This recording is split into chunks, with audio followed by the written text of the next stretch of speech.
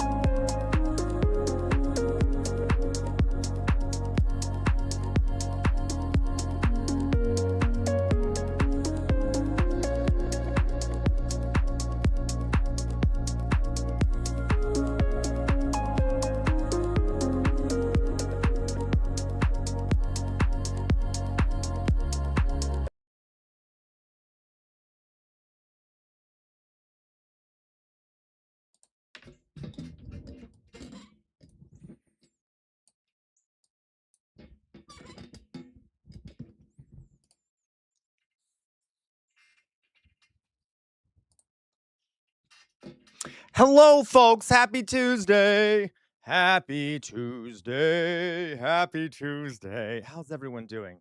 How's everyone doing? Everyone doing well out there? Hope everyone's doing well out there. Yes, Jay Williams, you have a good shift today, Jay Williams. You have a very good shift today. Okay. All right. All right. All right. So, guys, we have a few things to talk about. We are not going to continue we're not going to talk about Nazi Germany too much today. I need a break from it. And I also think that the community needs a break from it for a little bit. Okay. Uh, Chairman Barr, how dare you, Chairman Barr? It's education, Chairman Barr. All right. So I know Jay Williams. Now wait for it, though. Wait for it. We are going to talk fascism somewhat. What is wrong with you, Louise and Sir Bar? It's edumacation. Okay, screw you. Screw both of you. All right, anyway. So we are going to talk a little bit about fascism, though, because we're going to watch a video that Lacroix sent me. And I don't think Lacroix knows I'm going to be showing it. That kind of talks about MAGA and things like that. So we will do that. But I have noticed that it's very dark to talk a lot about Nazism and the rise of fascism. And I acknowledge this. I acknowledge this because trust me, one of the reasons I didn't finish my PhD was because it was mentally and emotionally draining to read a lot about fascism and all these very depressing things all the time. Okay, so we're gonna give a break. We're gonna give you nope, Liqua. I don't think it will be Liqua. I started watching the beginning of it, and if it is really boring, we will end it. But I'm gonna try and turn it into an educational thing. So, regardless, I so we're gonna watch that video. We have some news items to cover.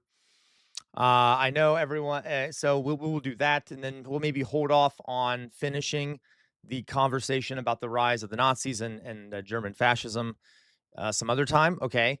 But we are going to do some education still. I hope that's okay with everyone. I've for my own health, for everyone else's mental health. I've also noticed, guys, that there's a lot of people out there who are not feeling too great right now. Okay, there's a lot of people.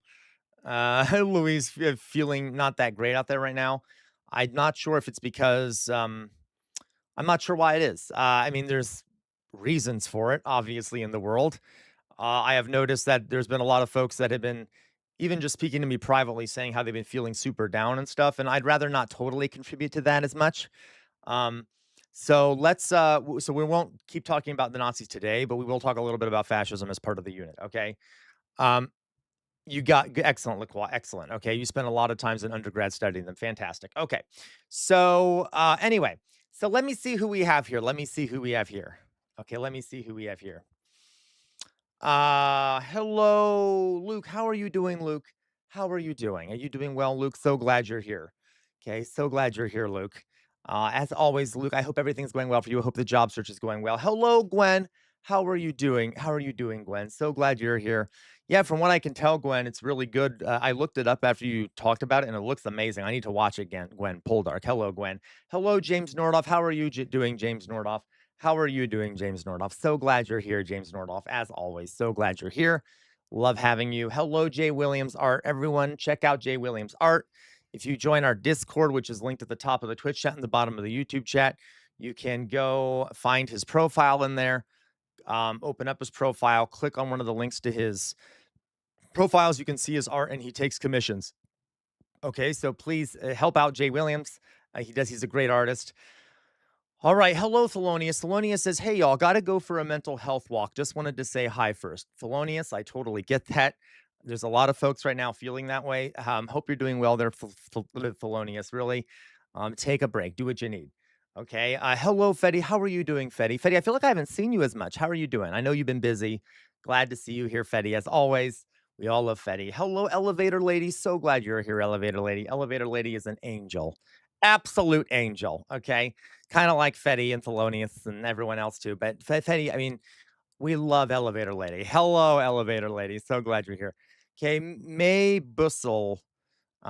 You see that? Well, welcome, May Bussel.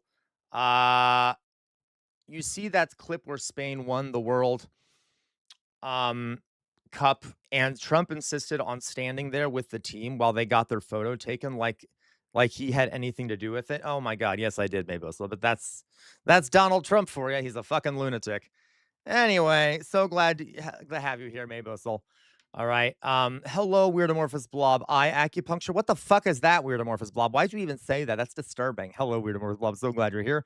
Hello, Dodongo. How are you doing, Dodongo? Dodongo says the effing Trump administration has the wheels falling off because nobody there is at all competent. That's a fair point, Dodongo. Hope you're doing well, Dodongo. So glad you're here. Hello, Chairman Bart. We're gonna be yucking it up. We're gonna be yucking it up, and hopefully we will be able to yes, hopefully we'll yuck it up a bit. Be in a we'll try I'm going to try and do some gesturing today, guys, to cheer everyone up a little bit, okay? As best I can given the situation out there, okay? You're getting ready for your volunteership. Good luck, Jay Williams. Good luck. All right. Let's see here. LaQuabwa, hello, LaQuabwa. You said LOCR in chat. Let us yuck it up. Yes, LaQuabwa, let's yuck it up. All right. Let's see here. Did I miss anyone? I'm going to skip some stuff. Hello, Louise. How are you doing, Louise? So glad you're here.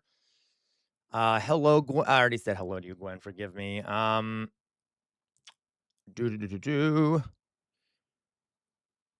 think the only thing that would cheer me up would be talking about Nazis. What's wrong with you, weird amorphous blob? Jesus Christ. All right. Hello, Roshi. How are you doing, Roshi? So glad you're here as always. Hello, Alyssa. So glad you're here. Just make sure I'm not missing anyone. Invalid Axiom. Hello, Invalid Axiom. Okay, so glad you're here. All right, guys. So we don't have as many folks here today. Well, probably because I started a bit early and it's a Tuesday, but let's get started. We have a few news items to talk about.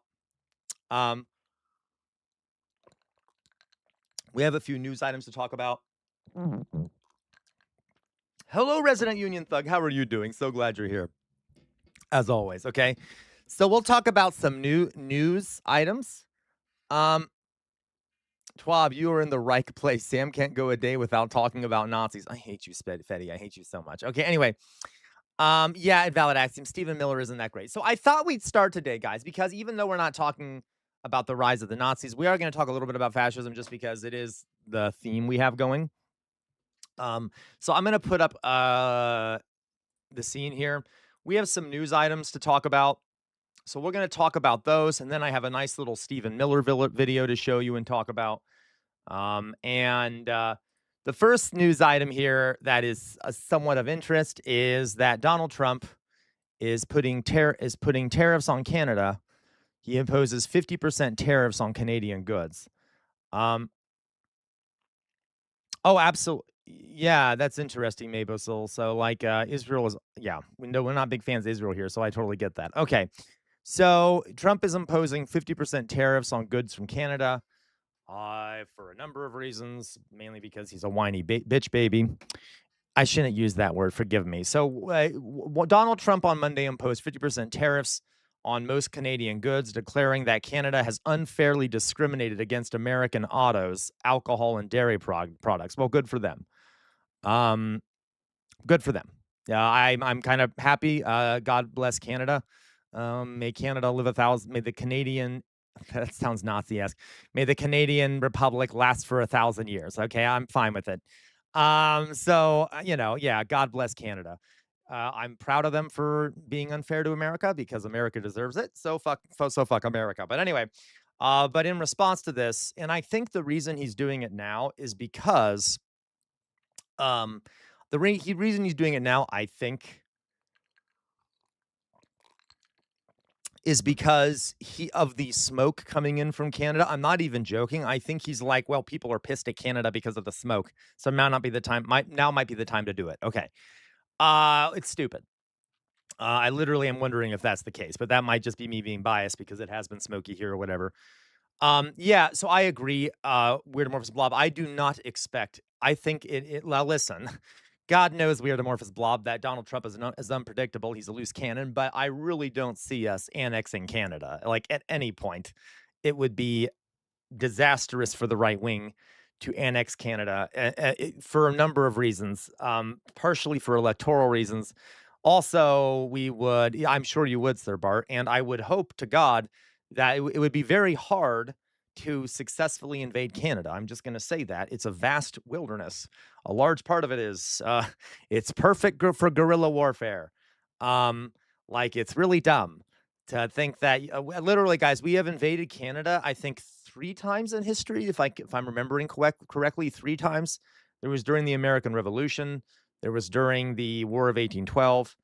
I think that may have been 2 times, and we lost every time. Now, obviously, it's modern warfare these days, but anyway, the point is that I don't think we will be invading Canada. Regardless, um, right, Lacroix, you selfish, Lacroix, yeah, you're selfish, Lacroix. We want to be annexed by Canada too, Lacroix. Okay. Me here in Ohio wants to be annexed by Canada. Okay. Anyway, so he's doing this, and this move could unleash, as it says here, a new wave of economic chaos with risks of this is so fucking stupid. This is so fucking stupid. Okay, with risks of higher inflation and further fraying of the relation between two nations that have been closely woven together since before Trump's return to the White House. Okay, the administration officially previewing the actions said that Canada was one of the only nations other than China that retaliated against Trump's previous tariffs and must be held accountable. Don't you love holding countries accountable who are retaliating on the thing we started? Yay. Okay, geez. So apparently we're allowed to do this to other countries, but they're not allowed to do it to us. That makes sense. Anyway, okay. The official insisted on anonymity on a call with reporters to preview the president's actions and said that Trump signed 3 proclamations to launch the tariffs. Blah blah blah blah blah. The 50% tariffs would exclude energy products, potash, fish, and critical minerals, but they would include goods that had previously been protected from imports taxes by the United States Mexico Canada Agreement, or the USMCA, which is awful also, Jesus Christ. That 2020 trade pact was not renewed by the US, triggering a new set of negotiations that could run well into 2036. The White House said in a fact sheet that the tariffs would go into effect in 30 days, meaning there is still time for negotiations. So it hasn't been enacted yet, folks. It might be that they come to some kind of agreement before then. And it's going to be bad for America, the American economy, the Canadian economy. It's going to be bad for everyone. And to be honest with you, this is like another nail in the coffin of American empire, because we're already not doing well economically, folks. We're already not doing well economically. So if this does go through in 30 days, which I honestly expect it won't, if I were to guess, I don't think it will. I could be wrong because it's Trump, but there have been attempts at this before that have ended up falling through. So we'll see what happens. But regardless, this is so stupid. It's just dumb. Yeah, Lacroix, Trump can't handle actual diplomacy. He thinks he can get everyone to do whatever he wants with the barrel of an economic gun and sometimes a literal gun. Absolutely, Lacroix. Yeah, yeah. And then what will typically happen is that the other side will manipulate him into not doing it. So it's because he's weak-minded, which I'm glad that they can convince him, but it's funny, all right? Yeah, that's fair, Chairman Bart. You say he always walks back these threats. We know that now. Truly do not care. Excellent, Sir Bart. Okay. So, so exactly, I don't expect we will follow through on it, but it's just more bullshit. And I do wonder if it's partially a distraction from the war in the Middle East, trying to, flex these tariffs kind of at a moment where he doesn't want people looking at other international relations. He's doing scapegoating, perhaps. I'm not sure. Luke, he had diplomacy skills of a greedy first grader with a new toy. Absolutely, he does. Okay. Dodongo, the people in his closest vicinity these days must be like, oh my God, how do we control this? Dodongo, I suspect actually, we could slightly disagree with. I slightly disagree with that. The people in his orbit love this shit. They're the ones recommending he do this, probably. Like Stephen Miller loves this shit. A lot of the folks around him love this shit. They're not exactly the best and the brightest either. Let's put it that way. They're also a bunch of thugs who like doing this shit. But Dodongo, I get your point though. There are probably some people in his orbit that are like, this is fucking crazy. All right. Yeah, but I still see your point, Dodongo. So that's one story here. Our lunatic fascist president doing more lunatic fascist shit. All right. Next one here. We also have another little bit of news. So I want to point out, guys, that as you guys know, the economy is not doing well really anywhere in the world, partially because of the war in Iran. Really large reason is because of the war in Iran, obviously. The illegal American imperialist war of aggression American and Israeli war of aggression, okay? And there is one thing that I have been concerned about, as if there's only one thing, right?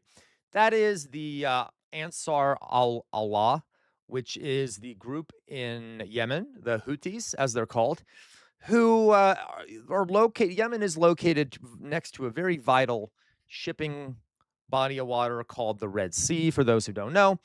And they are the Houthis are a proxy of Iran, not completely. They are supported by Iran, funded by Iran, and they also have some degree of independence.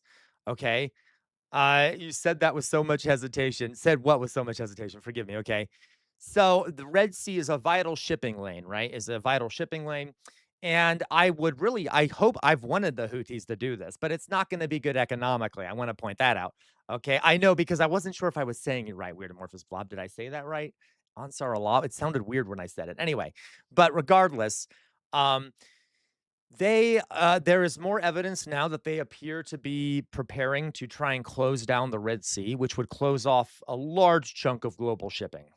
Okay, a very large chunk of it, or make it much more difficult, massively increase the costs. And we're already having we actually might do that, weird amorphous blob. We might have a fucking problem where, I mean, it's going to be a fucking problem if that happens. It's already a big fucking problem with Iran. If they end up closing off the Red Sea, it would be a really big fucking problem. Okay, like that is apocalyptic if you add it to the Iran stuff. Okay, so they should do this, in my opinion. To be clear, recently they were once again attacked by Saudi Arabia with the help of America. They were literally recently attacked, and so I don't blame them. Like, they weren't getting involved, but now they're thinking about it after being aggressed upon by their neighbor funded by America. So to be clear, this is like we brought this upon ourselves, and I'm kind of glad if they do take this action, I'm glad about it. All right. So they've already declared a blockade on Saudi Arabia, which is interesting because they didn't declare it on the United States because Saudi Arabia bombed them recently. But there's not much more of a step between Saudi Arabia and the United States. As a matter of fact, the United States might get involved just because of the blockade on Saudi Arabia. Oh, I know, LaCroix, right? So, yeah, what was it, a couple weeks ago or last week, there was a plane coming into an airport in Yemen that was destroyed in their airport because it had Ansar Allah people on it, and it was destroyed by Saudi Arabia with American support. Right? So, okay, maybe Dodongo, maybe the Pentagon is smart. Because remember, Hegseth has also purged a lot of the people in the Pentagon and placed them with Trump loyalists. So I don't know if they're as smart as they used to be. But it is very hard to keep track, Dodongo, because it's also possible that they are smart, but they're just doing what they're told. Okay, it's unclear. So this is isn't that fun? Hello, Choco Milo Brownies. How are you doing? Okay, glad to see you here. Trump loyalist equals peak intelligence are hilarious, invalid axiom. Hilarious, right? So just to be clear, that's about to happen, which is fun. So that might happen, and if it does, things are going to be really shitty. Yeah, they already were. So let's watch a brief little video about that, because this is an important point. So this is going to be about this. Okay, here we go. Dodongo, yeah, doing what you're told. I always think if they were in the prison, I would freaking resign. Yeah, right, Dodongo. Okay. An armed faction in Yemen aligned with Iran said on Monday it will impose a maritime blockade on Saudi Arabia, joining Tehran's efforts to throttle global energy markets in response to U.S. strikes. I like it, Dodongo. The Houthi faction controls much of Yemen's Red Sea coastline along a narrow choke point called the Bab el-Mandeb Strait, a waterway that is increasingly vital for Riyadh, which has been diverting its oil exports to Red Sea ports and away from the Strait of Hormuz. But will the Houthi threat further constrain global energy flows? Iran's near-total blockade on the Strait of Hormuz for much of the year pushed Saudi Arabia to divert more than 70% of its normal daily crude exports to the... That's interesting how they said that it was Iran's blockade. I mean, partially it was also America's blockade and America's war. Interesting. Red Sea port of Yanbu. Data from Kepler and Signal Ocean show shipments from Yanbu averaged 4 million barrels per day in recent weeks. Ships from Yanbu bound for Europe go Choco Milo brownies. If I was the American elite, I would push Trump as much as I can before I change him to someone who has more spine. War as much as possible before washing my hand and appointing a more graceful puppet. That actually is a fair point, Choco Miles. That is likely what they're doing, right? To be clear, Choco Miles, they've already been doing that. For example, Israel has been begging the United States to get into an all-out extended war with Iran for years. Years. And it was only Trump that finally did an all-out war. Now, yes, we have bombed Iran before. We've done other illegal actions and things against Iran. So yeah, it is. This is the perfect time for people to push him to do insane things, right? north through the Suez Canal. Those heading to Asia go south. That's actually a good point, Mabusol. You said Yemen and Iran shutting down these trade routes is going to do more to curb climate change than 100 years of electoralism ever could. That's for sure. Through Bab el-Mandeb. Data show total petroleum volumes transiting Bab el-Mandeb. Oh, absolutely, Choco Milo. Literally, Choco Milo, we don't have a democracy here. It's an oligarchy run by elites, which I say almost every stream. Yes, there is no one's going to be held accountable for any of this. Of course not. It's an oligarchy. Million barrels per day in June, or about It's 7% of global oil output. Wow. It is not clear how the Houthis could impose a blockade on So Saudi. Invalid Axiom says, are you sure it's still an oligarchy and not a kleptocracy? It's both. You can have an oligarchic kleptocracy. You can they're not mute. They don't exclude each other. Let's put it that way. Arabia. The faction is a military, political, and religious movement fighting a civil war against Yemen's Saudi-backed, internationally recognized... If you want me to be more frank about it, it's an oligarchic, kleptocratic, kakocracy. I can't pronounce that. Kakocracy. Kakocracy. I can't pronounce that word, which means rule by idiots. Okay. I know that sounded like I was saying cock a whole bunch, but anyway, whatever. K-I-K, you know the word. K-I-K-I-S-C-R-A-C-Y. Okay. government for more than a decade.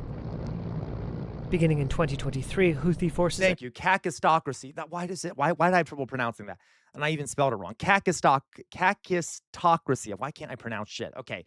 Yes, it's a kleptocratic, oligarchic kakistocracy. Okay, there you go. attacked and even boarded international cargo ships in what they said was solidarity with Palestinians in Gaza. The attacks severely disrupted global shipping. Yes. A U.S.-led mission to restore free navigation in the Red Sea involved repeated strikes on Houthi targets. Yes, Choco Milo. So Choco Milo Brownie says there is a reason why both parties in America support foreign war everywhere. Yeah, because it's run by the elites. We really only have one party. It's the party of the elites. And then there's two factions in that party. There's the Democrats and the Republicans. Red Sea traffic has not recovered since. Data from the Suez Canal Authority shows traffic through the waterway down at its lowest in at least 50 years. Yeah. In their statement, the Houthis' armed forces said they were declaring, quote, a maritime embargo against the criminal Saudi enemy based on the equation of an eye for an eye, effective immediately. They said the embargo was in response to what they called, quote, an unjust and oppressive siege imposed on Yemen by the Saudis. A 2022 ceasefire between the Houthis and the Saudi-backed government had held until last week, when Yemen's internationally recognized government said it had struck Sana'a airport to... No, you're absolutely right, Mabusol. It absolutely was. Welcome, by the way, to the stream, Mabusol. We've actually talked about this before multiple times on stream. America was never really democratic. It was founded as an oligarchy. It was literally created to protect the wealthy from everyone else. That's why James Madison famously said that the purpose of the Senate is to protect the minority of the opulent against the majority, literally protect the rich from everyone else. And our Congress was literally set up so that the people didn't have too much power, they didn't have much power. So yes, it was always an oligarchy from the beginning. Stop an Iranian plane landing. The Houthis said Saudi Arabia was responsible, and in response fired missiles at Abha Airport in the kingdom's mountainous southwest. Like Trump isn't... So that is happening, guys, which, more of a disaster by our evil empire administration. I mean, the evil America's an evil empire regardless. But as we always say, inshallah, Iran will win. Inshallah, the Israel will fall, etc., etc., etc. Okay, yay! Fuck Israel. Fuck the United States. Blah blah blah blah blah. Okay, yeah, probably Laquabwa. Probably when they say Yemen's internationally acknowledged government, were they talking about the government that's in exile? Probably Laquabwa. Don't we love that? Don't we love this? Guys, I just love the United States. It's such an angelic country that never did anything wrong. Oh my goodness. Okay. So going on here, guys, going on here. So that's another story. So if they end up getting directly involved, that's not good. That'll make things worse for people all around the world. But of course, Donald Trump doesn't give a shit. Thank you, Marzipan. I'll take a drink.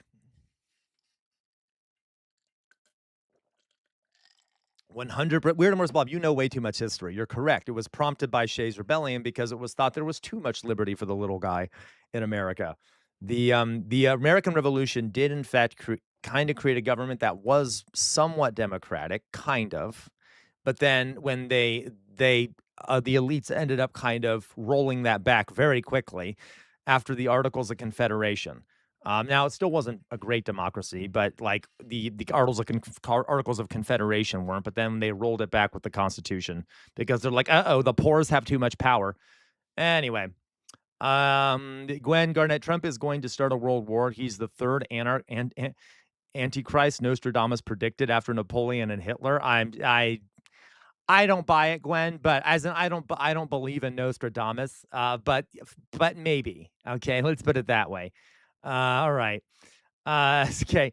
Dodongo, I'm fucking tired of hearing about Don Trump, man. I don't want to hear anymore my entire life, but I know, right? I right, Weird Amorphous Blob. I know. It's a fucking mess, Maybustle. Unfortunately, we have to hear about the Mango Mussolini until the end of days. Let's hope those days aren't much longer. Another story here, guys. Another story here when it comes to international. Oh, did you, Gwen? Okay. Another story when it comes to international news. Hilarious, funny thing. Now, here's the funny thing about this. I mean, it's not funny, but it is funny. This morning, this morning, hilariously, the Lebanon and Israel Israel apparently agreed to allow the Lebanese army to enter some of the towns that Israel had been occupying to replace Israeli troops with Lebanese troops. And it's sort of a thing in this, like a ceasefire thing. And when I read this morning, it literally said that. It said Lebanese troops start entering towns in Lebanon and replacing Israeli troops. Then literally about 10 minutes before I came on, the New York Times headline changed to Lebanese army accuses Israeli troops of firing as its forces deploy in pilot zone. Of course. I don't know what were we expecting it to actually work? Of course not. Israel is a genocidal ethno-state that is conquering it, that loves slaughtering people, taking the land of the nations around it. They don't want a fucking ceasefire. They don't want the Lebanese military to occupy the land they've seized. Yeah, it can't help itself. So hilarious. And I wasn't even going to talk about that story because I'm like, it's not going to hold out. But then I had to after I saw this. I'm like, no, this is hilarious because this is just absolutely predictable. And it's massively disturbing. Yes. Okay. I was going to say, Gwen, I think Netanyahu might be the third Antichrist. Okay. So that's fun. Dodongo and the international community feels helpless to do shit. Yeah, they do. And honestly, there are parts of the international community that could do way more against the United States. There are parts that really can't do more against the United States. There are parts of the international community that are complicit with the United States. There are parts that are actively resisting the United States. This is very complicated, but yes, there is a lot of the international community does feel helpless to do shit. And a lot of them kind of are, unfortunately. Given American imperial whatever power, I guess. But okay. So, all right. Okay, so that's, I love the genocidal ethno state. Okay. Exactly weirdomorphous blob. Iran is doing the most against the United States right now, which I deeply appreciate. Right, Dodongo. Okay. Hello, parkours. So that's fun. That is fun. All right. So that's another cute little story. I don't even know what else to add about that. It's just cute, right? It's cute that there was any hope at all that Israel would stop what they're doing. As okay. Lastly, and I know this stuff has been depressing, folks. I apologize, but we'll just do one last more little depressing story, even though I'm like, I'll try to cheer everyone up today. Well, that worked well, didn't it? That lasted long. We'll try better. Okay, we'll try that, right, Dodongo? So, okay, fun fact here. Because America is an angelic nation full of perfectly rational people, uh there is a massive rise in the United States of whites only heritage communities. Hello, Mayflower Kid. How are you doing? Did you know about these whites only heritage communities, Mayflower Kid? This is cute. So, yes, there's a white separatist group that is openly planning a network of whites only settlements across rural America that aim to withstand legal challenges by operating essentially as private clubs. So they're literally skirting housing rules in order to create whites only neighborhoods. Invalid axiom, you mean biblically accurate angel? Right, Jesus. Okay, goddamn. Um, so Dear God. Okay, so that's fun. The communities are launching in the Ozarks, Appalachia, and the South as the Trump administration has backed off prosecuting many civil rights cases. Of course they have. So again, fascism is not necessarily always bigger, stronger state. It is also selective application of state power and dismantling of the state in certain areas. And boy, are we seeing that today. Boy, are we seeing that right here, that the state is not interfering. The state is not interfering in these whites only communities. Dodongo, you say laughing my fucking ass off. You should go over the biblically accurate. I know, I really should. I might do that, Dodongo, actually. It'd be kind of fun. I right, LaCroix, right, but no one gives a shit, right? No one gives a shit about that. Fetty, my sister's baby daddy used to live in one of those in Arkansas. What the fuck, Fetty? Oh my fucking God. I'm sorry to hear that. Jesus. Okay, great. So that's fun. The situation around the world is honestly can't fight back. Uh, so Choco, there is some things that there are absolutely parts of the world that can fight back against America, but they choose not to partially. Like in Europe, Europe has a lot of power. They could easily be more resistant to the United States, but they're being served. American interests are similar to theirs in a lot of ways, so they don't fully fight back. There are parts of the world that could resist more America, but that choose not to. Now, does that mean to say that it so it's not complete. It's not. There are some people who could resist more. Let's put it that way. Okay. Um, the Dongo. So Lacroix. Shelley v. Kramer is the name of the case. Interesting, Lacroix. We need to look into that. Jay Williams, Channel 5. Channel 5 visited the place. Oh, you know what? We should do that. Maybe we'll watch that sometimes. Maybe I think we may have already watched it. I'll take a look. Invalid axiom, yes. Europe is using soft power and infrastructure to resist the U.S. They don't want to actually look like they're resisting too much because that's dangerous. Dangerous, yeah, I guess.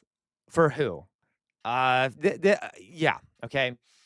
Whites only communities, isn't that called West Virginia since it is like 98.8%? Yeah, you're right, invalid axiom. For Europe economically, which to me means the elites of Europe who are served by American protection, like they could resist more and shit like that. They could. That's, so subtly resisting America is like a lot of people do that, but okay. I got you, invalid axiom. Okay, Dodongo Manuf. Right, I got you, invalid axiom. Forgive me. Okay, Dodongo. Iran has acknowledged and expressed to the USA that they know it's a Trump problem and has nothing to do with the people. Yeah, Iran, as always, are the sane ones in any situation. Like Iran, the Iranians have often been the ones that showed restraint, sometimes to their detriment. And this is another example of that because Iran, whenever they're in front of the Iranian officials are in front of a camera, they always say that we know this isn't the American people. This is Donald Trump. This is the leadership. This is the government of America. Of course, America would never give that, would do that, never do that for anyone. Okay, you're right, Invalid Axiom, which I appreciate that they're doing that. Dodongo man, if Trump does the opposite and says all the people from a nation are evil and bad, 100%. Okay. So, all right. So anyway, so these are these whites only communities are resurfacing at a time when the nation is becoming increasingly diverse, and the racist Great Replacement theory has become a staple of far right politics in recent years. Yay, guys! Yay! I love this country so fucking much, so fucking much. It's just great. I love living in a Nazi state.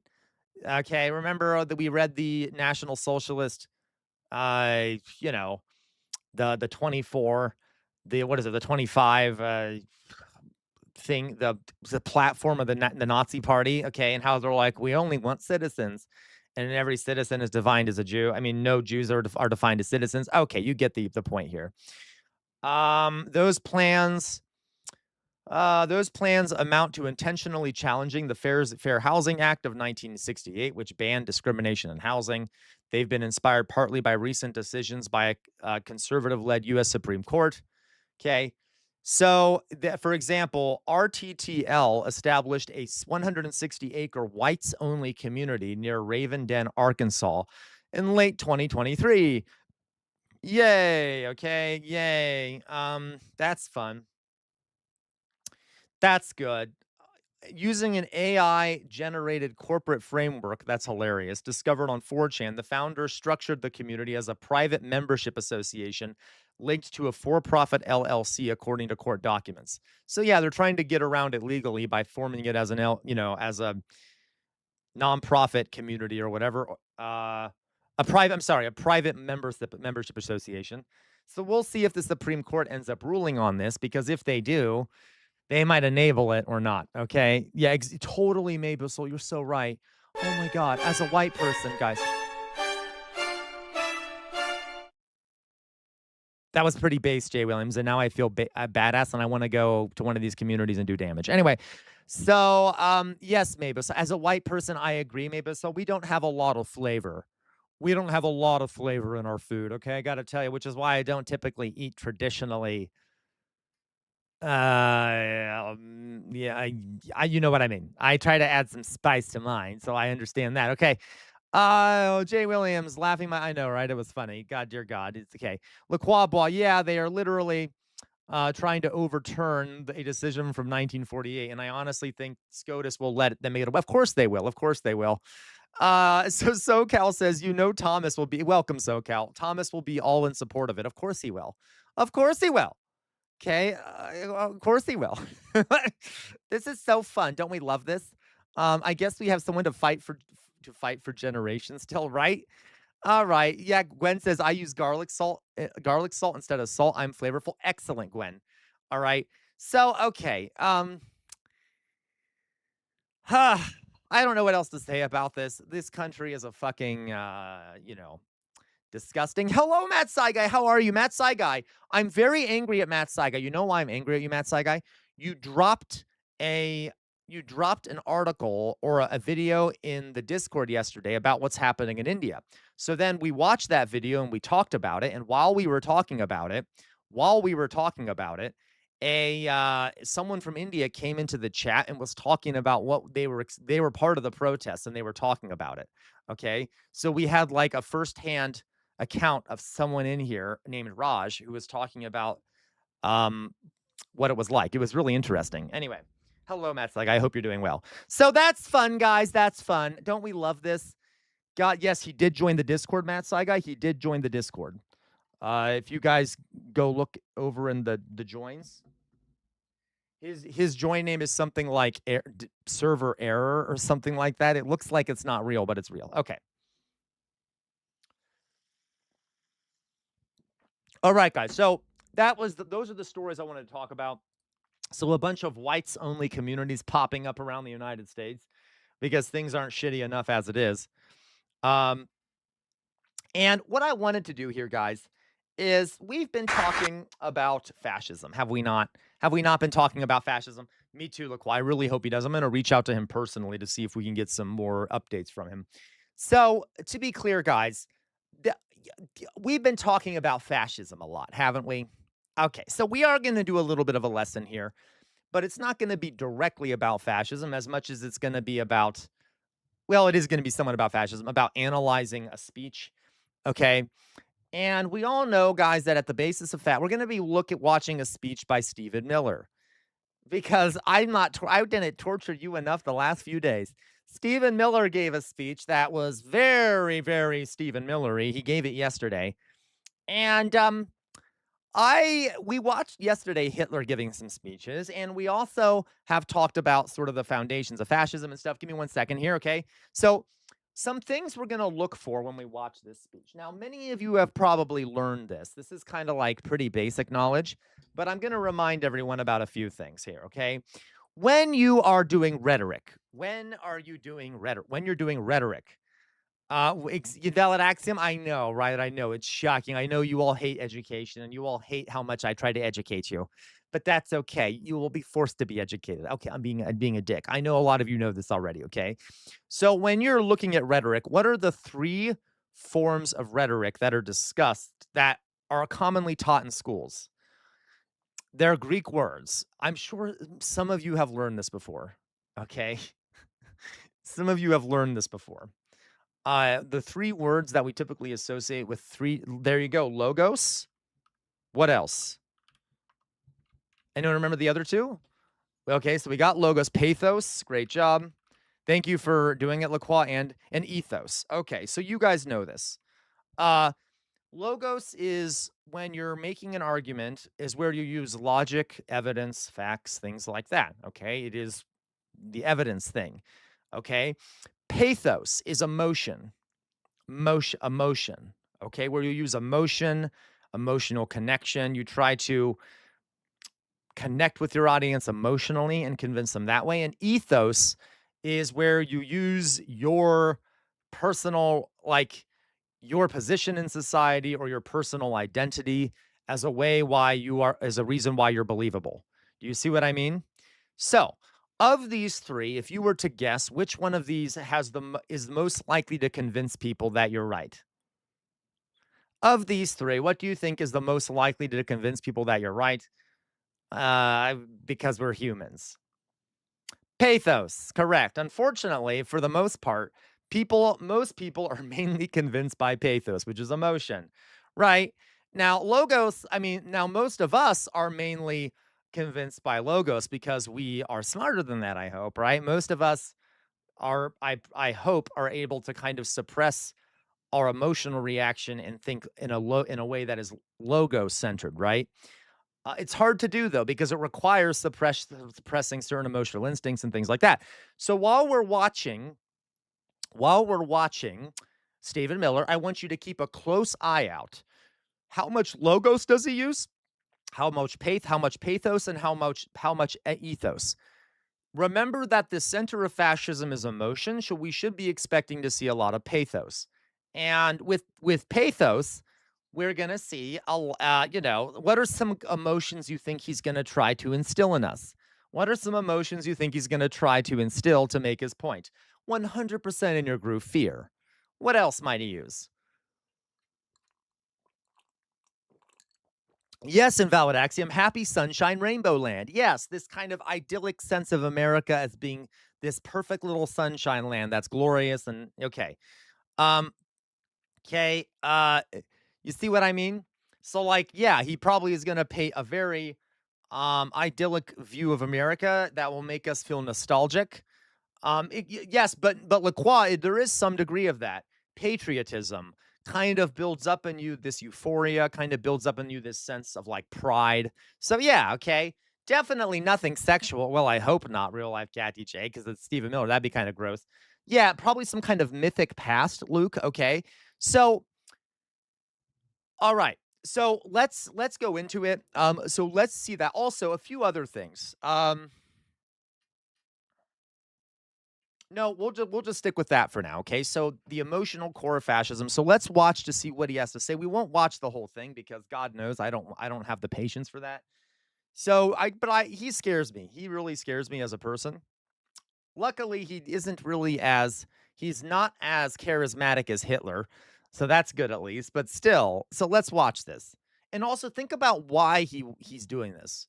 Like, what is his purpose in doing this? Because he's not dumb. All right. By the way, this was at a conference, on the resurgence of political terrorism. And it was an international conference, and it was about left-wing terrorism. Good morning, distinguished leaders and guests. It's good to see so many familiar faces.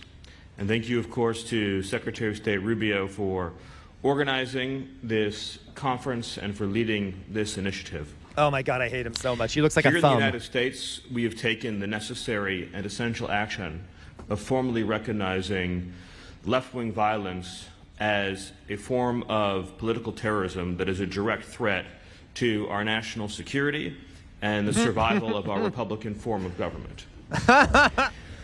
Fear. President Trump issued a directive, in our parlance, it's called a National Security Presidential Memorandum, or NSPM. Yes.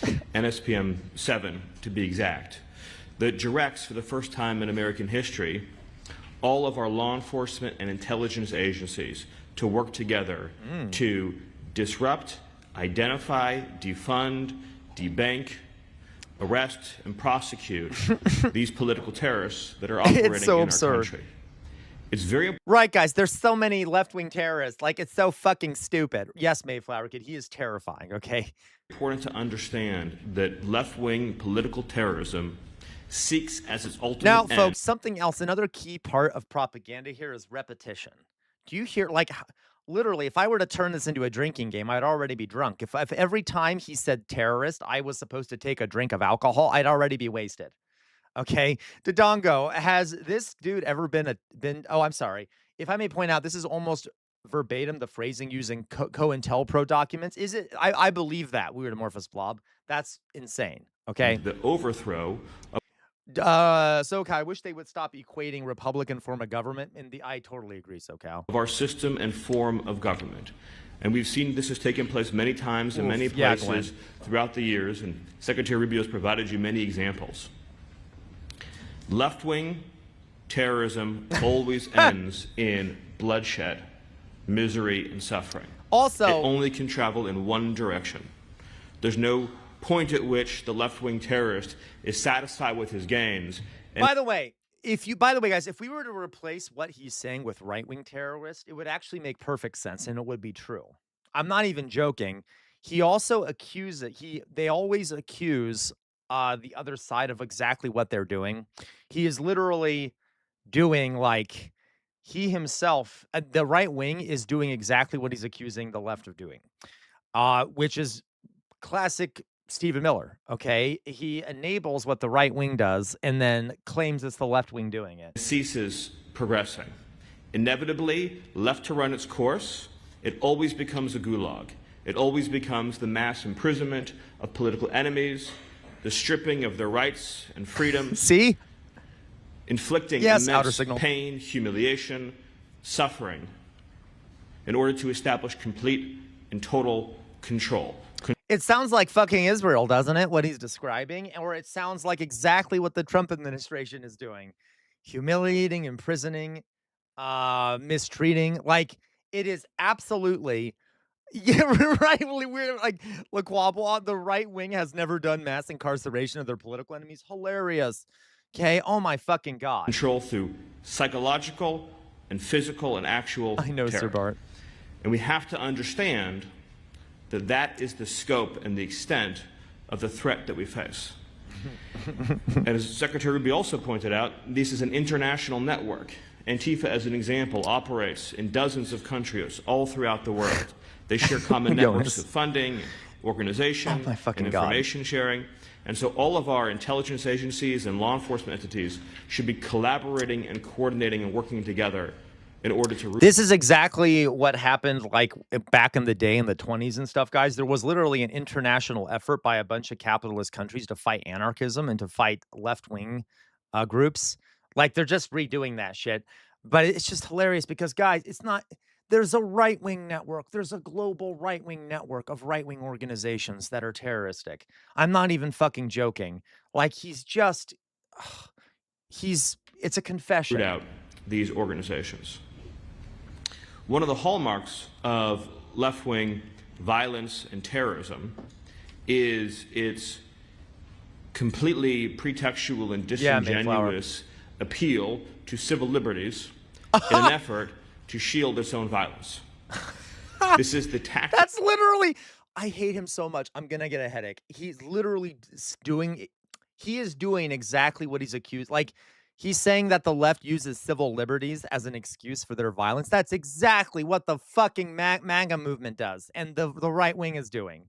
That the left always uses to try to protect itself from facing criminal punishment. It is essential. What do we think, guys? Do you remember January 6th, folks, when a group of terrorists went to the fucking Congress, and then they were screaming that their rights were violated and that they were mistreated in prison and that their rights are being violated. Like, they are literally, okay. Are wise enough and strong enough to understand that these appeals must fall on deaf ears.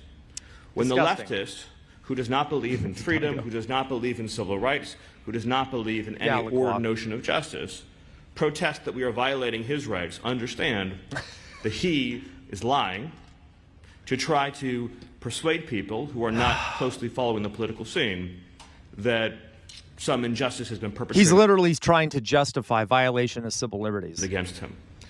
We must stay the course and be completely unflinching in the pursuit. Little Stevie Miller, ugly and bald, sending chill from the floor to the wall. That was good. Jay Williams, that's a great beat. Oh, everything, little Stevie Miller, ugly and bald, sending chills from the floor to the wall. Yeah.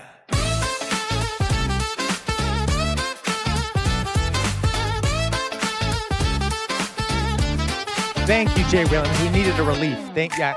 Help us get happier, okay? Yeah.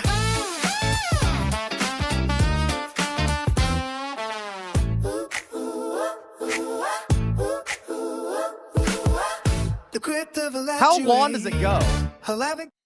Jesus Christ. Thank you very much, Jay Williams. Okay, thank you. I love that very much. If you're like, everyone's like, hello, Cheshire Cat Smiles. Hello, everyone. Okay. Look, everyone's coming out of the woodwork now. Thank you, Jay Williams. You opened up the chat. You made people less scared and less sad.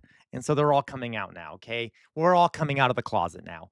All right. All right. So we'll watch a little more of this. There's one part especially I want you guys to see. Of justice against these enemies of civilization. Oh my God. These enemies of civilization. Come on, guys. We've been learning about the Nazis.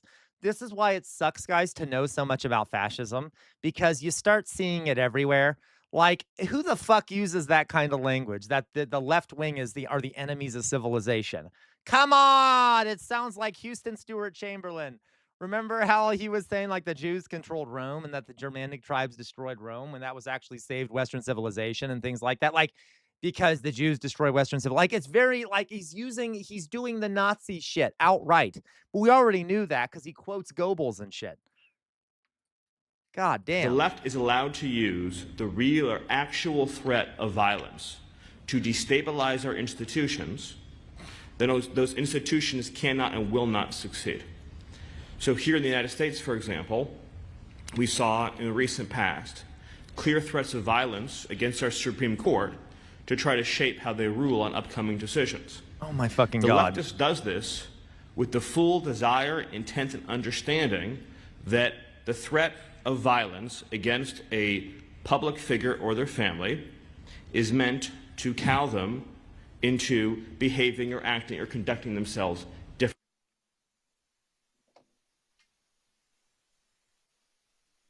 What the fuck? Why did it mute? Nothing. Oh, that is part of the video. Okay, some part of the video. You had the combination of a violent left-wing organization threatening our nation's highest court, and the federal government and the Department of Justice turning a blind eye to it. Right. Those are the right. conditions in which this kind of That's literally what they're. Okay, you know what? We get the violence idea, right? can fester as a cancer and ultimately destroy a society. Nothing that we do works if the threat of violence and terror goes on unchecked. Our political systems don't work. Our judicial systems don't I swear he's on cocaine all the time, too. work. Our legal systems don't work. Our jury trials don't work. And at the same time, we have to understand there's a real threat that those who are not themselves terrorists, but who support left-wing violence, will create the conditions that allow that violence to go on without any meaningful inhibition. So, like, he's literally describing how fascism comes to power, which is what is happening right now. to be specific, we've seen some of our nation's cities in America, like Washington, D.C. and New York City, something, again, it's an American term, but it's known as jury nullification.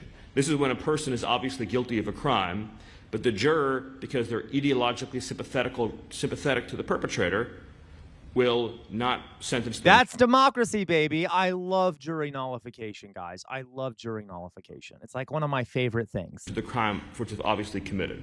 We've seen in the United States, again and again, individuals who are part of left-wing organizations who've committed assaults against ICE officers or federal law enforcement who've been brought to court where clear evidence has been presented against them, that the jury... No, that is true, Jonas. It's not always great. I'm kind of exaggerating. Sometimes jury nullification can be problematic.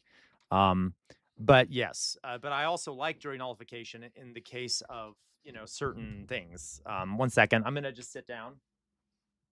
Okay. Give me a second here. Actually, I'm not. I'm going to keep standing for now. I'm going to stand. Okay, let's watch. refuse to convict for purely political reasons. When you've reached that point, it demonstrates how deeply the cancer has begun to infest your society. Cancer. Where people have created an internal rationalization structure to justify unsanctioned violence against the state and Unsanctioned. Now, do you notice that? He's like, he doesn't even hide it very well. Unsanctioned, as in if the state isn't, the violence that is sanctioned by the state is okay violence. That's interesting, right? That he said they're doing unsanctioned violence because they're okay with violence that is sanctioned by the state. state actors to achieve a political end. We have to use every lawful Yeah, and look, well, I legitimate didn't tool really that think we about have that. You're right. The jury nullification was also often used in a racist way as well. I should have remembered that.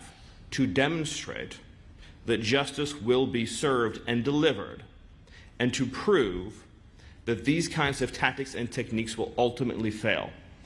If the leftist learns and observes that their violence and criminal activity helps and ultimately succeeds in achieving their desired political end, they will be endlessly emboldened.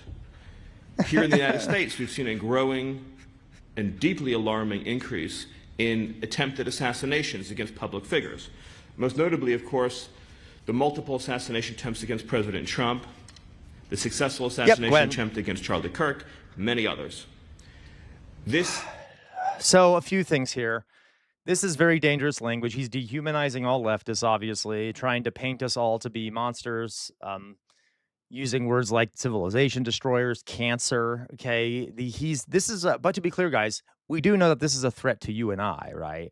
We are a community of lefties, and we already knew they were using this kind of language, but this is like, this is, I mean, he's always kind of spoken this way, but this is a direct threat to our lives, literally. Is a fatal cancer to straight up civilization. Nazi shit. And the greatest risk Fatal that we cancer. have is that our institutions have grown too soft and too cowardly to be able to defend themselves against a mortal threat.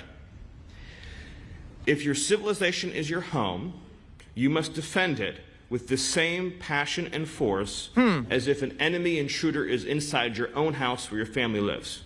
That is the You see all the pathos here? Okay. level of dedication and urgency that is required.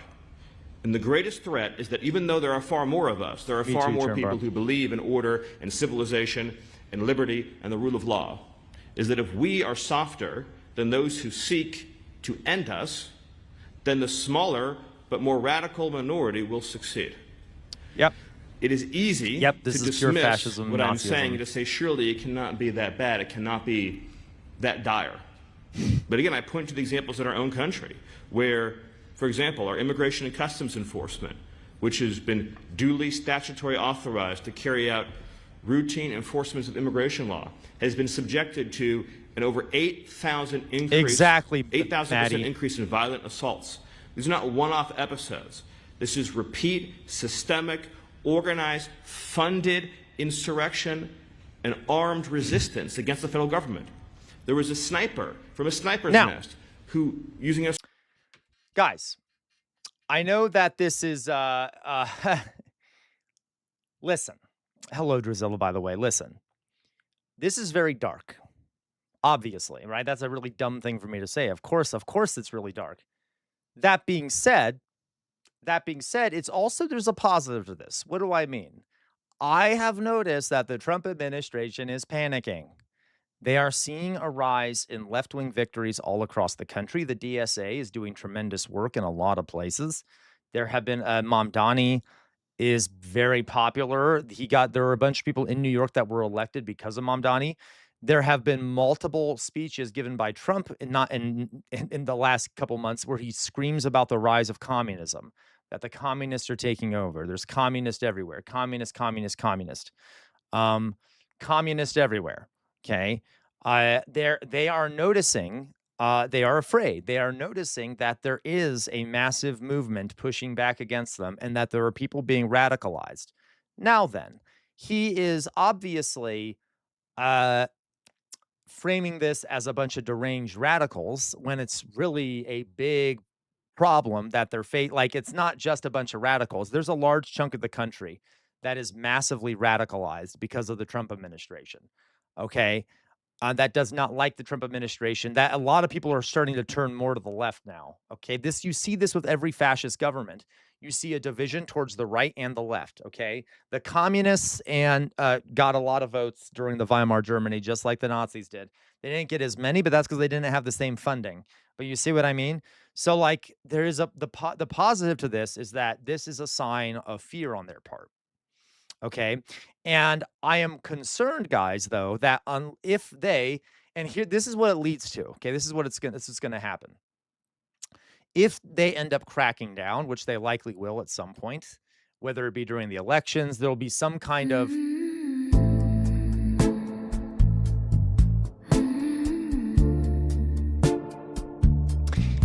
if they crack down, right? They're kind of fucked because if they do crack down, that might. Enemy within Steven is the poop in his pants. The enemy within Steven is his boss and his wife's pants.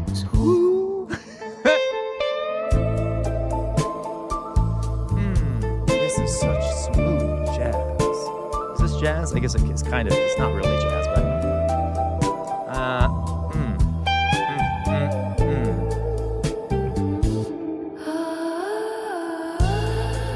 Oh, I love this thing that we have. Okay, this is great.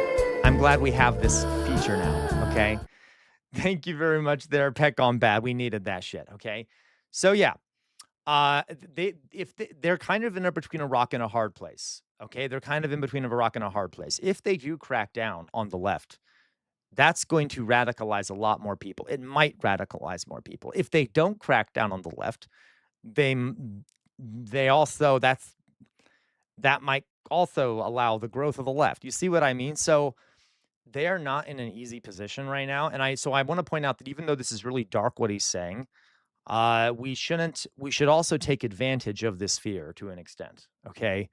Because, we should prepare in case we need to organize. But that's been the case this whole time. Okay, we need to organize. So yeah. Okay. Because they do have a big fucking problem on their hands. You get it? It absolutely, weird amorphous blob. If they don't crack down, they get this left. If they do crack down, they get a more militant left, which might actually be better, as you know, weird amorphous blob, than the current left. So like they are kind of in a shitty position. And I want to point out, guys, this stuff is dark, but I am seeing some rays of hope in terms of the strategic situation they've put themselves in. It is not easy for them right now, which I approve of. I very much like. Dodongo, they are hemorrhaging their own people. They also can't seem to summon the racist fervor of Trump 2015. Yeah, because guys, fascism, as we said before, one of the things I've said, right, is that one of the ways that you can weaken fascism is if there's economic struggling, because fascists almost always have to provide economically for their people because otherwise people don't like them. And that is exactly what Trump is failing to do. His wars and shit are massively hurting people economically. So a lot of MAGA are starting to lose faith in him because they're like, where's this? Well, we're suffering economically. Our material conditions aren't changing. And now that this does open up a door for another problem, but also a possibility. What is the only part of the political spectrum, guys, that have not held elected office yet in a significant way across the country? What is the only part of the political spectrum? And I know that this is kind of subjective because it depends on how you define that. But the only like the part of the political spectrum that hasn't really held significant office is the left, right? Real life cat DJ. And so a lot of folks have now tried the far right. A lot of folks have tried the Republicans. They've tried the Democrats. The left is like the only one that hasn't really had given a chance yet. Now there is a problem with this. There is a problem with this because unless there's an option for the left to run, and the Democratic Party doesn't snipe them or whatever, I, you know, but this kind of leaves an opportunity open. Okay, so we'll see what happens. It could be that there's just so much money to stop the left that it doesn't take root, but we need to like promote that. We need to like help grow the left and organize and shit because we're the only ones that have not had a chance. Okay. I can show you guys how when the Nazis were around, when they were in office for a little bit, they didn't do anything. And then they started losing votes because they didn't actually change anything fundamentally. And then it was only later that they were able to change that. Okay. All right. Real life Cat DJ, if they close that path, it's going to be interesting. Yeah, real life Cat DJ. So I want to point out, guys, we need to keep resisting. We need to organize. We need to do all this stuff. But there are doors opening here strategically. And there are doors closing for Trump strategically. Okay. So I try to think about things in a Machiavellian way. And I know a lot of people don't like that. But I try to think about it from their perspective. And that's not an easy position for them to be in. And it leaves a door open for us. Okay. You see what I mean? Okay. Let's see here. May Bussell, best case scenario is amending the Constitution so Madami can be the leftist presidential candidate, but unfortunately, Mossad is probably going to assassinate him for threatening to arrest Netanyahu. That's not really a workable scenario, unfortunately. We're not going to amend the Constitution for him. I really doubt that will ever happen. So it's just is extremely unlikely. It's really hard to amend the Constitution. So, I mean, we'll see what happens. There are other options that people that could run for president that aren't Mamdani light, I guess. Maybe not as good as he is, but there are other people that could run. Let's put it that way. We may not have found that person yet, but there are some, okay. Yes, Princess Blood, you're right. AOC is getting ready. This is complicated, guys. We have there are differing views on AOC at this point. I think she'd be a fine option. She's not perfect, right? Obviously, she would be more left than most people we've ever had in the office. But so we'll see. We'll see what happens. Okay, we'll see what happens. But there are opportunities opening up here. Yes, absolutely. Absolutely, Drizilla. Do the Democrats ruin for the leftists because they want the status quo to continue? Absolutely, Drizilla. 100%. Absolutely. Okay, absolutely. So I would not mind AOC, guys. Okay. I am concerned though that if AOC does run, we need to put pressure on her because I am worried that. One second, I'm going to sit down now. Ugh. I am concerned that she will spark a bunch of lefty infighting, and which annoys me. But I understand I understand that whatever, doesn't matter. I mean, if she's the option, she's the option. Okay, it's fine. There will always be lefty infighting. Okay, primaries will be the election. Yeah, that's a good point. Then we'll infight anyway. All right. So primaries will be the election. I don't see anyone but a Dem winning, to be honest. Possibly. No, listen, it's not that I don't like her, Dodongo. Listen, guys. I don't want to. You guys, I try not to get too much involved in bashing. Like AOC is a perfectly fine option. I'm just saying that okay. Let's talk about this real fact. I will give you. Let me explain my position on this, okay? And it's not really me explaining it it's not that I have a set position as if I'm going to explain to you my thoughts on it, okay? My thoughts on this issue. So like AOC, there you go, weird amorphous blob. So let's look at what AOC has done. When she's been in office, she has often given into the establishment, listened to Nancy Pelosi and things like that. She has also been very progressive in lots of other ways. I don't know what percent of that is because in the end, what percent of that is political maneuvering because she doesn't have much power in Congress because there's so few progressives, and what percent of that is some sort of ideological weakness or something. I don't know. And that's why I don't know. That's my point, is I really don't know. It could be said that she might be trying to position herself in a way so that she does get a wider base of support in the Democratic Party when she runs for president. So I don't know if it's a move to try to get more power later so that she can change things, or if it's just giving in. But alas, that's the problem, is I don't know. So, but regardless, she's still more left than like most candidates. So I still appreciate her, but I can see why there's some debate about it. If she's the best option or whatever. Okay. Matt Saigai, by the way, the Delhi police who cracked down on yesterday's protest, alleging hired private citizens that might be part of the RSS to support them. Oh my fucking God, Matt Saigai, this fascist thugs. You see what I mean? Fascist thugs. The RSS doing that. Disgusting. Okay, well, maybe we'll talk about that more, Matt Saigai. No, I agree. I'd rather see her in the Senate too. I mean, I'd like to see her in the Senate. Yeah, and that's my point, guys. Is like I would get behind AOC. I would totally get behind AOC if she ran. Okay.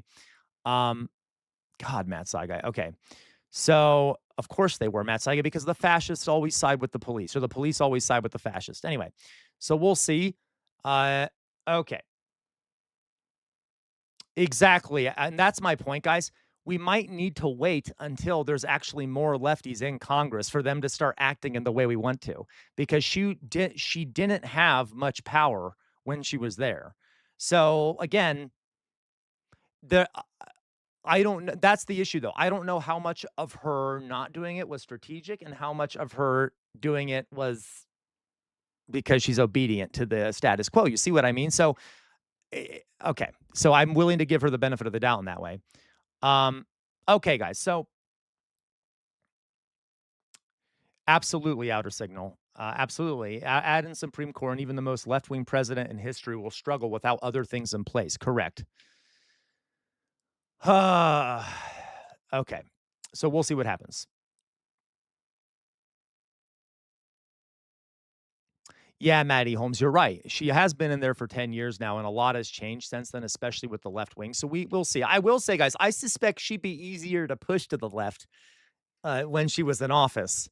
Okay, so like that's another positive. I suspect that if her base really pushed back on her when she was in office, if she wasn't doing what we wanted, it'd probably be easier to put pressure on her than anyone else because she's not fully corrupt, at least not fully. You see what I mean? So listen, I don't want to be negative here. If she's the one who runs, I would love that. Okay. I'm just saying I already foresee some conflicts happening, but it'll always happen. Okay. and she'd be an under 40 pres, which would be nice. There's a lot of great ways. Okay, so to be clear, guys, Matt Saigai is telling us about something. I wanted to talk about this. I want to talk more about this. Okay. Oops, I'm sorry. My freaking camera is being all sorts of weird. I need to get rid of this couch behind me. So there is an India. So anyway, I'm okay if AOC runs. I would like that. Okay. God, please don't say Newsom. If fucking Newsom is the candidate, I'm going to jump off a 5-story building. Okay.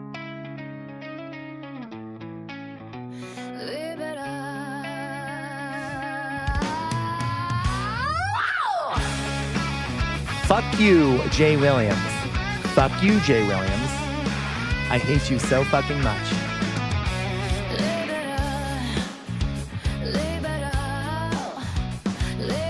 Elevator lady, don't you fucking laugh.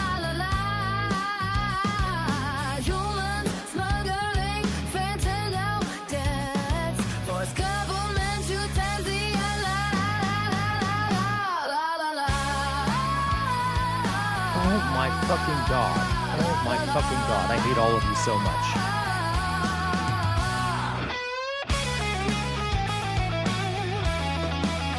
I fucking hate you, Jay Williams. I fucking hate you. I fucking hate you so much. Okay, whatever. Fuck all of you.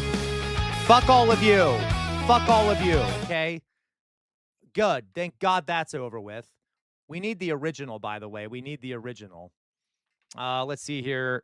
Soundboard. We need the original soundboard. The Alex Jones one. Okay. Let's see here. Liberal.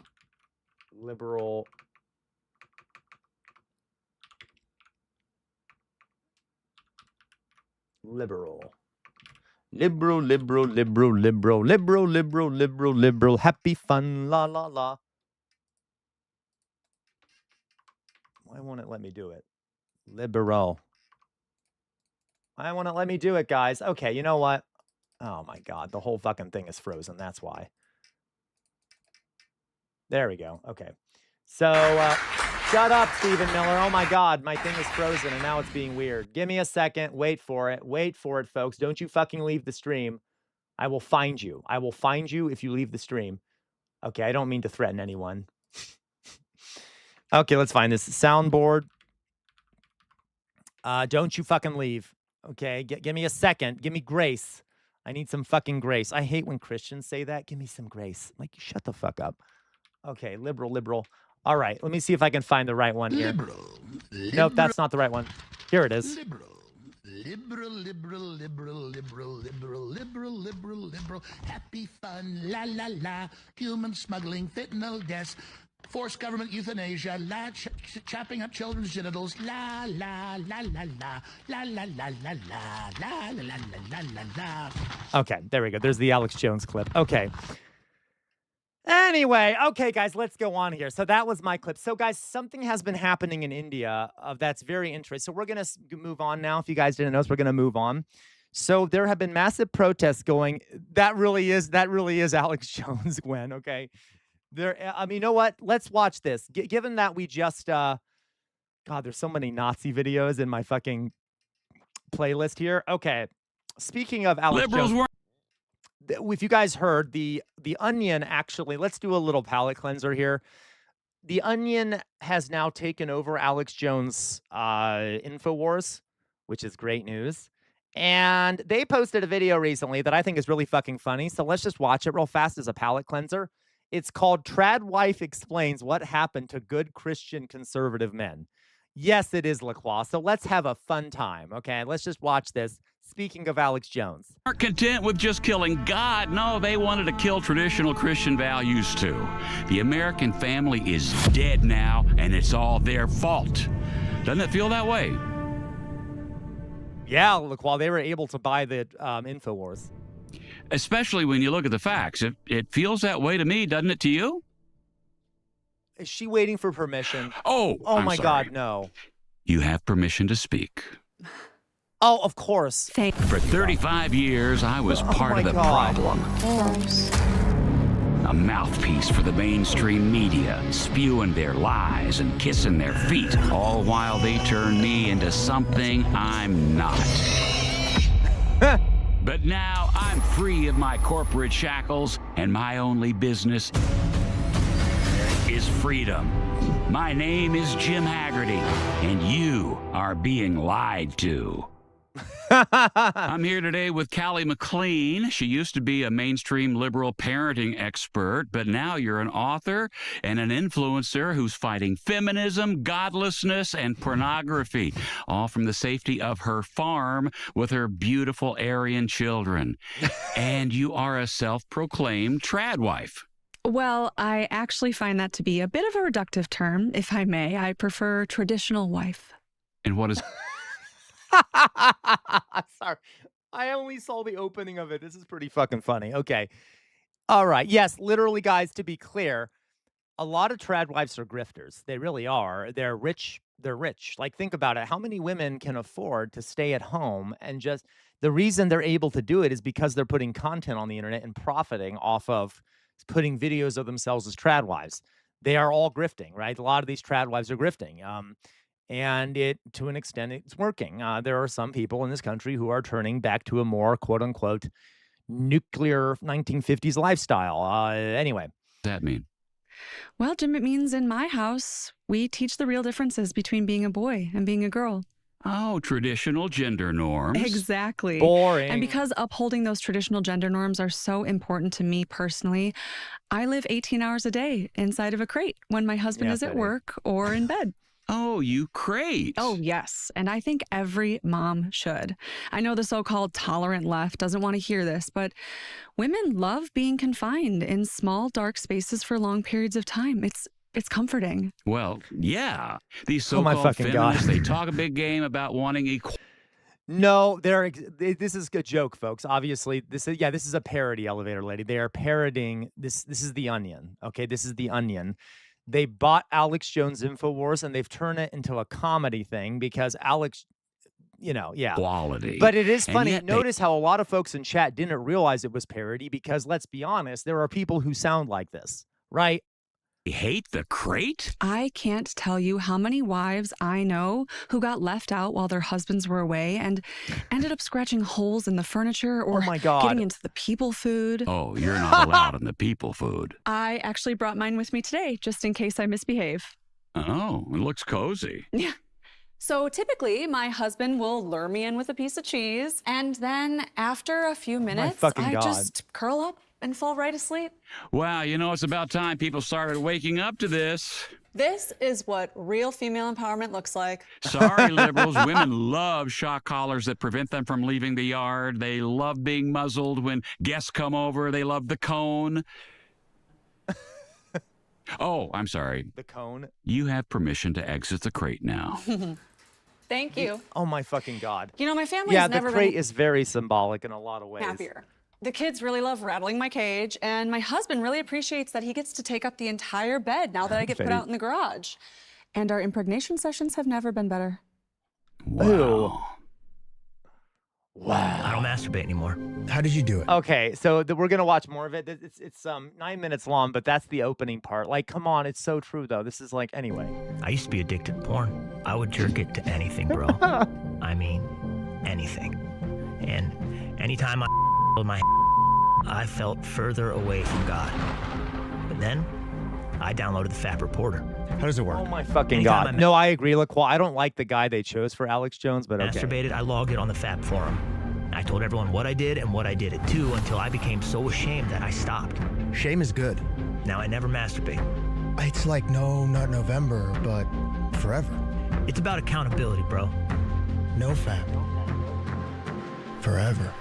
Oh my Forever. fucking God.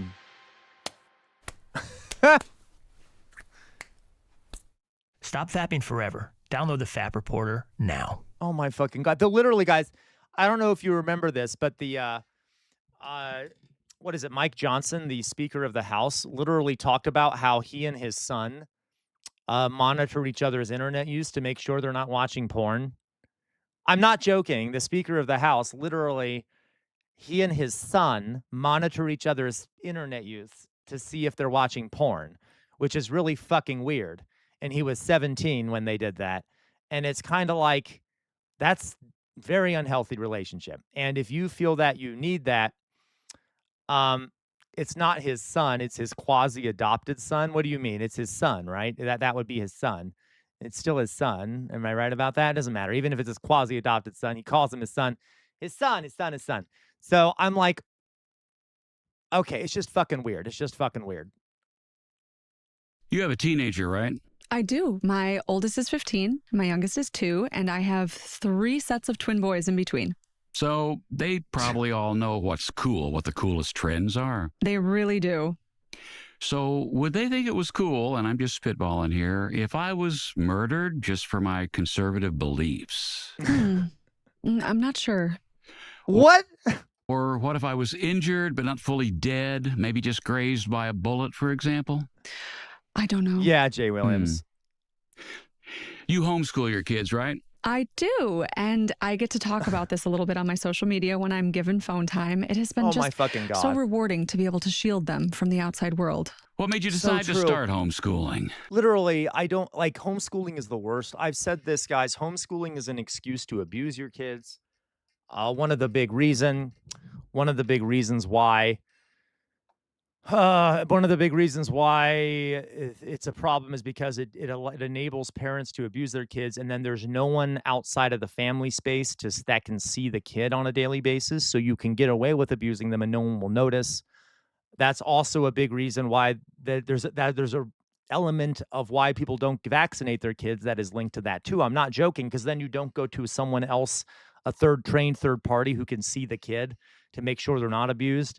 Then, of course, it's also about religious indoctrination and brainwashing and just general indoctrination and brainwashing. Yeah. Well, school bathrooms for one. Okay. Don't get me started on that. I think we can all agree. Yeah, Jay Williams. They also use it as a way to evade tax collections, correct? That whether it's at school or in public or anywhere else, children should not be using bathrooms, period. Absolutely not. I mean, have you heard what they're putting in the toilet water these days? It doesn't even taste the same. I make all of my own toilet water out of my breast milk. And then you've got these Yeah, me too. Me too, Refocus. I was a Catholic schooler too, so I totally get that. Okay. You use fapping to avoid taxes. You disgust me, real life cat, TJ. just medical schools coming up with potions and treatments that are supposed to keep women alive during childbirth. You know, women are not supposed to live past the age of 25. I should have died during all 8 of my childbirths, and it is a national disgrace that I am still here today. It just feels like being a conservative parent has never been harder. I have a friend who told me that at their son's school, they actually teach boys as young as 18 what consent is. Can you believe that? You know, Jim, I just make sure the toilet water is milky and I go back to my crate. That's good. That's good. Okay. To be clear, guys, also, I do not. So the whole anti-vax thing, the whole like, what is it? Like natural medicine. What the fuck is that phrase? There's a lot of people that are like, they don't trust the pharmaceutical companies. Yes, you know, I'm a lefty. Of course, I don't trust the pharmaceutical industries. I don't. But some people take it too far. Alternative medicine, right, Sir Bart? And like they seem to want to go back to before we used vaccines and before we had modern medical treatment because they take it way too fucking far. And that is a problem with having a capitalist healthcare system, is that it does build distrust and stuff. But I don't want to go back to a time before that shit. I'm sorry. As a historian, I know what it was like before there were fucking vaccines. Like everyone was dying all the fucking time.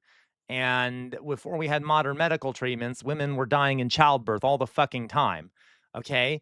And those numbers are much less now. Now we still have a big fucking problem especially with women of color dying in childbirth and things like that. It's still a big fucking problem, but we need to fix the system as it is now and not completely get rid of it. You see what I mean? Like we need to replace it with socialized healthcare. Anyway. Yes, right, Weird Amorphous Blob. There's so many historical figures where it's like every one of his siblings died before age 5. Exactly. Like the reason, by the way, guys, there is actually a misconception about how long people lived historically, we tend to like there's this idea that people live to age 40 or like 50. They lived longer than that. They really did. Like 60 would be a typical age. So why is it that we always say that people didn't live as long? Because there were so many child deaths that brings down the average. Yeah, the infant mortality rate really reduced that number. So many people died as kids that it kind of skews the results to make it look like people lived not as long. Now they didn't live as long as we do, but they lived longer than what we think. Like so many kids died in childbirth. It was pretty horrific. Matt Saigai, that today the protesters were hitting rapid action force guys. Okay, we'll watch this Matt Saigai here in a second. We'll finish watching this video because guys, India, there's rebellion happening in India, and I love it. Yeah, I know. I can't remember the exact time, Matty Holmes, but it would have been higher. So let's see here. Finish this, Rebecca. Sorry, you're getting me all riled up here. Tell me about homeschooling. Yeah, so like I said, it's just been so fulfilling and it's been so successful that we've actually had to open up a new facility. We call it a remote homeschool education center. Oh, all right. Well, let's take a look. What? Oh, yeah. It's a homeschool away from home. That's great. So on the days where my boys are not taking the homeschool It's literally bus to a school. homeschool, they are with me learning It's on a the farm. fucking school. Okay. And I imagine homeschooling them all must be a little difficult. You know, honestly, the only downside that I've found is their lack of exposure to gun violence. Oh, yeah, that is a shame. I've always said that a school should. Also, guys, another thing too. A few other things here. So, well, I forget what I was going to say here. Homeschooling. I forget what I was going to say. Peep, guys, listen. I don't know. Is anyone here a teacher? Are there any other teachers in here? Are there any other teachers in here, by the way? Are there any other teachers in here? So, it is not easy to teach, folks, and I'm not saying this because I'm a teacher, but there are a lot of parents who try to do homeschooling and then quickly change their minds because they're like, takes a lot more effort than you think. Like teachers go through a lot of fucking SoCal. Okay, you know what I mean, SoCal. Go through a lot of fucking education to do what they do, and a lot of people don't realize that it is a profession. It takes years of education to be able to do it. And you have to be very skilled to be a good teacher. It is not easy, and people think it's just, oh, well, it's easy. I just tell my kids what they need to know. That is not what teaching is. You have to, it's not easy, Gwen, right? And listen, I'm not saying people can't do it, but you better know what you're doing because it's not easy. Which is why so many homeschooled kids end up having to rely on like computer programs or books that guide the parent. And oftentimes those books or computer programs are like Christian books or computer programs and kind of are biased. Laquabwa, but they're teaching my child critical race theory. You know what? Can I point out that I kind of wish we were teaching critical race theory? We're not, but I'd love to do that in schools. We should do that in schools. It is so much more than just teaching, right, SoCal? I don't blame Gwen, and I will say not everyone who homeschools, like I get that, Gwen. There's some ways it's good because our system is a failure in a lot of ways. We need to make a system where everyone can go to school. But anyway, it's probably easier than it used to be right now, but it's still not good for everything. Maybe, Luke. Politics. Hello, politics. How are you doing? So glad you're here. So how many years was I teaching, Jay? Probably about a decade. I was teaching, let's see here. How old am I? So I was teaching since I was like 26 or so. So I taught for a decade. And by the way, I taught at like 3 different schools. So I taught for like a few years at several different schools. And then before that, actually it was longer than, I think I was teaching since I was like 25. So yes, and then there's a lot of reasons why I stopped, guys, which I've talked about.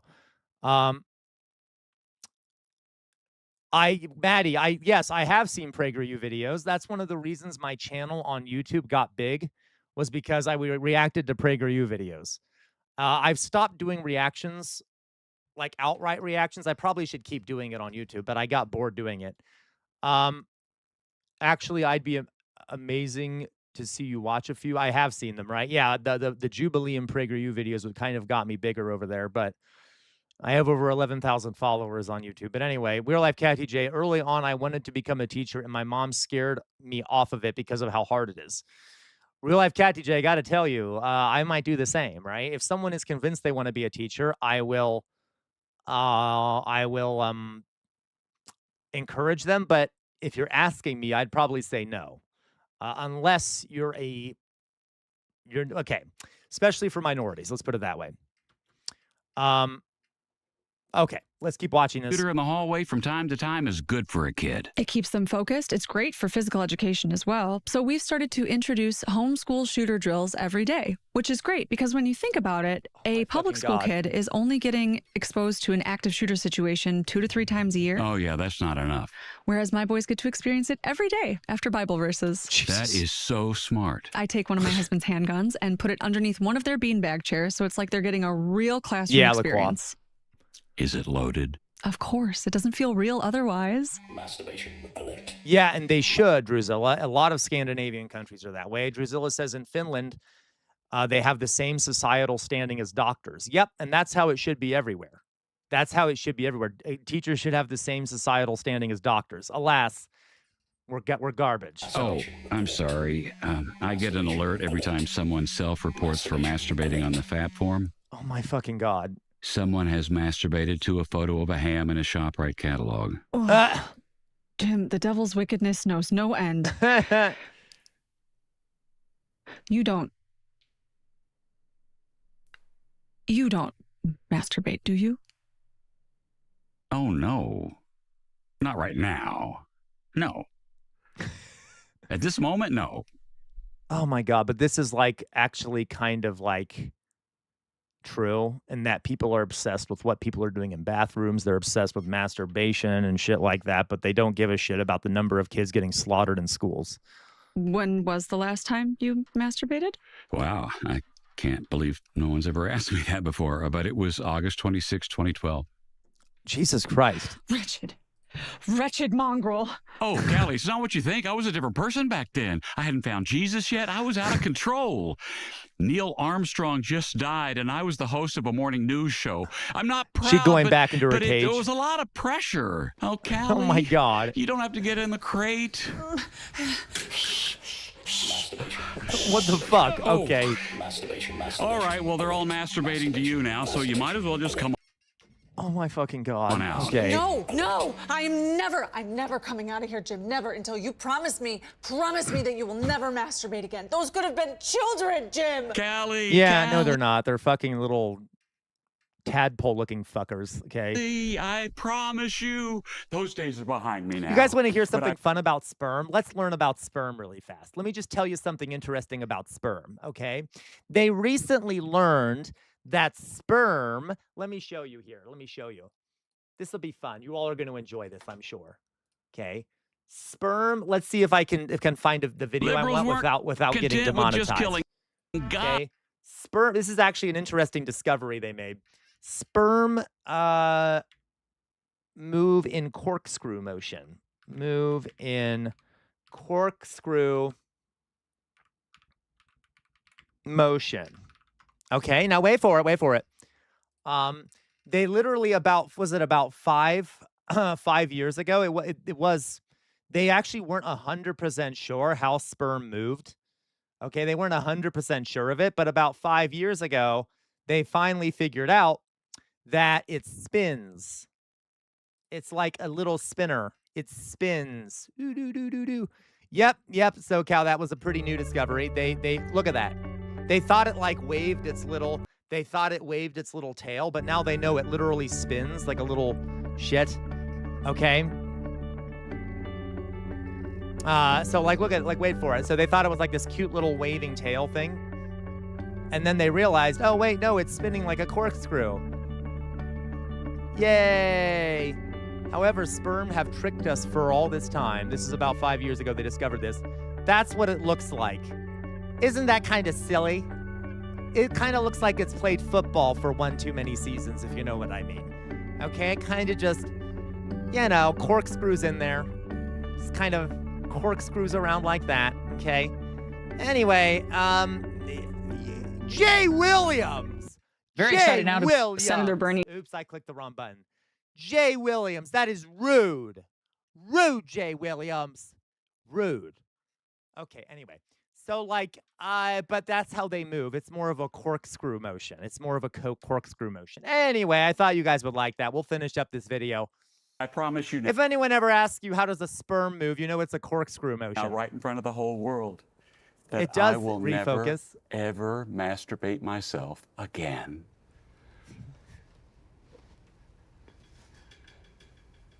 Oh my fucking God. I don't masturbate anymore. You got to. Okay. What the fuck? That's never coming up in Jonas, excuse you, Jonas. You never know. Maybe you'll be on Jeopardy someday. Maybe you never know. Okay, that was cute. Thank you, everyone. That was a nice video. I enjoyed that. So in India, guys, you're creepy, politics. You're creepy. Anyway, I'm just joking, politics. I love you. You're the best. So that's how sperm move. Okay, they move in a corkscrew motion. Moving on, in India, guys, there has been something going on the last few days. There's been something going on the last few days called the cockroach. The cockroach movement has been. That's what they call themselves.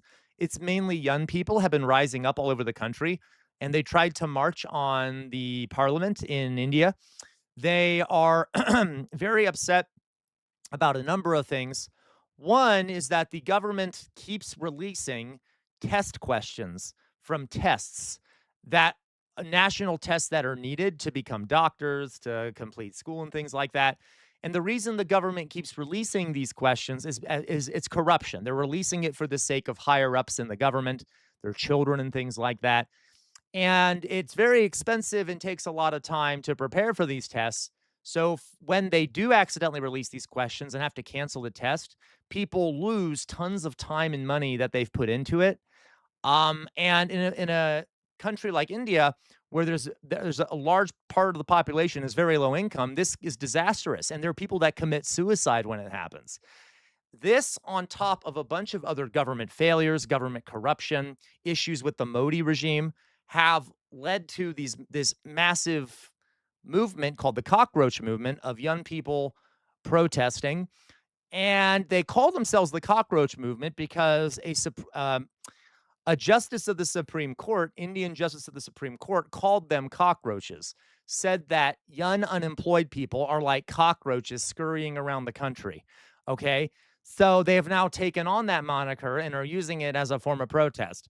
And apparently, yeah, exactly, Matt Steiger, it was not accidental. Like I said, it was a corruption thing.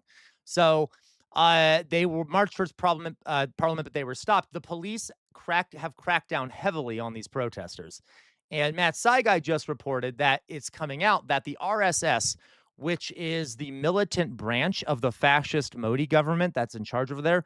For those who don't know, Modi is the prime minister, and Modi is from the BJP party, which is a Hindu nationalist fascist party that literally took inspiration from Mussolini and Hitler. And it's the militant wing of the BJP party. And they did do yes, they absolutely did, Jonas. They did. Okay. So it turns out that who would have thought, guys, the Indian police were actually using the the RSS, these paramilitary fascists against the protesters. Shocking that the police are siding with the fascists. I never would have seen that coming. Never would have seen that coming at all. Okay, never would have seen that coming. So let's see here what is going on, right? This is a video sent to us by Matt Saigai. Oh, I can't hear it.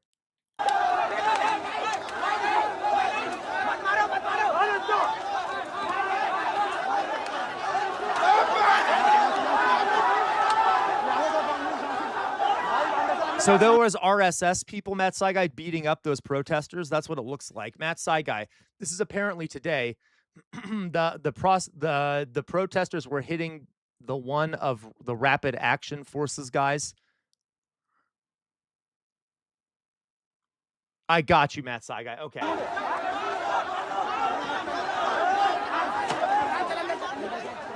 That's badass. That's badass, Matt Saigai.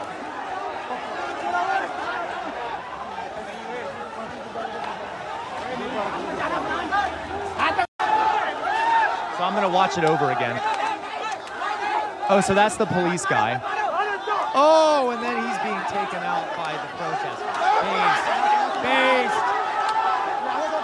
One of the Sikhs in the crowd pulled out a knife. Based, Matt Saigai.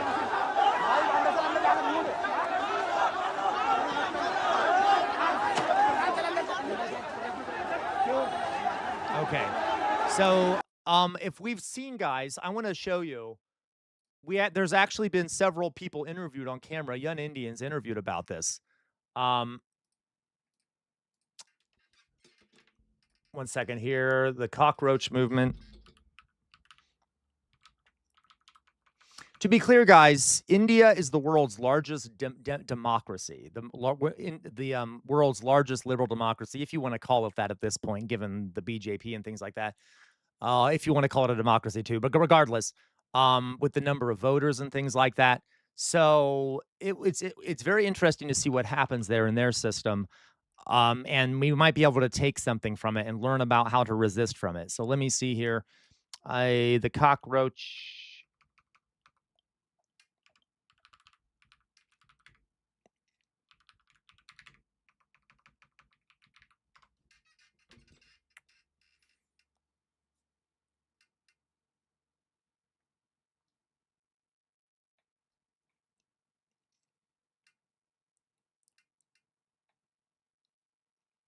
Okay. Now, Human Rights Watch has urged the Indian authorities to investigate alleged police successes in Delhi after officers forcibly dispersed thousands of protesters who were trying to march towards Parliament. The demonstrators, mostly young people, had been protesting for more than 6 weeks over public examination papers being leaked. They're demanding the reform of India's education system. Well, let's just show you the scene in Delhi because you can see there the protesters have continued to gather. Let's just take a listen. Oh my God, it seems like it's getting bigger, Matt Saigai. Yeah, I know. Weird Morse Blob, this is the BBC. What do you expect, right? The alleged police excesses as if it's not deliberate and coordinated, right? Oh my fucking God. Matt Saigai. From what I heard yesterday, by the way, there were some people on hunger strike, and the government has actually forcibly taken them to hospital and tried to force feed them. Is that true? I need to look that up if they actually did try to force feed them, because I just heard it from someone on the internet and I didn't verify. But those are very colonial tactics, by the way. And as we said before, guys, fascism is often where colonial tactics are turned inward against a population. So it's almost like the Indian government is using colonial tactics against their own population. Okay, kind of like what the British Raj did, okay? They didn't. Okay, Matt Saigai. So what's known as the Cockroach Janta Party continuing to get people out onto the streets. Base, there. look at this. Let us turn to our South Asia correspondent, Azadeh Mashiri. She is at the demonstration in Delhi, and she told us a little bit more. So throughout the day, we've seen hundreds of students, young Indians, continue to pour into this protest site. This is where the largest scale protest that the capital has seen in years took place, and that's why there's still a security presence in front of me here. You'll see there's a stage that was dismantled by police yesterday as they were trying to end the protest. Part of the problem is that all the protesters, the Cockroach Janta Party, had tried to organize a march towards Parliament. That was not authorized by the government or by Delhi police. Oh, no, it wasn't authorized. Oh. Instead, thousands of protesters were forced to cram into this one area, and so there was an overflow. That's why there were clashes between police and protesters. Tear gas was used, batons were used. Police are saying that it was a justified use of force because of security. They're saying their own police officers were also injured. The Cockroach Janta Party argues that a march towards Parliament, a peaceful protest. Yes, Gwen, there are rights in India. Now, they're a fascist government right now, so it's hard to say how much they care about those rights. Alas, you do still have to have a permit, apparently, and which is, I'm saying in America, which is really stupid in my opinion, but regardless, I don't fucking care. They have a right to protest, obviously. Weird Morse Blob, yeah, say that to the American civil rights movement and see how you look, right? Exactly. Death died today. The idea that a protest needs to be authorized, it is such bullshit. I totally agree Death died today. And it shows you guys that a lot of the so-called liberal rights that are granted by governments are not really, they're still like, they're not real rights. Same in America. You need like fucking, a lot of times you need some kind of documentation or you need a pass to protest, which is dumb. And then they will force you to protest in certain areas to reduce its effectiveness. In protest, you can't have a megaphone at a protest without government permission. Yeah, wow, what a right we have there, Weirdomorphous Blob. Wow, what an amazing right. Exactly, Death died today. You have a right to protest as long as we approve it. Wow, that's how democratic and free speechy. Should have been possible here yesterday, and now they're attempting to do this you, Doug. again. Their demands have not been met. What they have proven is they've gone from a group that was somewhat of a satirical joke at the beginning to becoming a true protest movement that is able to gather thousands of protesters. Literally, that's a gestury thing to do, guys. They named themselves the Cockroach Movement, and we saw a flag yesterday of like, they had a flag with a cockroach crossing its arms with sunglasses on. That is great, using comedy and using satire and resistance. I love it. I love the gesturing. Azadeh, briefly, you mentioned the background there of the Cockroach Janta Party. Yeah, Jay Williams. Just give us a little bit more on how the group is growing, particularly in the wake of the ongoing hunger strike of that key member. Yeah, Maddie. Maddie, you nerd, referring to Kafka. When it started as an online movement, it had quickly in just days gained more followers on social media channels than the BJP's ruling Instagram account had, for example. They gained 23 million followers in just days. Since then, they have been holding protests. I was here at their very first protest more than a month ago. The scale of this is much larger. Part of the reason is sheer anger at the government on behalf of young people who feel they're not represented by mainstream politics. The fact that there were controversies when it came to an entrance exam that was leaked and students being forced to retake that exam. That's why they're demanding the resignation of the education minister. And as you say, 59... Fascinating, Matt Saigai. You said not a fan of the movement leader. The young lad you saw yesterday, he was, and maybe still is, part of a political party that rose to power in parallel with Modi in 2014. They're a soft Hindutva party, but I am still happy about the protest in general. The upper middle class finally woke up. Interesting, Matt Saigai. I do hope that as it gets larger, maybe it'll come out of the control of that party, because it does look like it's kind of evolving into a general protest against with a ton of different grievances from what I've read. So maybe you see what I mean. So hopefully that the demands will expand or something. We'll see, I guess. Weird Marvelous Blob explains why some protesters, from what we said yesterday, said they voted for the Modi government. Did they? Oh, goodness. Okay. 9-year-old Sonam Wangchuk has lent his support to this movement. He is a very high-profile activist here in India, and he is now on more than 20 days of hunger strike. He was forcibly removed from the protest. 20 days of hunger strike? Over the weekend and taken to a government hospital. He's only just been released to a private one, which is what his wife has been demanding. And he's lost more than 9 kilos since that hunger strike began.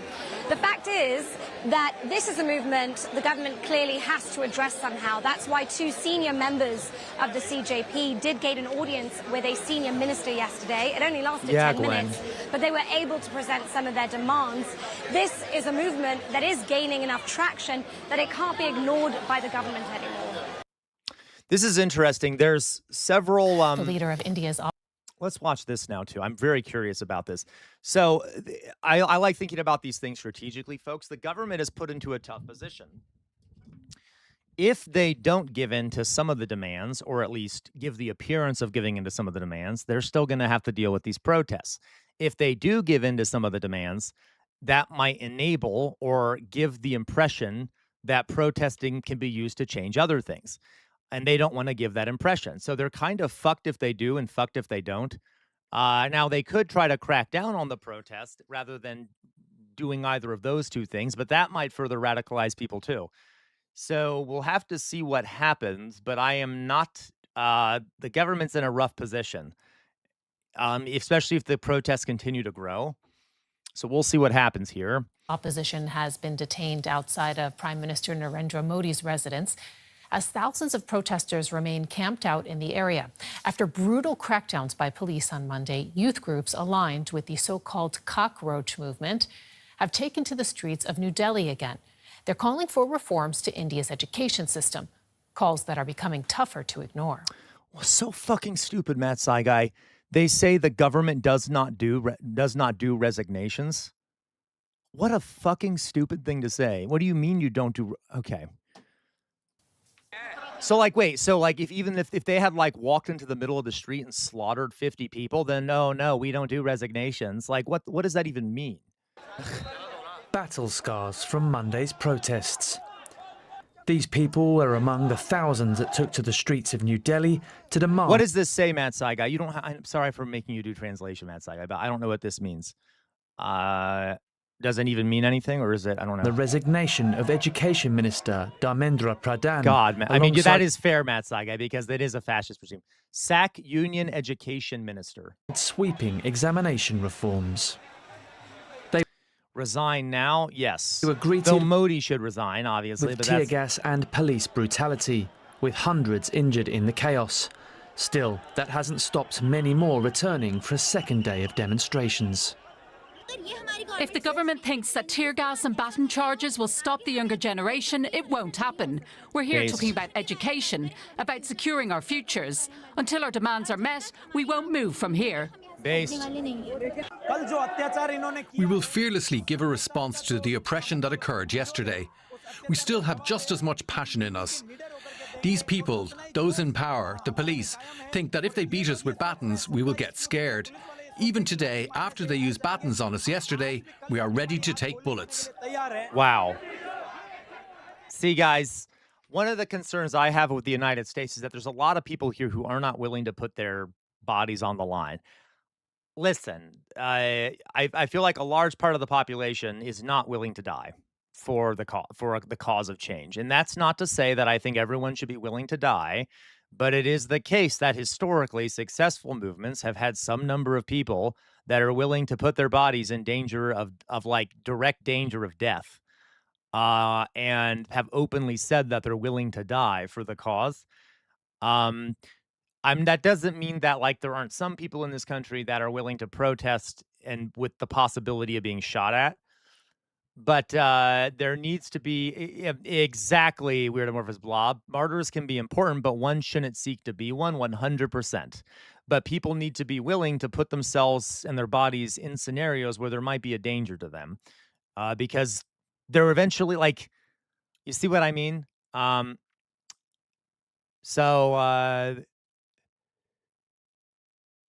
Let's see here. Yeah, civil rights absolutely had martyrs. That was, guys, even with nonviolent protests, which is what a lot of the civil rights protesters did. I mean, there's much more complicated. They were willing to die because they were literally putting their lives on the line. Imagine marching through the South as a black person, surrounded by people who could be in the Klan and like violent police. So like, as in sometimes you have to take actions that are dangerous. Obviously, I am not saying you should die for the cause. Like, don't go martyr yourself. Don't go do something stupid. But yeah, there's always a level of risk when you do these things. But oftentimes people are not willing to put themselves at risk unless it's the last chance. Unless they've hit rock bottom. You know what I mean? The leader of the youth-led cockroach movement, named in response to an Indian minister labelling unemployed young people in India cockroaches, has also confirmed the fight is far from over. We are going to continue our protest and we will be announcing our next big event soon. The scale of the protests, which have also included hunger strikes, have seen potentially powerful allies jump on the bandwagon, with India's various opposition leaders visiting injured protesters in hospital or directly calling for... Yeah, fuck you. I don't care about these fucking politicians doing these goddamn, these electoral things like, oh, I'm going to go meet with the injured protesters. I don't know who these folks are, but do something. Do something. Go and protest with them. Go and make demands to the government. Withdraw your support of the government. Some of them already are, but like, this is just like the American politicians do the same shit. Prime Minister Narendra Modi to face consequences. Issue students ki hai. Yeah, exactly, Gwen. Thoughts and prayers. Thoughts and prayers. Issue is of the students and the future of the youth. And whatever is happening, people being thrashed, this is completely un-Indian. Prime Minister Narendra Modi has not even apologized for what has happened yesterday. For what has happened yesterday. Yeah, because Prime Minister Modi is the God Emperor. He can never be wrong, right? He's like the embodiment of the Indian nation, right? He can't, of the Hindu nation, right? He can't be fucking wrong. He is always going to blame someone else. Always going to take anyway. Okay. All right. He was one of several high-profile politicians seen demonstrating outside Modi's residence before reportedly being detained by police. Hey, I support that. Do it. Amounts on India's government to implement change. Yes, literally Hindu Hitler. Okay, the message from the cockroach youth movement is clear. Their pestering is far from over. And DW correspondent Adil Bhatt is following the story for us in India's capital, New Delhi. Tell us more about the response from the authorities to this protest movement. Are there any signs that they will address the protesters' demands? Well, there are definitely signs because Prime Minister Modi first time acknowledged that there is an issue of paper leak, and he had meetings with the top ministers in cabinet. So there is an acknowledgement from Prime Minister Modi, but protesters on the streets of New Delhi that we met today, for them acknowledgement means nothing. What they're demanding accountability, and that accountability means the resignation of Education Minister of India, Dharmendra Pradhan. So there have been meetings from Cockroach Janata Party went to meet Prime Minister Modi's cabinet ministers, but they were a bit disappointed because they did not get clear answer. They only met with them for 10 minutes. Remember, the government only met with the protesters for 10 minutes. Or we will take responsibility. No, so yes. Gwen, this is Deutsche Welle, which is a German media company. It's not part of the BBC. We just watched a BBC video, but this is separate. For this. So on the streets, when we ask the questions, young people, usually like these students and protesters, they tell us that this indifference from the government is really hurting them. They're saying that they've been demanding the resignation of this minister for the last 1 month, and government is not listening to them. So they're really disappointed, and we see the anger. That anger is not fading on the streets of New Delhi anymore. Tell us a little bit more about the mood and what you have been experiencing watching this protest movement. How deep is the resolve among protesters to continue to take this to the streets until demands are met? Well, I've been observing this protest for the last couple of days, but last 2 days have been crucial because yesterday was the biggest protest where thousands of people, they started joining this protest. We saw a sea of people yesterday, and today also we saw thousands of protesters who want to come and join Jantar Mantar, which is a designated protesting site, where they want to give solidarity to the Cockroach Janata Party, and we met dozens of people. All of them spoke with us. These are families, these are students who came from different cities and different states. They have one question. Matt Saigai, this is kind of why I hate this protest. It's an elitist one. The government never gave 2 fucks about the people, but the protesters, didn't care until he came and bit them in the ass. That is a fair point, Matt Saigai. That is a very fair point. This does look like more middle class people, right? Upper middle class folks. But even then, Matt Saigai, they're barely listen. I appreciate the protest. I appreciate their goals. But it's kind of weak sauce to be blame a minister and not understand that the rot goes higher up the chain. And I get it. I get that they have to make limited demands, but okay. That why is government treating us this way? Because one of the students said gotcha, Matt Saigai. Really, there are more people. Okay. Part in the protest, he was fired with tear gases as he was beaten up badly, and he said. Protesters are telling us that the government is treating them as if they're anti-nationals by just raising the question of paper leaks. You could still see this sloganeering that's going on, and the slogans that we hear from the students, they're calling that we don't accept Modi's tendency of showing us signs of dictatorship. We spoke with experts also. They're saying we're going to challenge that. We'll make Modi, he has to accept our demands and sack this minister as soon as possible. That's the sentiment we are getting. also spoke with parents who travel like for days. They've been telling us that Modi's indifference, Modi's indifference Gwen, to this. see, and I agree, Gwen, like, it is an odd thing for the size and determination of the protest, but I suspect that there's more to it than just the tests. I feel like there's a lot of generalized anger being vented in these protests. That's the impression I'm getting, that it's kind of not just about the testing. Kind of protest is the demands are growing day by day. That's the impression. It's become an outlet for outrage and pushback. Alarming and kind of hurting them. Adil, just briefly, this so-called cockroach movement, it's one of India's biggest youth protest movements. How much of this movement is about education and how much of it reflects wider frustrations There we over go. That's the unemployment question I wanted. and opportunities for India's youth? Well, before I answer this question, you could see already the deployment of police forces here. They're gathering in large numbers, and the protesters are coming from that side. They want to cross this boundary to reach out to the Jantar Mantar, which I told you, that's the designated site for protest. But they've been stopping them. They use these barricades. They use these sticks to kind of sometimes, you could see the protesters are now coming. You see in large numbers just behind us. What they are demanding, all of these students, they've been sitting here for the last couple of days. This is the kind of anger, frustration. Yeah, well, I think, Maddie, that the protesters are coming. So he's like, crap, this is a moment we need to capture. Right now, these are the live visuals, and all of them are demanding that we want accountability, and they've been raising these slogans from last 2 days. But government is not listening to them. They've been stopped. They're not. But getting back to the real question, you could hear the slogans, right? Getting back to the real question, this is an important issue. This is not a question about education only. It's a question about unemployment. It's a question about young youth demanding jobs. Yeah, so it is more than that. Well, and fairness. Okay. Interesting. So we'll see how these play out. Yeah, Matt Saga, it's been 20 days. It hasn't been just a couple days. So we will see what happens. Okay. That's very interesting. So that's happening, guys. Yay. Yay, yay, yay, yay, yay. Yay. All right. So that's interesting. Everyone keep an eye on the cockroach movement over in India. It seems to be kicking off. All right. So let me see what else we have here, guys. How's everyone doing out there? How's everyone doing out there? We all good? Everyone happy? Everyone content? Oh, God. Okay.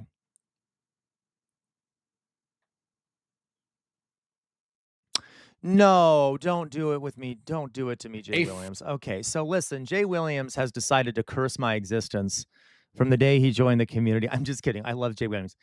But we have now gotten, you're getting Mickey D's. Oh my God, I'm jealous. Okay, I want Mickey D's. Okay, I know it's gross, but I want it. Okay, I'm hungry. Okay, so this is, Jay Williams sent this to us. This is called the Ark of the Covenant site may have been found. I'm going to kill myself. Okay, so listen, CBN is the Christian Broadcasting Network. And they're a bunch of Christian Zionists who are always doing like Gwen, archaeology is like I'm going to lose my mind. Archaeology, they always use like archaeology as a way to excuse Zionism and excuse the genocide of the Palestinians and to try and reinforce their sense of like, we are, the Jews belong in the Holy Land and shit like that. Okay. It's all a bunch of propaganda and they fall hook, line, and sinker for it. They fall hook, line, and sinker for it. That is the CBN. I know, right? Jesus. So let's see what this is. God knows what this is going to be about. They say that they found the Ark of the Covenant, which is nonsense. Okay. Anyway, let's just watch it. Jesus Fascinating archaeological discovery about perhaps the most sought after sacred artifact in world history has the Ark of the Covenant back in the headlines. Well, to figure out what's really going on here, this guy again, everyone's favorite Israeli tour guide. Oh, Yoav no, not again. Rotem. Oh, Shalom, fuck, Yoav. the guy that's in the IDF. God of fucking hell. Why do we need to see fucking members of the IDF every time we watch one of these fucking videos? Christ, is this the fucking is this IDF TV? Is that what it is? I'm going to use my fucking mind. Okay. All right. Listen, RL, it's probably not in Ethiopia. It probably never existed to begin with. And if it did exist, it probably doesn't exist anymore. It's probably gone if it did ever exist. Okay, it may have existed. There might have been something they carried around shit in, like a religious relic, but it wasn't magical, and it probably doesn't exist anymore. Regardless, like it's beside the point, right? It's bullshit. They're doing it for propaganda. We get to watch, we get to watch child murdering. Sorry, Ariel, I'm just on a rant. Forgive me. We're watching child murderer IDF guy, propagandist, try and make the connection here. Shalom, Raj. All right, my friend. I'm calm, Gwen. I'm calm. Forgive me. What's going on here? All right, so we have a super interesting. So today I murdered 50 Palestinian children. And by the way, I'm sorry, I shouldn't be mimicking his accent. I can't do it very well. But that Israeli accent's going to make me lose my mind. Anyway, I murdered 50 children today. And by the way, we found the Ark of the Covenant. Oh, Jesus fucking Christ. Findings from a site that's been excavated. I mean, well, Drusilla, if I sound German, there might be a reason for that. Maybe because they're fucking Nazis. Years, but since 2017, there's a delegation led by an American archaeologist, Scott Stripling, and they found I think just the last season in the last month. Look how happy he is! Oh my, this is great! I love this so much. You know, Hitler found it originally when he sent the Nazi archaeologists to Nepal and to India. We are re-uncovering it because literally just like the Nazis did, I'm literally saying it's just like the Nazis because the Nazis literally also looked for the Ark of the Covenant. So it is kind of funny that, oh, this accent I have, oh no, this is a standard Israeli accent. It isn't German at all. Isn't German at all. What do you mean? It doesn't sound German. Okay, it doesn't sound German. It doesn't sound Deutsch. I am not from Deutschland at all. Okay, anyway, I'm sorry. I'll stop. I can't help it. Ugh. All right. Super interesting findings. I just want to remind you, Shiloh is the place that the Ark of the Covenant, the tabernacle, Eli and Samuel and Hannah and all of these stories are happening in Shiloh.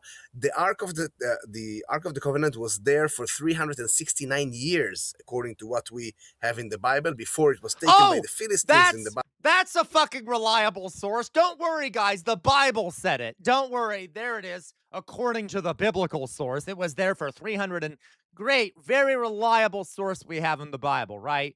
We all know how reliable the Bible is as a historic source. Great. He's what a professional. What a fucking professional he is. Battle of Ebenezer, and later on we'll get to Jerusalem, to the temple. So it's a super important site, and what they've discovered there during the years is a big platform. If people have been there, they remember they started to find out the platform, and lately, just last month, they came out with a finding connected to big walls that fit exactly to the time. Guys, you know what's funny? I've seen videos of this from like 20, 40 years ago of archaeologists being like, we're close to finding the Ark of the Covenant. We're close to finding the Ark of the Covenant. We're close to finding the Ark of the Covenant. They're always somewhat close to finding the Ark of the Covenant. Isn't that strange? It's almost like they're trying to give the illusion that they're close to finding it because they can't find any of these things because they don't fucking exist.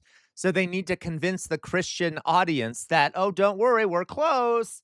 Yeah, we don't have it, but we're always close. We've been close for the past 60 years. All right.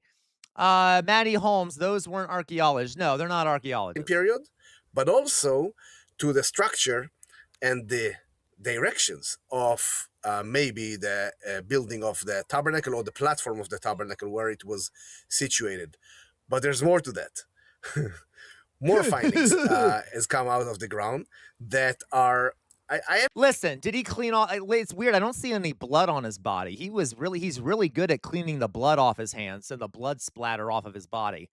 Honestly, it's kind of strange. I haven't seen exactly the date, but the datings are going in between the Middle Bronze Age, late Bronze Age into maybe even Iron Age, which is the time period of the tabernacle in Shiloh. They found ceramic little pomegranates together with also stones of horns of an altar. We know the horns of the altar. They found stones that can be horns of an altar, maybe connected to what used to be there. And an amazing finding. I can't. This is not archaeology. Are bones. Wait a second. Bones of kosher animals bones that they look at them and they Yeah, look at exactly, Matty Holmes. You know this. Near Eastern archaeology, it's clearly there are bones all over the fucking. I mean, yeah, there are animal bones, there are altars all over the fucking place in the Middle East. Okay, none of this archaeology is scientific. Okay, it is a very guys. Being an archaeologist is hard. It takes a lot of fucking. It takes very careful excavations. It takes exhaustive, absolutely exhaustive documentation. Okay, it takes like it is not like it used to be. There used to be like you would basically just go loot a place. That's called that like the colonial aspect of it. Okay. Right, you're out there with pickaxes, right, Matty Holmes? Um but like it used to be you just go out there and like destroy everything and then steal everything and then bring it back to your country. That's antiquarianism, but now it's very exhaustive. At least in American archaeology it is. It's very exhaustive. It takes a lot and you have to have a thesis. You have to carefully document shit. Okay. part of the bones of the animals. They cut exactly according to the instructions. Yeah, Matty the Holmes. Animals are being supposed to cut according to the book of Leviticus, the beginning of the book of Leviticus. Oh my fucking 1 through God. 7. We have the chapters there. These are the sacrifices that later on will be in the temple. They follow the instructions as well. Isn't it cool? Isn't it cool? I mean, it is almost as cool as bombing a mother and her child. I almost prefer it to crushing a woman's head between two slabs of concrete after my drone strike hits her house. Like, okay, can we not? I think for a lot of folks, there is this little blank part of our history. Sometimes you have to reread the Bible and think to yourself, wait a second, the Ark of the Covenant was in Shiloh for almost 4 centuries. It was there for a long, long time. I know that, both you and I love to geek out about the Bible. So when you hear about this discovery, what verses come to mind? Wow. Oh, I can't wait to hear these verses. Look, for me, Shiloh is in the center of Samaria. Lately, a lot of excavations Samaria, there we go. There it is. coming out of there. There's no doubt that this is the center of Israel. Listen, guys, I also get offended because I have a degree in anthropology, and archaeology is a subfield of anthropology. And there's some really, really fucking cool, archaeological sites that are really interesting. Maybe we should watch a video about a real archaeological site soon. And like, it's just completely fucks it over that these people exist, these fake ones. Okay. No, it's fucking not, Jay Williams. There's no Noah's Ark. Anyway, Matty Holmes, by the way, that's literally a plot to the Lawrence of Arabia. He was an archaeologist before the war, and his group was out surveying the local railroad being built. And the other German archaeologists who were surveying them back. Then World War I kicked off, and Lawrence went out and blew up the railroad he originally. Yeah, of course. All right. Israelites are settled there. When you travel there, you really understand how important is this place for the highway along there and controlling the land and the agriculture. Why Samuel and Eli and why it was choose to be the place for the holy site until we get to Jerusalem. But for me, what comes out of is actually Matty Holmes, biological anthropology. So I did bioanthropology. I also did a lot of cultural anthropology. I kind of went both routes. I really like the cultural anthropology. I really like the biological anthropology. So I took more cultural classes than other biological anthropology people, but it's mainly bioanthropology. Related to where I'm sitting right now in the hills of Judah, surrounded by beautiful vegetation. But if we go out of my community, we're literally surrounded by vineyards. Now, if you go to Genesis chapter 49, oh my fucking God, I don't care. I don't all care. Of his sons, one of them, Judah. Is this when all the sons were fucking each other because they had to, because there weren't other people, so they all engaged in fucking incest, and that's in the Bible, and I'm not lying, and you need to look it up, because if there were only 2 people, like if there was only Adam and Eve and their children were the only people, then they clearly were fucking each other, which kind of explains why humanity's so fucked up because of all the inbreeding early on, if you think about it rationally. But anyway, just, okay. Blessed by the end of the blessing is talking about wine, and these teeth will become red from wine. Some people claim that what's happening in the past 35 years around where I am right now is part of the fulfillment of this blessing. Maybe a messianic era is coming. That's cool, Matty. But at the beginning of the verse 10, there's something there, one word. You may read it, and I know your Bible Sorry, says. Sir Bart. Sir Bart, where the fuck are you? You keep coming and going and coming and going and coming and going. You're required to be here. You're not allowed to have a job. You're not allowed to have a life outside of here. Shame on you.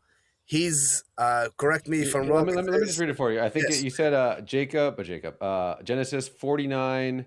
He just really wants to read the 10. Bible. The scepter will not depart from Judah, nor the ruler's staff from between his feet, until I don't care. he to I whom it literally all don't belongs care. shall Okay, come. we're gonna stop watching this. I literally just don't give a fuck. I literally just don't give a fuck. It's all bullshit. It's all I'm like keep playing with things like a baby. I have this thing on my desk. I just keep playing with it because I'm getting all worked up about it. Okay, fuck it. I don't give a shit. They're doing bullshit. They're doing fucking bullshit. It's all bullshit. They're trying to justify genocide. He's an IDF child killer. I know it does, Jonas, because it's really bad archaeology. Christ, fucking hate it. It's not even archaeology, Jonas. I swear to God. Okay, I swear to God. Hello, Senior Hill. Yes, and we actually just talked about it. We just talked about the Indian students protesting the government. We're very happy for them, and we support them. All right. Anyway, whatever. Let's go on here. Let's see what else we have here. Let's watch a real archaeology video really fast, okay? Because real archaeology is fun. Look, I almost typed in real archaeology. Minuteman. Now, I want to... That is not the case, Jonas. That is not digging. I hate... Jonas, I hate you so much, okay? All right, let's watch a Minuteman video. I love Minuteman. I love Minuteman. I think Fetty partially knows why, but it's, love Minuteman. If we can find... Let's do the archaeology of the Newark earthworks. Newark earthworks.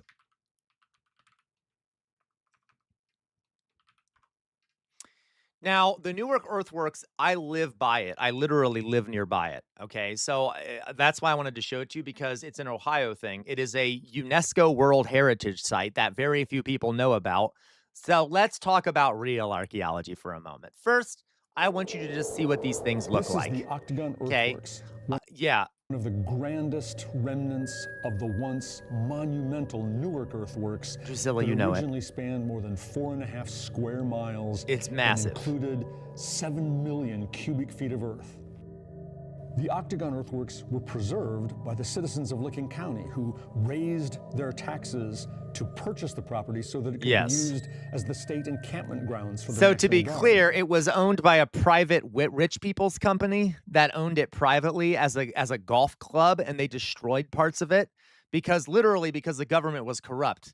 The people who bought this massive I know the spooky movie music is stupid. We're gonna watch a Minuteman video. I just want you guys to see the drone footage of it. I want you guys to see it before we watch the Minuteman video. It's very short.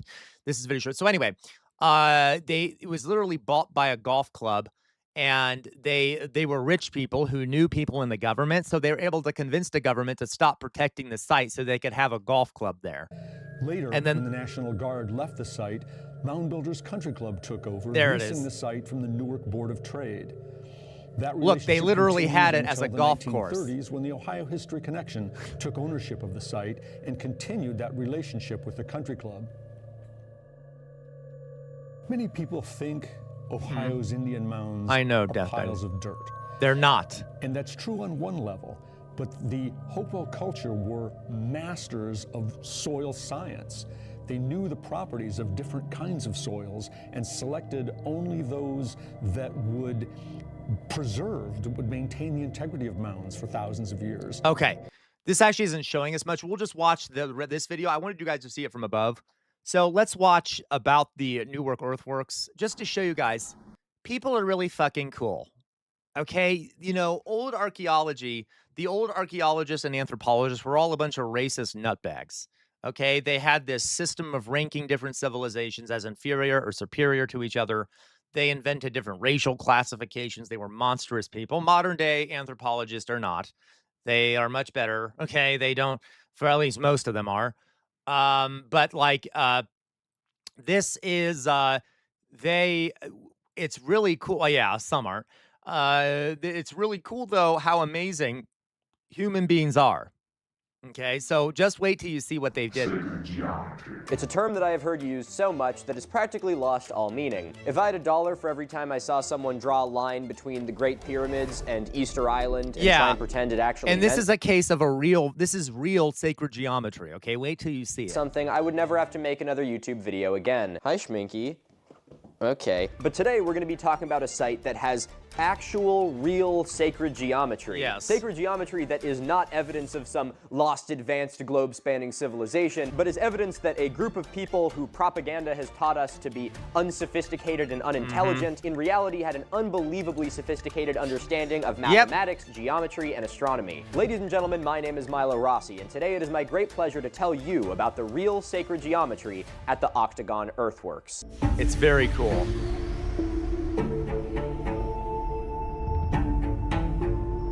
Guys, these were people that were in the Stone Age. It's not like they had modern day tools. Today I am in the town of Newark, Ohio. My name is Brad Lepper, and I'm the senior archaeologist for the... Oh my God, this is triggering. I've seen this guy before. Ohio History Connection. My dad actually volunteers for the Ohio History Connection and has been to this earthwork many times. World Heritage Program. Or, as I say, the guy to talk to about these sites. The issue that I found was that my camera was not set to face autofocus. It was set to pet autofocus, which still doesn't. Is the former extent of the Hopewell ceremonial earthwork. So this is what it looks like, okay? From above, you see it's massive.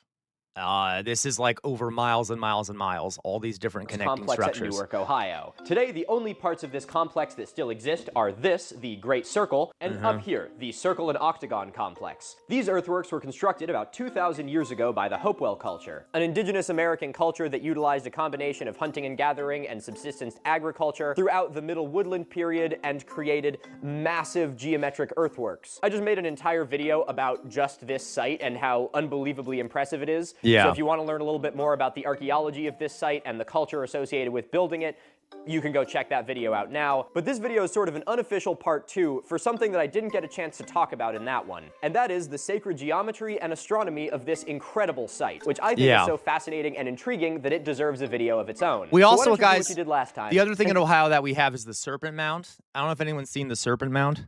Serpent Mound that a lot of people don't even know about. This is the Serpent Mound. It is a massive snake mound that is a giant fucking snake mound. And it's huge, and it's like, how the fuck did they make it just perfect so that it looks like a snake and it isn't crooked or anything? Okay. It's very cool. It's very cool. So, but all right. Come a little bit closer. Whoa, you don't need to be that close. Man, give me a little room to breathe. You don't have to be a mathematical genius to figure out that the Hopewell ceremonial earthworks at Newark, Ohio are geometric in nature. You can see circles. Yes, it's a circle. You can see Free Palestine. Square. It matches. You can see octagon.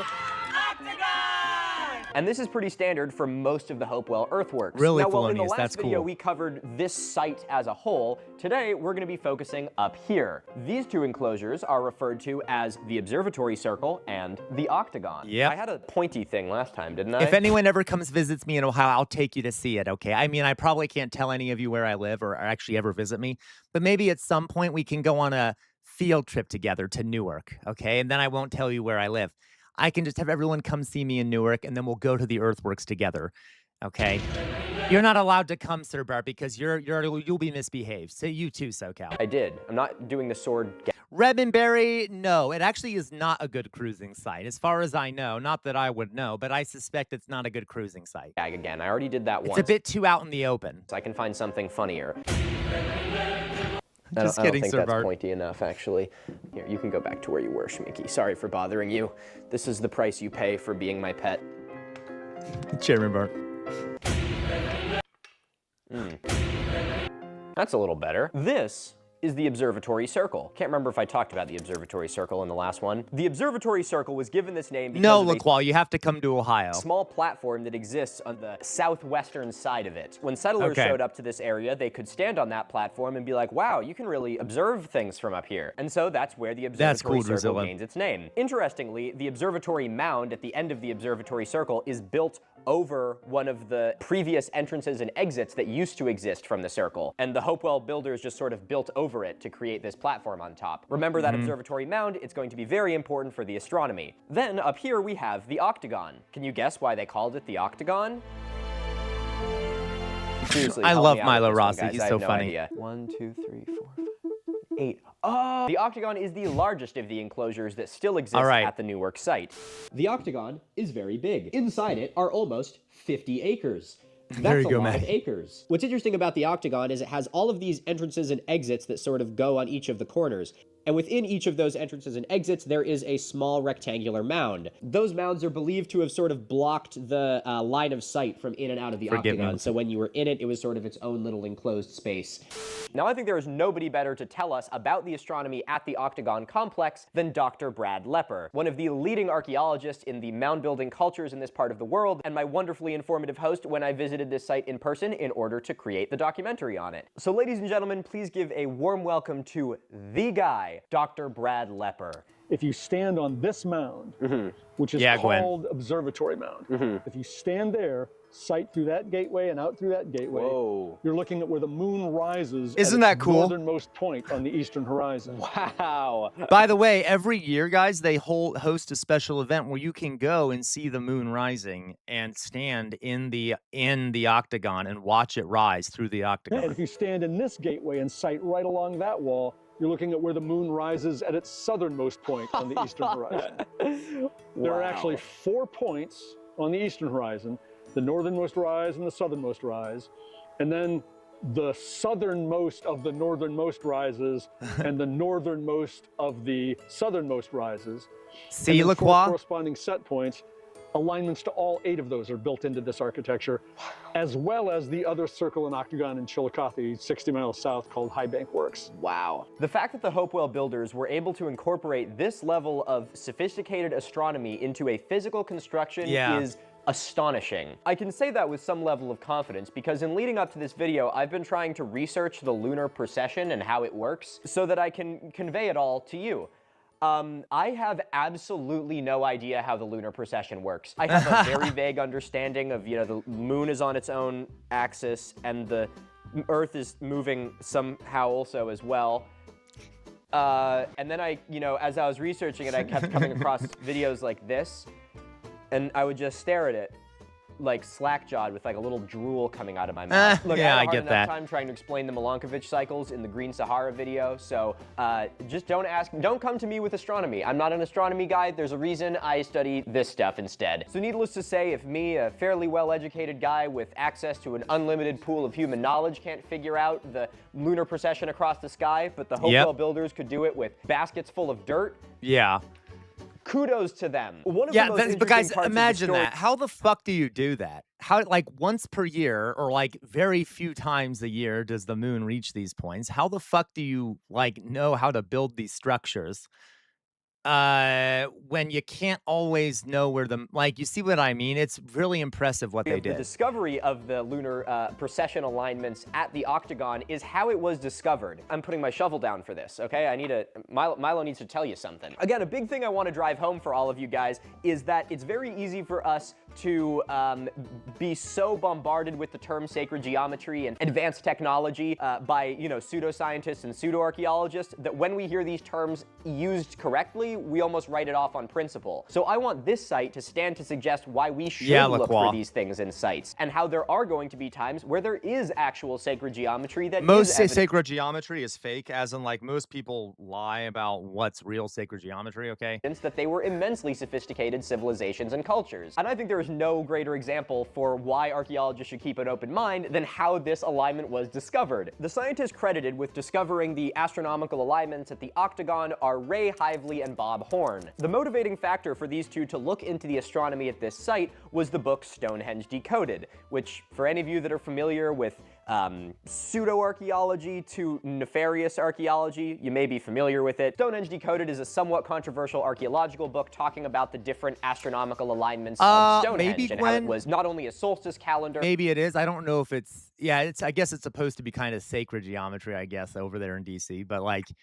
yeah. But something that could be used to predict eclipses, all kinds of crazy stuff. Now, to give it a little bit of credit, it did a Now, decent wait job for it. of utilizing early computer models in order to figure out some of this information. But one of the large sort of issues underlining the entire publication is that if you have enough angles and run enough simulations, you can kind of make it align with anything. Of course, DC is far less impressive than this because these people, they were in the Stone Age. They were still able to figure it out Horn, inspired because by they're this, humans and set they're cool. out trying to prove that pretty much any ancient site could have a solstice orientation. So they were working at some different sites and kind of showing how you could make solstice orientations. And then they got to the octagon and they were like, oh, geometry, of course, like this one will be no sweat. And they ran into something really unusual, which is that there is no solstice alignments for the octagon, which is statistically significant because pretty much anything can have a solstice alignment. And so that piqued their interest as scientists to be like, wait, there actually might be something here that we should look into. And lo and behold, when they decided to look into the rises and sets of the lunar precession, they found that there was alignments for all 8 of the positions the moon rises and sets in its minimum and maximum extent across the sky, which is just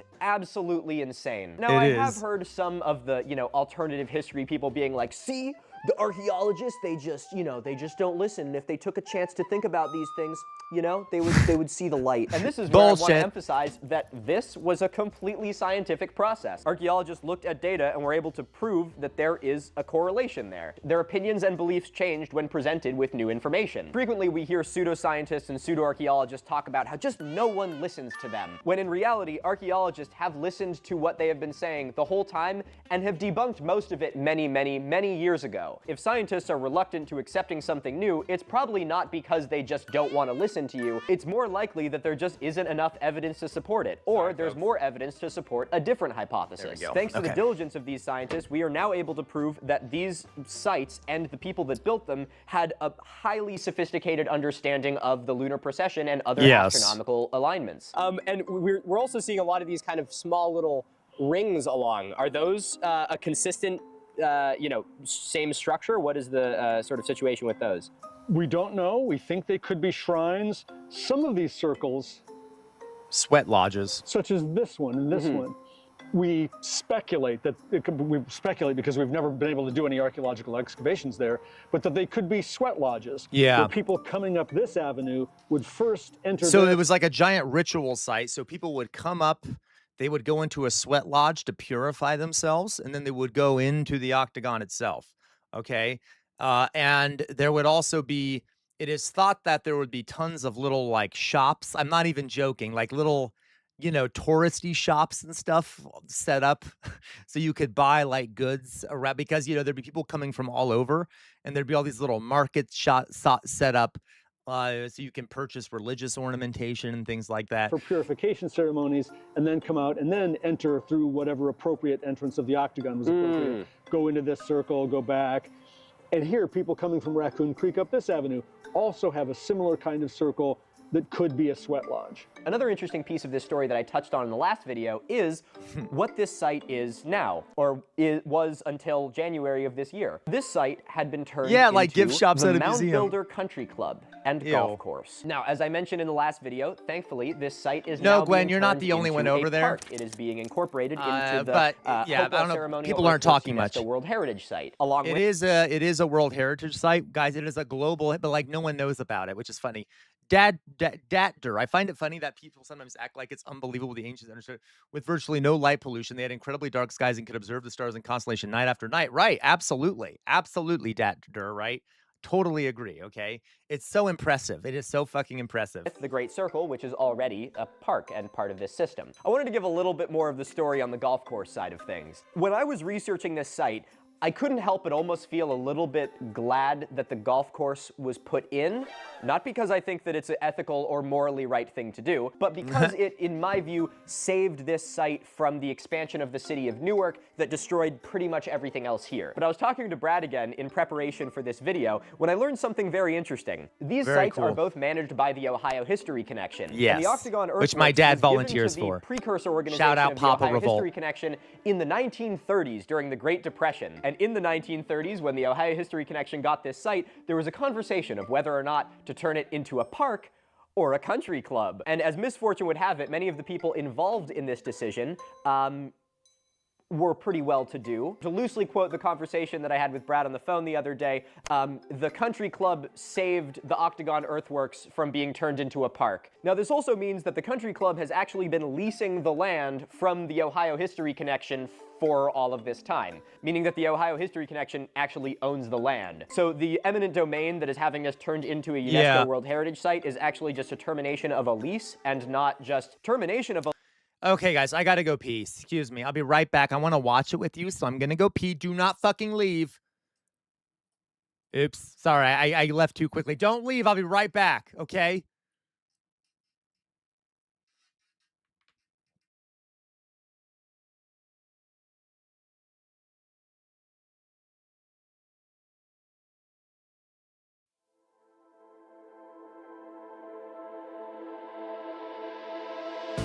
In the dark haze, polarized gaze, trying to find my way to you, where the spaces can't erase this. You're the feeling that I choose. I'm tired of running, 'cause you lost the feeling. You're disconnected in your touch. Are you believing in what I'm seeing? Or did the high life get too much? It's all on you now to figure out how. You lost the fire in your eyes, 'cause I can't change it. What you're wasting now that your gaze is polarized.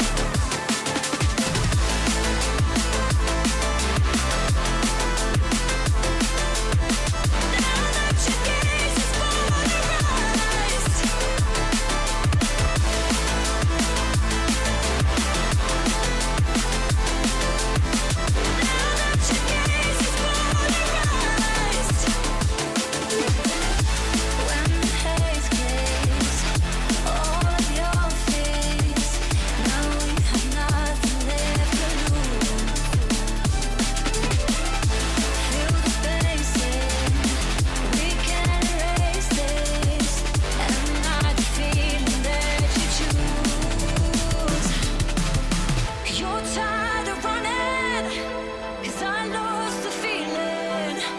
We're disconnected in our touch. Are you believing in what I'm seeing? Or did the high life get too much? It's all on you now to figure out how. You lost the fire in your eyes, 'cause I can't change it. What you're wasting now that your gaze is polarized.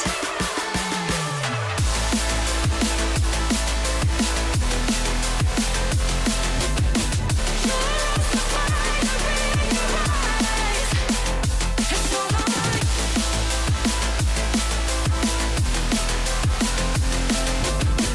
Now that your gaze is polarized.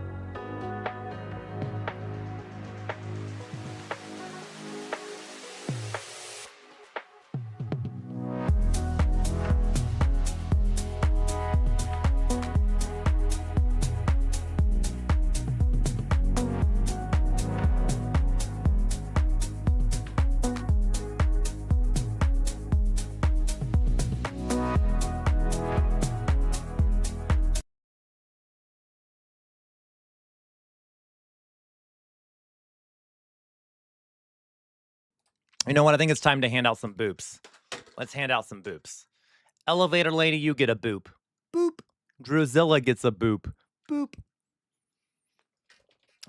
Philly cheese gets a bonk. Bonk. Shame on you, Philly cheese. Why do you think I left? Because you showed up. That's why I left, Philly cheese. That's why I left. Okay, so you should know that. You should know that's why I left.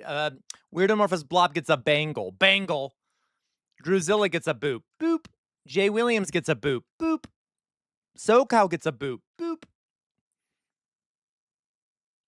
Alyssa gets a boop. Boop.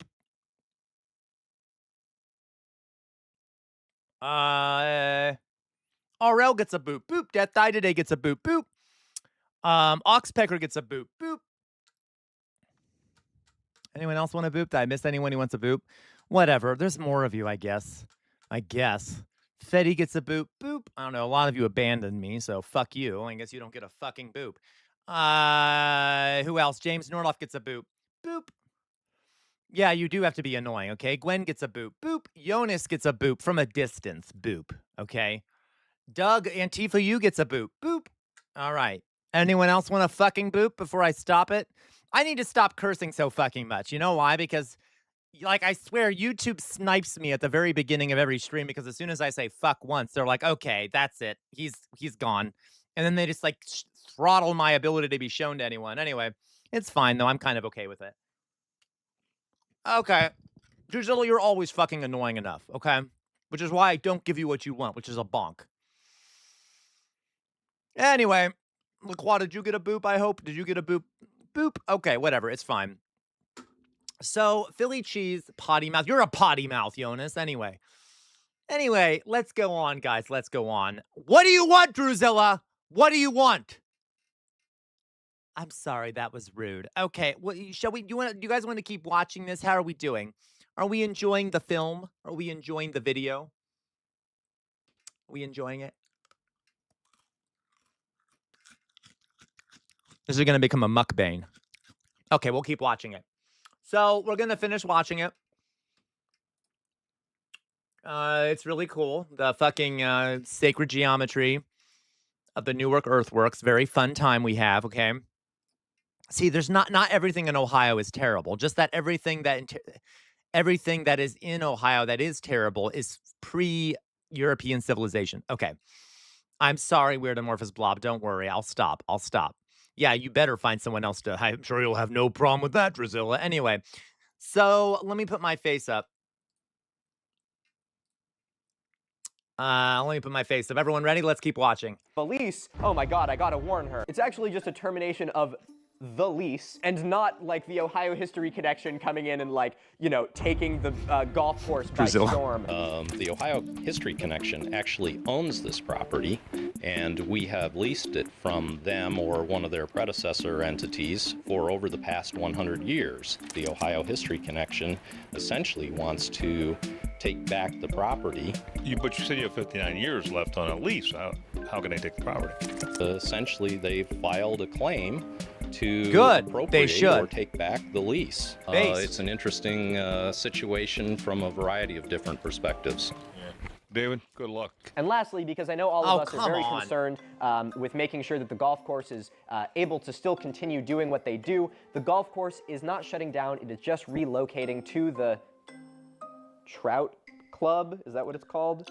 The Trout Club. And they're going to be changing the name of the Trout Club back to the Mound Builder Country Club, which is very funny considering they are no longer built on a mound. So there's kind of the rest of the story with the golf course. I will let you have your own opinions about it. Okay, now let's zoom out a little bit and look at this site as a whole, because it's the only way to be able to see— Philly fucking cheese. Don't go around giving advice to people in the chat as how to best insult me. Okay? How dare you? I see what you're doing out there, Philly cheese. I see you. Bad sandwich. Bad sandwich. The true extent of the sacred geometry that is hidden in almost every single one of the structures at this site. So this has a diameter of 1,200 feet. The circumference of that circle is equal to the perimeter of that perfect square. Wow. So there's, in addition to being connected by these ceremonial avenues— Did you hear that? The circumference of the circle is equal to the perimeter of the square. There's a connection in terms of the geometry. What about the others? Well, the area of that perfect square is equal to the area of that perfect circle. Wow. That's the observatory circle. Huh. That's 1,054 feet in diameter. Isn't that amazing? That measure, which we call the OCD, and in this case it stands for observatory circle diameter. Yeah, Fetty. Shows up over and over again in Hopewell architecture throughout Central Okay, and one Southern- thing I think is kind of funny though about him, about Milo, is that when he's talking with like experts, he laughs at really inopportune times that don't make much sense. And they're about things that aren't that funny. Like, it's just a note. It's just kind of a silly thing he does. I think it's because he really loves archaeology, so he gets too excited. So, listen, the guy explains a word they use to describe the proportions of the archaeology, and then he's like, ha, ha, ha, ha. It's like, that's not that funny, okay? Measure, which we call the OCD. And in this case, it stands for observatory circle diameter. It's not that funny. Shows up over and over again in Hopewell architecture throughout Central and Southern Ohio as well. In fact, of the 8 sites that make up the Hopewell Ceremonial Earthworks UNESCO World Heritage Site, all but one of them incorporate either 1,054 feet or half of it or a quarter of it somewhere in their architecture. Huh. J-Williams, I fact, swear to God. The distance from the center of that circle to the center of that circle is exactly 6 times that diameter. Fascinating. And the distance from the center of the octagon to the center of the square is also 6 times the diameter. Wow. Interesting. What about the octagon? The octagon, you could put 4 Roman Colosseums just in the octagon. That's how huge that is. Wow. So it's bigger than any of these. But if you draw a square inside it, drawing from alternate corners there, the sides of that square are equal to the diameter of that circle. Wow. And the area of that hidden square is equal to the area of the great circle. More deeply hidden geometrical connection. Wow. And I think that must have had some Philly cheese, I swear to fucking God. The Pythagoreans. We're trying to learn here, Philly cheese. And Philly cheese randomly says, so you believe this but not Bigfoot. Okay. Because one of them exists, Philly cheese. There's no such fucking thing as Bigfoot. There's no such thing as Bigfoot. I swear to fucking God. I swear to God. You know what? Sir Bert, I will jog. I will jog. And I'll dance at the same time because I need to get some movement in. So we'll keep watching this. And Drusilla, I swear to God, it must be getting that time of day where all of you need your snacks and you need your midday baby naps. Because, sweet Jesus, you're all getting all emotional. Oh, my God. Okay. Let's go on. Let's fucking dance. Let's run. Let's jog. Let's dance. Okay, and then we'll keep watching We're this in the thinking meantime. like geometry is discovering the mind of God or something. These people aren't Pythagoreans, but they're coming to the same conclusion, working on the same problems, working on how to square circles and things like that. The fact that the Hopewell builders were not only able to figure out this level of complex geometry, but figure it out on this scale is just amazing to me. I'm not a big math guy. In fact, I loathe math. I resent the very existence of math. But even I, a certified math hater, am absolutely blown away by the fact that they figured out how to do correlating areas not only with the same shape, but with different shapes having the same area across really vast spaces. That's just incredible. I can't do that. Now, interestingly, some of this geometry was actually noticed as early as when Squire and Davis made their map back in the 1800s. As I talked about in my last video, much of what we know about this site is because of the Squire and Davis map. It was published in the very first publication of the Smithsonian Institute and recorded much of this site before it was destroyed by the city of Newark. And part of the... Okay. Fine. I have a song for you. Fine, I will sing a song. How about that? Okay, I'll sing a fucking song. And he goes, why not? Why not sing a fucking song, right? Who the fuck cares? So, guys, we have a redeem that people can do. It can only be done once per stream. Where I will sing you all a song because I'm a fucking jester, apparently. Okay? Funny, I'm the fucking jester, but you're the ones who are clowns. Anyway, so... we're gonna sing a song. And it is not an apology to the sandwich. Anyway. So we are going to sing a song per Bart's request. And this is a good song. This is a good song. Okay, I want to be clear. This is a very good song, regardless of what you all say. So this is a famous song by a guy named Woody Guthrie, who I hope you're all well aware of at this point, if you're good lefties, which you probably aren't. But this is a great song called This Land Is Your Land by Woody Guthrie. Now, you all have heard this song before because you probably are like, oh, it's a patriotic song. It's not. Because in the original version of the song, Woody Guthrie, who was a communist, okay, Woody Guthrie, who was a communist, actually included lyrics that were very critical of the American government and American capitalism. Later, they removed those lyrics when it was published on the radio because that was a bit too radical. You know, the capitalist class didn't like that too much. So what's funny is that when we sing This Land Is Your Land today, it'll often be done in a patriotic setting, not realizing that it was originally a critique of the United States. So I'm going to sing you the original lyrics. Okay? Yeah, Doug, right? I'm going to sing you the original lyrics, the ones that are have a critique of capitalism. And okay, ready for this? Let me take a drink. And again, I do not claim to be a good singer. Oh, God damn it. 1 second. Oh, my God. What is that in my mouth? Ugh. Ow. Okay, my fucking tooth. Okay. So, here we go.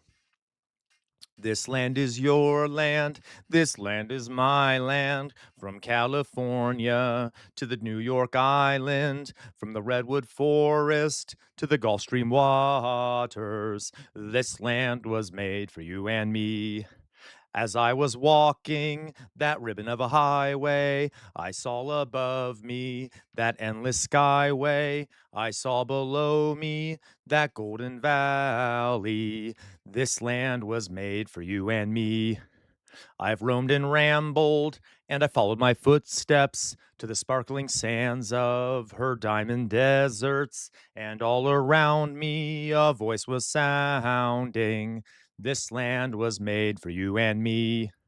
When the sun came shining and I was strolling, as the wheat fields waving and the dust clouds rolling, as the fog was lifting, a voice was chanting, this land was made for you and me. As I went walking, I saw a sign there, and on the sign it said, no trespassing. But on the other side, it didn't say nothing. That side was made for you and me.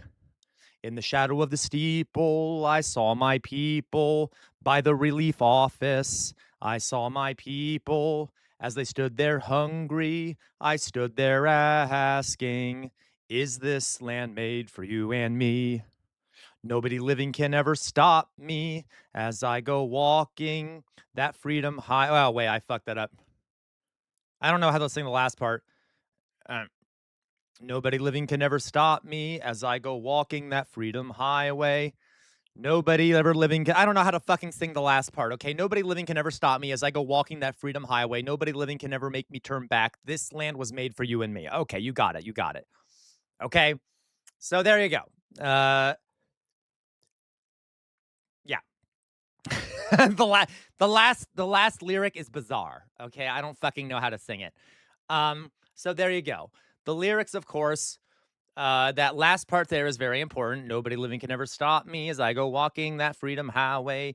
Nobody ever living can ever make me turn back. This land was made for you. You basically saying, did you notice the part there where it said, I came across a sign that said no trespassing. Okay, thank you, LaQuabwa. Thank you. It said no trespassing, and that side was made for you and me. As in, like, the other side, literally, he's saying, go onto people's private property, it's yours. And then he goes on to say, in the shadow of the steeple, I saw my people. By the relief office, because this was during the Great Depression, I seen my people. As they stood there hungry, I stood there asking, is this land made for you and me? Ooh, that line gives me chills, okay?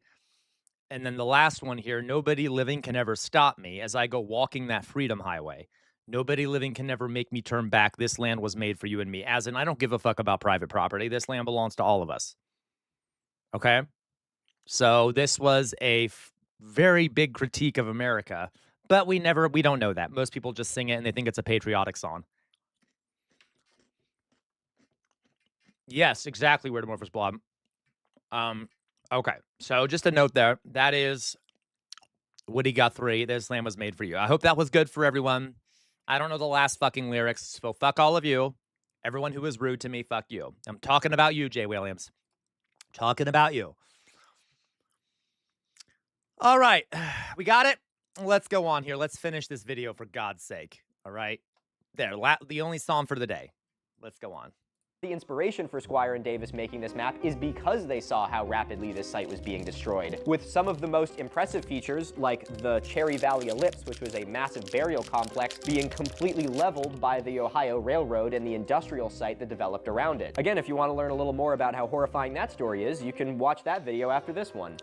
I am in the dead center, Dodongo, of Ohio, and yes, we might get tornadoes later. I don't think I have a tornado watch, but I am in the dead center of Ohio. I'm in Columbus. I'm not in Columbus, I'm near Columbus. But even Squire and Davis in the 1800s made note of that octagon, what was it? Observatory circle diameter, the OCD. It's fascinating that 1054 number shows up over and over again at different Hopewell sites.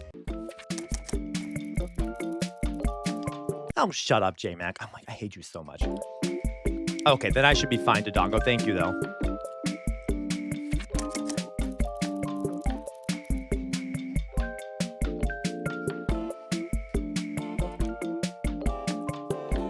Does this give us sort of an indication of a unit of measurement that they would have used? Yes. Yeah. Exactly. So, and we don't know exactly what that was. It's some multiple of 1,054 feet. Yeah. But what their Hopewell foot or Hopewell meter might have been, that hasn't been worked out yet. But certainly they did. That's really interesting. But this is actually the name of the UNESCO site that covers 8 different locations. The Circle and Octagon is another one of them. Again, even though they were part of the same site, they are now 2 separate sites. And then there are 6 more. And every single one of these other sites High Banks. I go to High Banks quite frequently. You can go see the Indian mounds there. Incorporates some part of that 1054 measurement into it, showing the consistency and... I know, Elevator Lady, I'm kind of disappointed that I'm not getting hit by a tornado. Elevator Lady knows why, but I kind of wish I were hit by a tornado. Sophistication of... Partially because I'm suicidal, but also because I like tornadoes. Hopewell builders. Ideally, in the future, I'd love to visit some of these other sites and sort of continue this into like a little, mini documentary series that I just flesh out over time, because I was fascinated visiting these sites, and I would love to see the other ones. Again, if you get a chance, do yourself a favor and visit this place in person. It's amazing. The people there are highly knowledgeable. Tell them that Milo sent you again. Okay, now there's one more sort of secret piece to this site that I forgot to mention. I do, Jonas. Probably, guys, if I get rich and famous, which will never happen, but if I do get rich and famous, I'm gonna go tornado chasing. I'm gonna get like amazing equipment, and we're gonna have a casual revolt tornado chasing stream. And Elevator Lady will be there, and we'll do a live stream with me trying to chase a tornado with all this fancy equipment that I don't know how to use, and it'll be hilarious. And I'll probably die, and maybe I'll wear a jester hat while doing it. That'd be pretty fucking funny. Philly Cheese, CR the Storm Chaser, the Chaser. Philly Cheese, I hate you so fucking much. I hate you so fucking much. Okay. Yeah, I know, Dodongo. He's still, but like, he's also, Dodongo, Reed Timmer annoys me sometimes. Like, I do like his tank thing, but he can be kind of annoying. But yes, you're right. Reed Timmer does do that. Fetty, oh gosh, Milio's, yeah. I was actually going to watch that Goblike Tepe. That's what I was thinking about earlier. Well, whatever. I'm just rambling. Let's just keep watching. Than everything else. And it has to do with this. Oh, sorry. I mean, it has to do with this. This is referred to as the Great Hopewell Road. Yeah, no, me too. It is very cool, Dodongo. This is another thing that... I'm not criticizing you, Dodongo. I'm just like... He sometimes annoys me, Reed Timmer does. Seems like it should only exist in the far-flung reaches of pseudo-archaeology. But I'm gonna get into it in just a second, because there's a couple other things I want to mention about this site before we get into that. Okay, one, I have kind of 2 little corrections from my previous video. This ring, this enclosure ring, was actually not a mound, even though I have it indicated as a mound. That was a stone circle around the burial mounds. So, sorry about that. Second, in this beautiful animation that illustrates what parts of this site still remain, remain. I accidentally indicated a thing that does not remain. This part does not remain. Ryan Hall, I love Pay Ryan no Hall. heed to that. That segues us perfectly into part 2B, talking about Hull Circle. I mentioned this. Okay, you know what? I'm sorry. 1 second. I'm distracted, folks. I'm distracted. I know I'm a bad streamer. I'm distracted. Again, if you're just now tuning in, we've got 9 active tornado warnings. Oh, great. But the most immediate. Yay, guys, if you're in the United States, be careful. Okay, there's a lot of fucking tornado warnings out there right now. Life-threatening situation is going to be this one over here in Kentucky, I believe. This thing is on the ground doing damage. Dude, aren't you happy I told you that Out story, there near Elevator Lady, Poplar. about how he has an accent, so the weather Bro. channels didn't want him? So apparently there's like a Very big fucking unfortunate tornado. situation. I'm just trying to see where the tornadoes are so I can make sure I'm not going to die. Give me a second. So where is this? Where is he right now? He's looking at, New Jersey. There's a tornado warning in New Jersey. Jesus Christ. This was a picture out there near Amelia. Peck on bad. That was rude. Why'd you do that? Screw you. Ohio, as the tornado was forming. Elevator Lady. So we just dealt with this one. Now we've got one out there in Kentucky. Oh, good. Now there's one in Kentucky. We're all going to die. If you can Okay, thank you. That's it. I just wanted to see what that was about. Oh, goodness. Oh, my God, my spine. Ugh. J Max says, will you film yourself charging outside holding an American flag if a tornado comes? No, I will not. Trying to neutralize the tornado. Thank you, Peck on Bad. Such an effective method for neutralizing a fucking tornado. Okay, yeah, J-Mac, cry. That's the only thing that brings me joy anymore, J-Mac, is watching you cry. And one of these days, I'm going to ask you to send me a vial of your tears so that I can use them for self-masturbatory purposes, because there would be nothing that bring me more joy than using your tears for sexual purposes. Anyway. Okay, so moving on here. That was kind of disgusting, and I apologize. Sorry, that was rude. That was rude. That was disgusting, and I apologize for saying it. I know I'm a horrible person. I know it's weird that I get aroused by J-Mac's tears because his pain makes me very enjoyable. I mean, it's very good. It's a very lovely thing to me. I'm just saying that, okay, whatever. Yeah, why don't we just nuke the tornado's death die today? I'm surprised Trump hasn't tried, because he tried to nuke that. He wanted to nuke that hurricane that one time. Anyway. You say, Dodongo, I'm pretty much surrounded by a bit of a forest. I hope that will stop the NATO before it swirls me into the sky. Listen, Dodongo, the most dangerous part of a tornado is the fucking debris. And there's a lot of fucking debris in a forest. So good luck to you. Good luck to you, okay? You'll be like one of those, like those cartoons where there's like a cartoon character up against a target and people are throwing knives at it. That'll be you. You'll be in the center of the spinning target wheel, and the tornado will be throwing knives at you. Let's hope it misses. Okay, so let's, by the way, a tornado can be so powerful that it sends a fucking piece of straw through concrete. So I'm just saying. Do so safely. Send in pictures and videos to ryanhallyyall.com/submit. Of course, you don't have to. So it's coming right at you, Denongo. Good luck to you, really. Good luck to you. Jonas, I can't help it. Tornadoes are fun. I'm sorry, guys. Do you want to keep watching the Milo thing? Oh, God, I'm bored with it. I'm sorry. It's my ADHD. Do we get it, though? It's cool. The fucking mounds are cool. They're big. They're fucking, here, I'll send, if you want to watch the rest of it, I will copy and paste it. I'm bored with it because I get it. I know I get it. It's a thing. But yes, I hope you know, Dodongo. Seriously, though, stay safe. I'm just being an asshole because it is very unlikely it'll directly hit you. Okay. All right. Tornadoes build character. Correct. They do. All right. So I just sent you a link to the video if you want to watch the rest of it. I really don't care anymore. I've lost interest because, for reasons. All right. For reasons, I lost interest. Okay. So I'm going to, I got to take a pill here.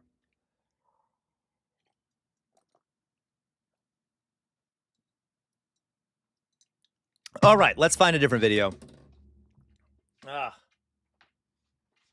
Let's find a fucking other video. Oh my goodness. Oh my God, my back. Oh my God, my fucking spine. All right. Yes, do that, Dodongo. Throw your beta fish into a big jug of his own water and the budgie will be shoved into your pocket. Excellent call there, Dodongo. Excellent call there. Maybe put a mattress over yourself. I've always thought that's something you could do is you could take your pets and throw them into a washing machine or a dryer, and then they will be safe in there, hopefully. All right, so got not like an active one, by the way. I'm not saying throw your pets into an active washing machine or dryer. I'm saying when that's turned off. Okay, okay, let's see what else we have to watch, folks, because I've lost my interest. You know how it goes. All right, you know what? Let's watch another Jay Williams video, because why the fuck not? The road to sexual purity. I'm going to fucking kill myself. Okay, you know what? I say that too much per day. Let's try this one. Let's try this one. This one is, I really hate Little Marcy. Let's watch this one. The Signs of Sin. The Signs of Sin, which God knows is going to be horrific. No, we don't have shelters, Jonas. The shelters we have are basements, and not everyone has basements. Especially if you live in a mobile home park, you're kind of fucked. You better run from your house. You better run from your mobile home if you do live in a mobile home. Okay, now at places like Oklahoma do have shelters because they're so used to tornadoes. All right.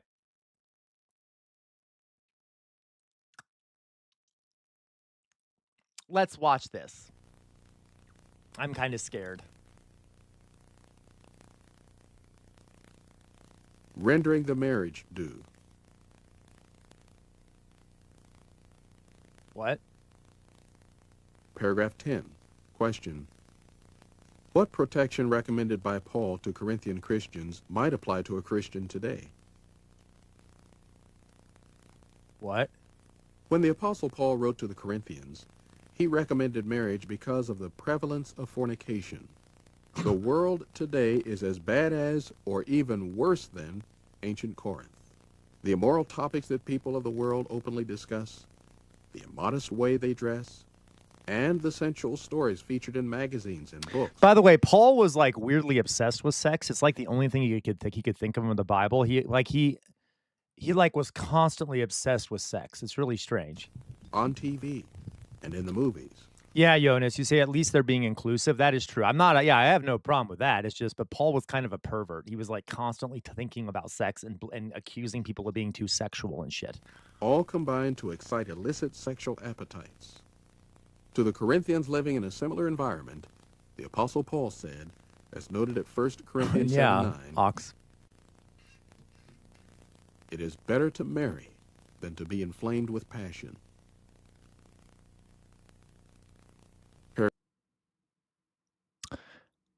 But wait a minute. I'm sorry. See, the implication here is that when you're married, you're not inflamed with passion. So is he saying that you have to like not be impassioned with your what?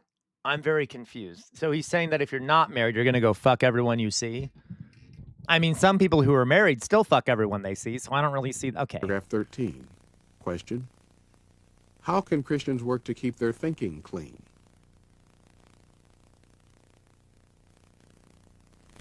Like all Christians, married servants of God must avoid pornography, which can create unclean and unnatural desires. I don't blame you, Dodongo.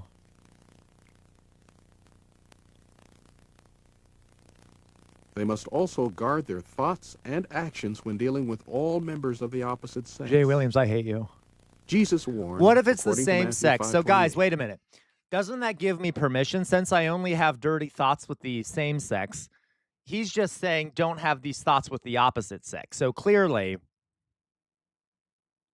I'm permitted to do that, right? Then it's okay that I have relations with the same sex, right? Technically. But also, I do love the, it's a loophole. I do, by the way, love the thought crime shit. I love the thought crime shit here. You know, you're going to commit a thought crime if you have dirty thoughts. Okay. Right, Death died today. Everyone that keeps on looking at a woman so as to have a passion for her has already committed adultery with her in his heart. No, they haven't. This is like the thought crime shit, guys. Come on. Everyone every day sees people that they want to have sexual relations with, okay? You know? Like you'll be walking down the street and there comes some himbo walking in the other direction and you're like, oh my God, I want to have some sex with that person. But like you don't, right? Like you don't do that. And that's not the same thing. Not every day. You see what I mean? It's not the same thing as doing it, right? That's not fucking adultery to think it, because you're fucking human. Okay, you're a fucking human. I don't walk down the street that often, Jay Williams, just to be clear. I'm saying like it's a normal thing, right? It's a normal thing. You'll be watching TV. You'll be, I don't know, whatever the fuck people do. So Jonas says there's a Muslim loophole. Get married with no intention of staying married so you can get some action. Really? That's so bizarre, Jonas. Okay. I mean, it's kind of like, what's the point then? But that makes sense. Okay. But I guess that's also a Christian loophole technically, because then you could also do that as a Christian. So anyway, that's funny. Okay. Okay. By applying the Bible's counsel regarding sex, couples should be able to avoid falling into temptation and committing adultery. They can continue to enjoy delightful intimacy in a marriage in which sex is treasured as a wholesome gift from the originator of marriage. Ew, God, no. I want my sex to be dirty. I don't want it to be wholesome. I'm just kidding, but you get the point, right? No reason. No wonder there's such a high divorce rate. If people getting married for Christian reasons, how dull.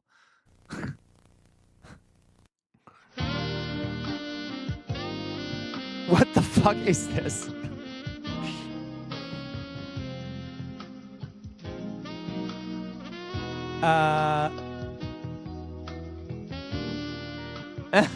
Okay, they're just making fun of it now. I get it. That's kind of funny. Okay. Def sex ed. That's okay. We're not going to do that shit. So let's go on to another one. We find a different one here. Resolving conflict in the workplace. So the guys, again, Jay Williams sends us psychotic videos. Now we're the only ones that watch these videos, I swear. This video only has 886 views. It's fine. This is called Resolving Conflict in the Workplace. And this is another, video from the 80s or 90s?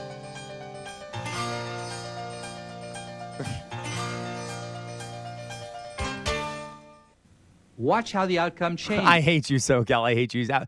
SoCal says, you wanting sex to be dirty is why the priest told you that Audi thing in school. I hate you, SoCal, so fucking much. In each of these situations, once the technique of anticipation is used. Look, everyone's leaving the stream. I'm sorry I'm a degenerate. I apologize in advance for anything I might say during this segment. I'd like the opportunity to be assigned to that account. I don't think so. Last time you seemed to have some real problems. You can use anticipation to influence. On one other occasion, I had some difficulty with that account. This is a Bible verse. No fucking. You're not joking, Dodongo. Dodongo says this is a new verse from the New International Version of the Bible. There she lusted after her lovers, whose genitals were like those of donkeys, and whose emission was like that of horses. Oh wow, that's cute. Yum yum yum yum yum yum. Okay, that was gross. I apologize. All right. But I've corrected the problem I had. I'd like the opportunity to work on it again. Okay, I'm willing to discuss the possibility with you. Listen, honey, could you get that report for me? Okay. Ew, don't fucking speak to a woman that way. Oh my fucking God, I hate that. Hey, honey. Hey, sweetheart. Hey, babes. You can use anticipation to win respect. Listen, honey, could you get that report for me? Look, I know you don't mean anything derogatory by it, but I really feel uncomfortable when you call me honey. Please, call me Paula. I'd really appreciate that. That actually isn't that bad of advice. I mean, yeah, of course, admittedly, guys, what they should be doing is teaching the men to not say shit like that versus teaching the women how to address the problems that men are causing. You see what I mean? So it'd be much better to do a segment where hey, don't fucking speak to women in a derogatory way in the workplace. Thank you. Please don't fucking dehumanize them and treat them like they're your property. That would be a better way to handle that, but still, I guess that's better than nothing.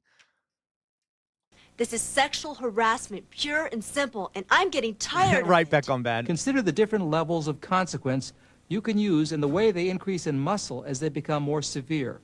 First, the manager who has to confront an employee about his chronically unsatisfactory work performance. Then watch the levels of consequence used to resolve a sexual harassment conflict. Harassment? Leonard, if you make any more mistakes, I'll expect you to get some special tutoring to correct your errors. Wait a minute. They give a warning when it comes to sexual harassment. Now, Johnny, if you sexually harass this employee one more time, you're going to have to get some special tutoring. Okay, I'm sorry, but the warning should result in being fired if you're fucking doing sexual harassment. Let's be honest with ourselves. Like, if you're like, okay, and maybe not even a warning, it depends on what it was, you know what I mean? But like, okay. I'll have to relieve you of this responsibility and give it to someone else. I will not be able to recommend you for a merit raise. Leonard, if you continue to operate at an unsatisfactory performance level, it could affect your future employment with this company. Thanks for the offer for the drink, but while I like working with you, I'd like to keep it on a strictly professional basis. See, I don't know if I like that. I don't feel like a woman, when they have the women, they always have to offer something appeasing. They have to offer something appeasing. Like they have to be like, I like working with you, but what if she doesn't like working with him, right? Like she doesn't have to try to appease him or make him feel better about the things he's doing to her.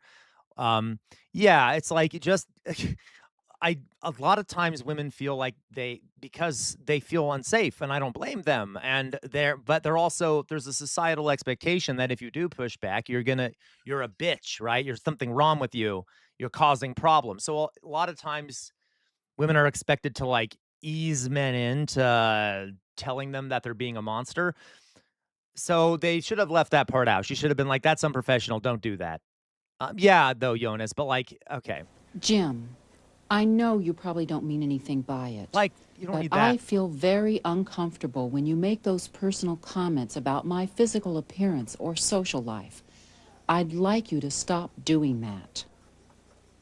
I mean, that's generally good, but she could be like, hey, stop doing that, please. Like, that's just not, stop making comments about me. That would be nice, okay? Please don't do that. She doesn't have to add that. I know you don't mean it, all right? Jim? It doesn't matter. By the way, even if he doesn't mean it, it doesn't matter, right? We've talked about this before. I told you I was very uncomfortable when you make those personal remarks or touch me. If it happens... Whoa, wait a minute. He's touching her?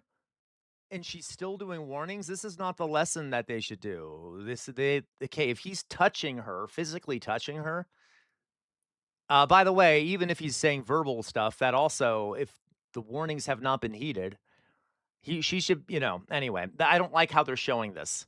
I'm not blaming her. I'm blaming the video, by the way. Again, I'm filing a formal complaint with the personnel office. Good. Office of the No, do it now. File the complaint now. You need to keep records of this. President and the Equal Employment Opportunity Commission.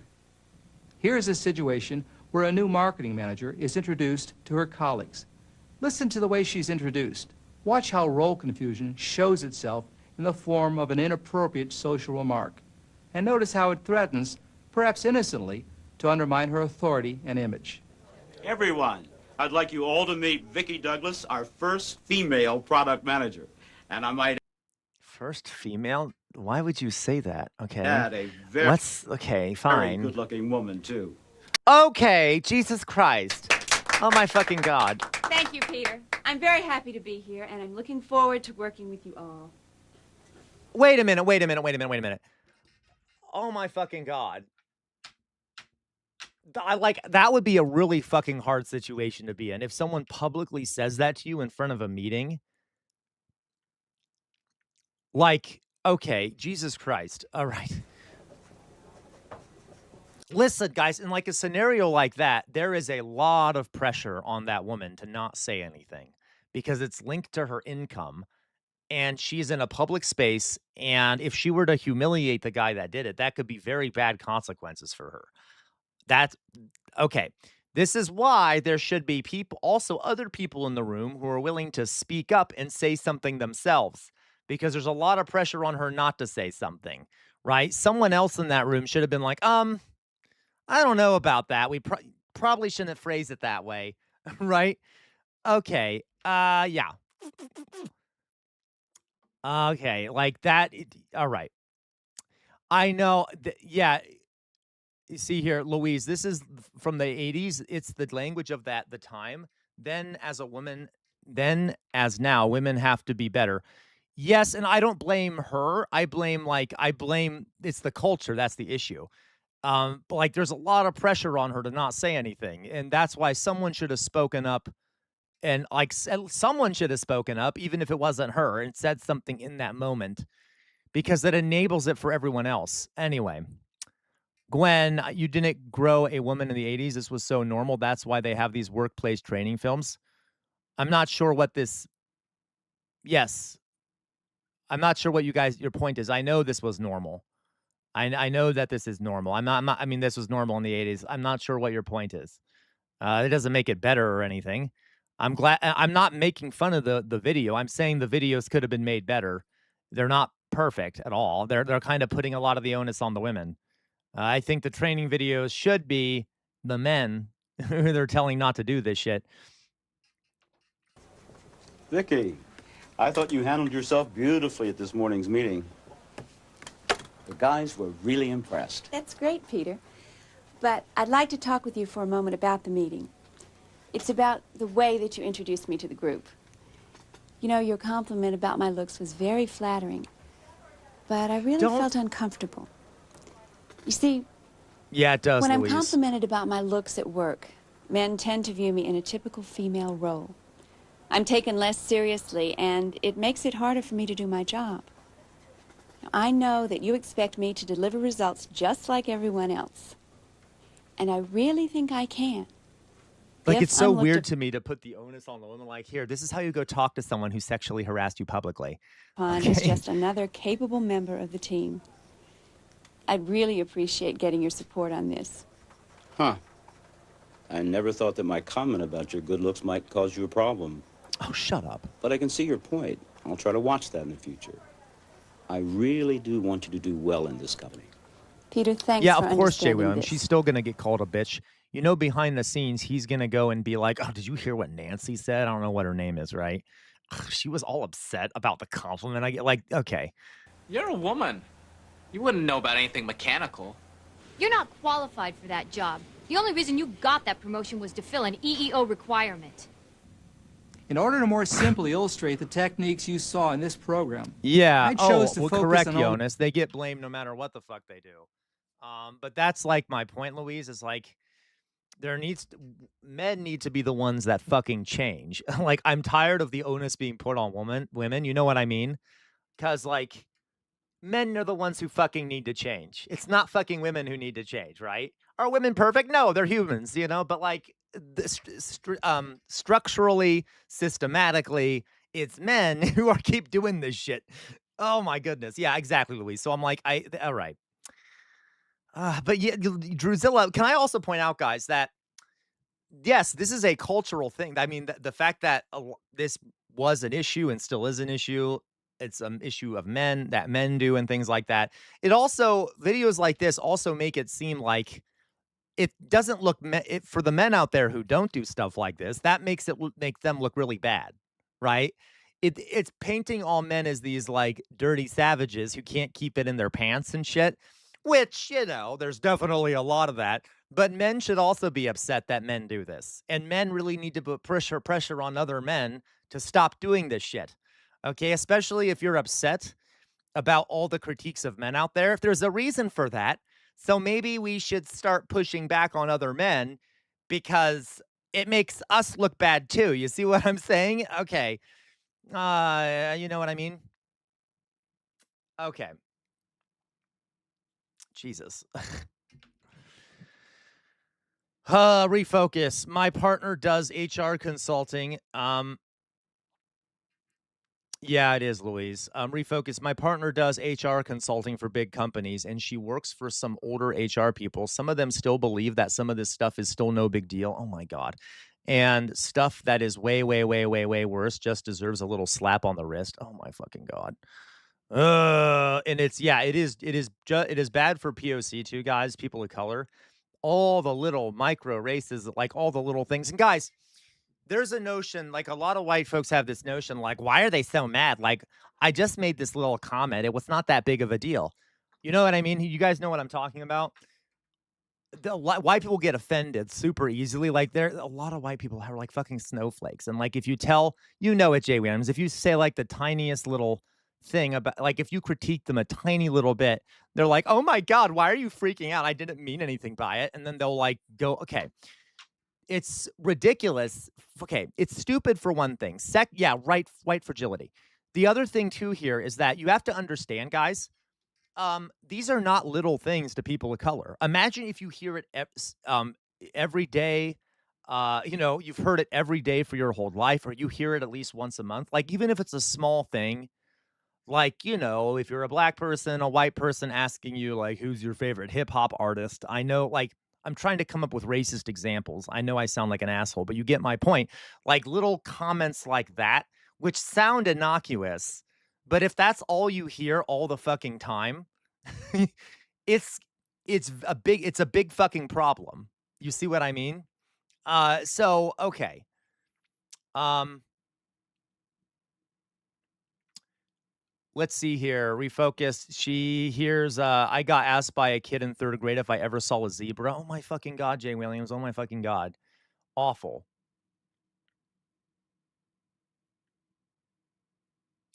Man who admitted to a prayer pad sexual assault a second term. Yep, that's true, Gwen.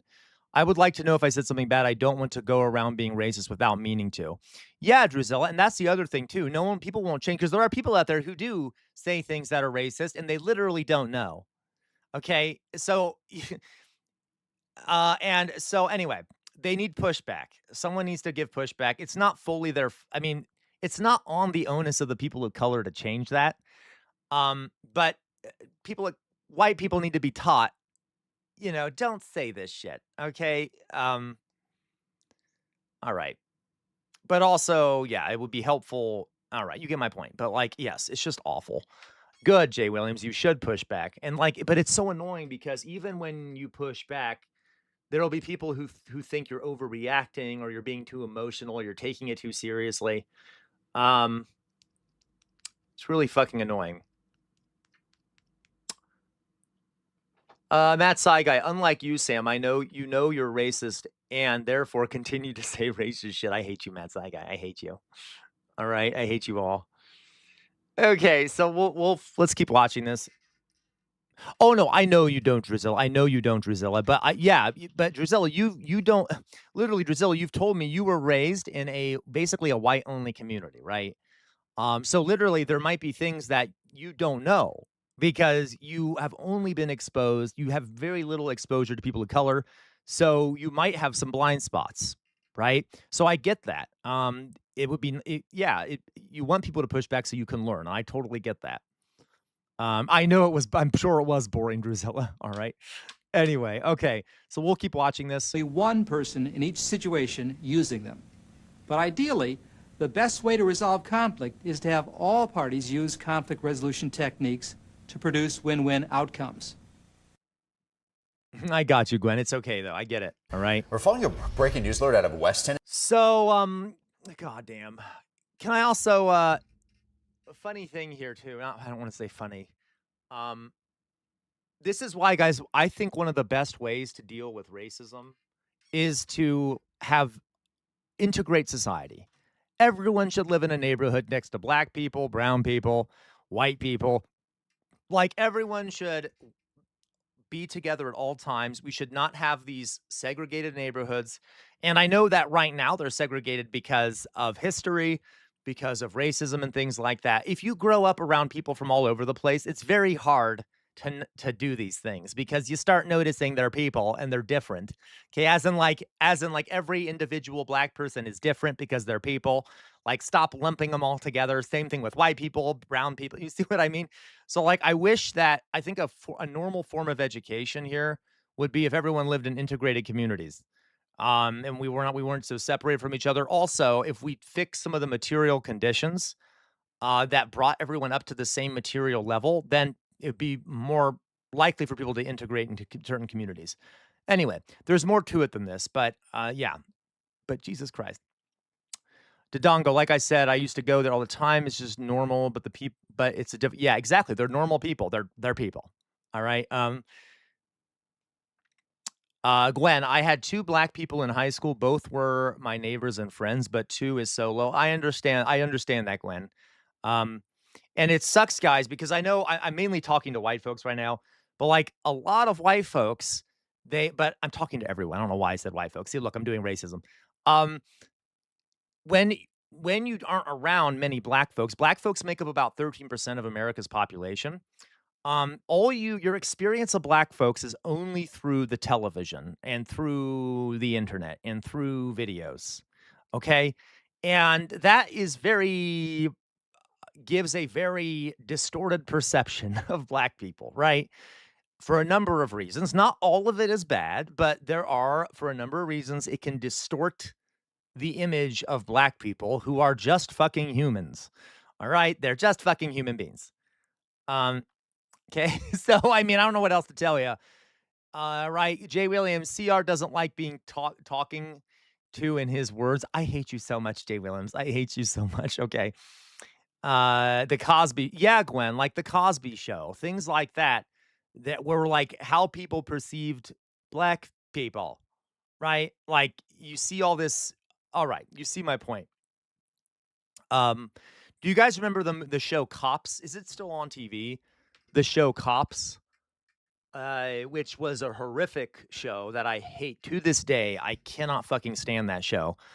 Like, I have trouble if I ever see a clip of it, I have to turn it off because it makes me so mad. Anyone, you know the show Cops? I don't know if it's still on TV, but it was a show where they literally, bad boy, what you gonna do? What you gonna do when they come for you? Okay. It was a monstrosity that basically promoted exactly, LaQual. One of the reasons I hate it, that really promoted the image of black people as dangerous criminals, and it played it up. It was often, okay. I hate you, Matt Saigai. Let me find this. Let me find real fast. I'm going to just find you guys opening clip. It was definitely propaganda, Gwen.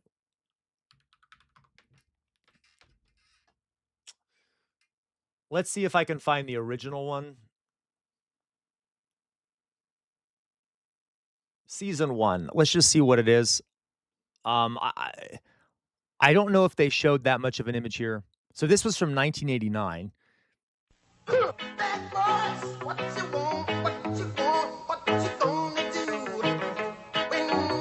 Yep. See that? Black person, black person, black person. Naked women, naked women.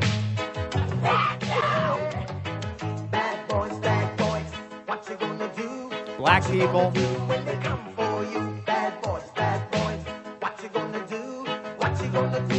And this evil, and I don't use that softly, evil music. More black people being beaten up by the police.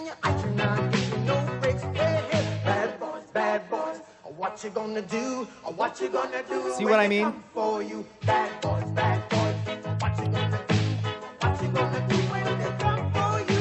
Cops is filmed on location as it happens.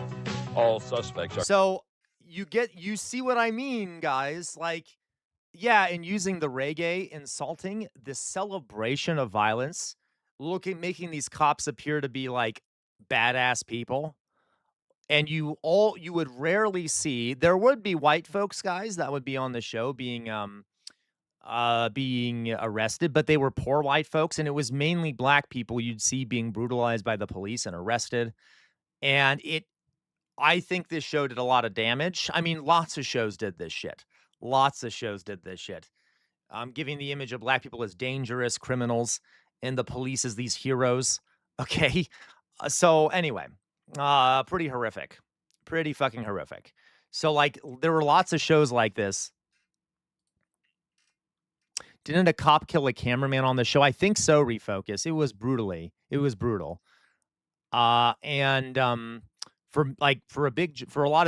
For a generation of people, that's what their image was of black people.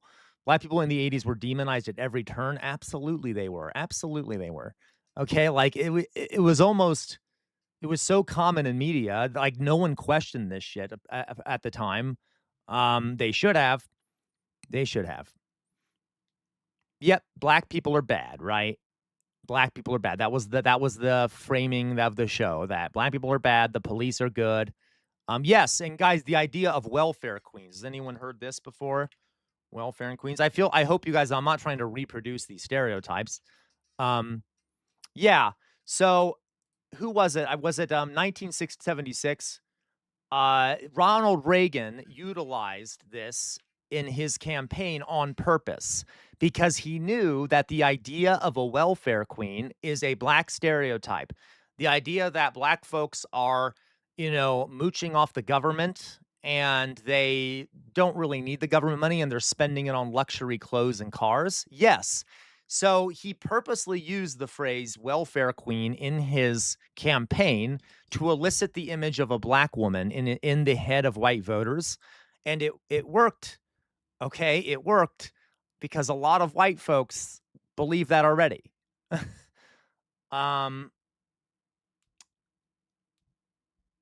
Yeah, and all while fathers were in prison. Yes. Yep, the Southern strategy in action, outer signal, 100%. So anyway. So I try to speak to white folks generally in an empathetic way. And what I mean by that is I try to get through to white people by trying to explain how they've been brainwashed. Because admittedly, a lot of white folks, you have to make them feel like they're the victim, otherwise they won't listen to you. Anyway, I know that sounds dark, and I know this isn't the white folks in here, okay? I know this isn't the white folks in here, but I have found, when I've been a teacher, if I convince them that they've been victimized by false information, they're more willing to accept that they have a misapprehension about black people, which is an interesting way of looking at it. But anyway, okay. And admittedly, they have been, but yeah, Philly cheese. But that's the thing, Philly cheese. They can understand being victimized sometimes, but a lot of time they still don't feel victimized. Anyway, even when I try to make them feel victimized in terms of being you were exposed to media that convinced you of something that isn't true. It's it's an imperfect method. I know. It doesn't work all the time, but there are other ways to do it. Anyway, I'm kind of rambling here.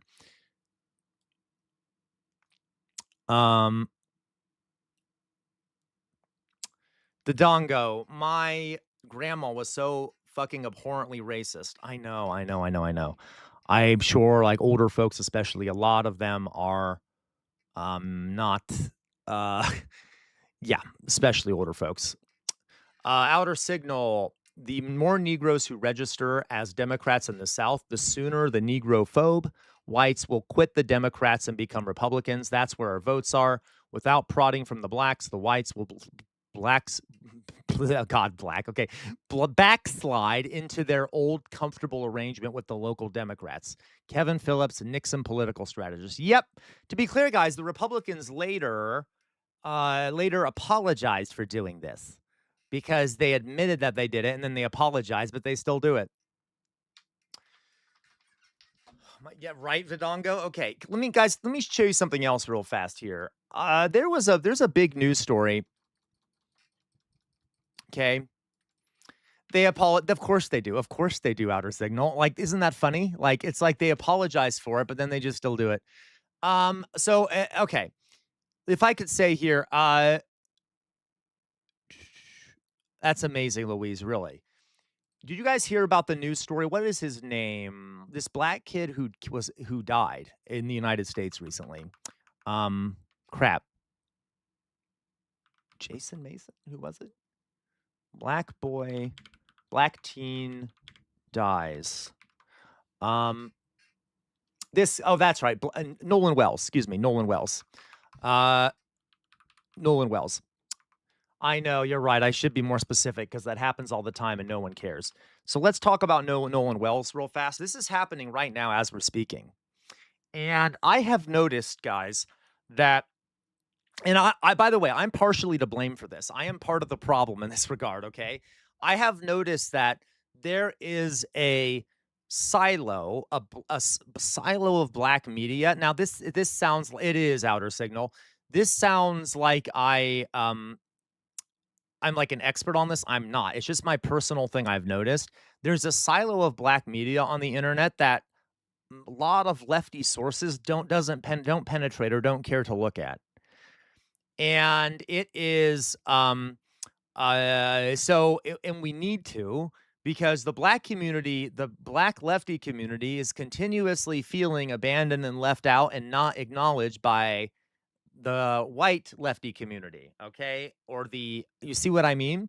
So this is an example of one of these stories that is being talked about. There you go, Gwen. Yeah, Roland Martin, Dr. Ritchie. There are a few other black lefties, okay, are kind of existing in this silo that doesn't get much penetration from the outside. And it needs to. So this is a really big fucking story right now that a lot of white media are not even talking about, okay? I don't want to say white media, but it is, okay? And we need to talk about it. So I just want to show you guys, and again, I'm to blame for this too. Have I spoken about this story? No. You know why? I only learned about it today, okay? So here you go. TMZ is following two major criminal investigations this morning. But before we ask them about that, we want to go back to the drama with the Cubs because it seemed like they had some inside baseball. Yeah, no, Michael what? Are Babcock you okay? Is live from the TMZ First of newsroom. all, Michael, that was we hate to put you on the spot here. I know we have some. Did you hear that? That was disgusting how they did that. Let's find someone else to watch. I'm not doing that. Did you guys hear that? I don't even want to watch the rest of what they have to say. That was really gross. Oh my God. Okay. Let's find something else here. I want to find a better.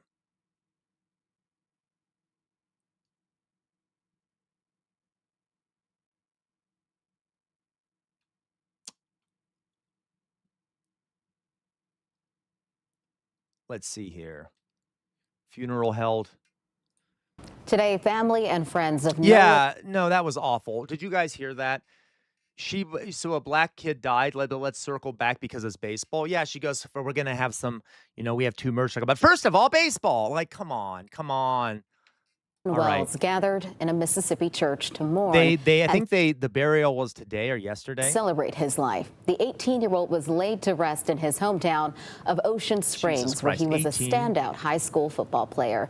Investigators say they believe Wells drowned during a July 4th boating trip with friends. His body was recovered near a remote barrier island. Autopsy results are pending. So that didn't really tell us. I need to find a good video about this. Give me a second here. Let's also, you're also right. I also know there have been a bunch of black folks being found literally dead, hanging from trees, and it keeps being ruled as suicides, which I don't buy it. I don't fucking buy it. It is like, it's a historical trend. Lynchings are a historical trend.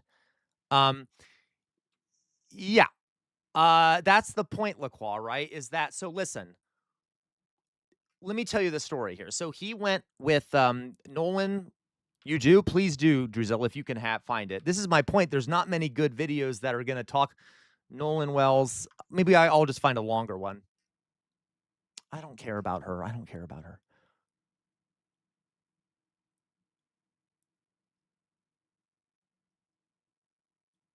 And I don't know how reliable any of these are.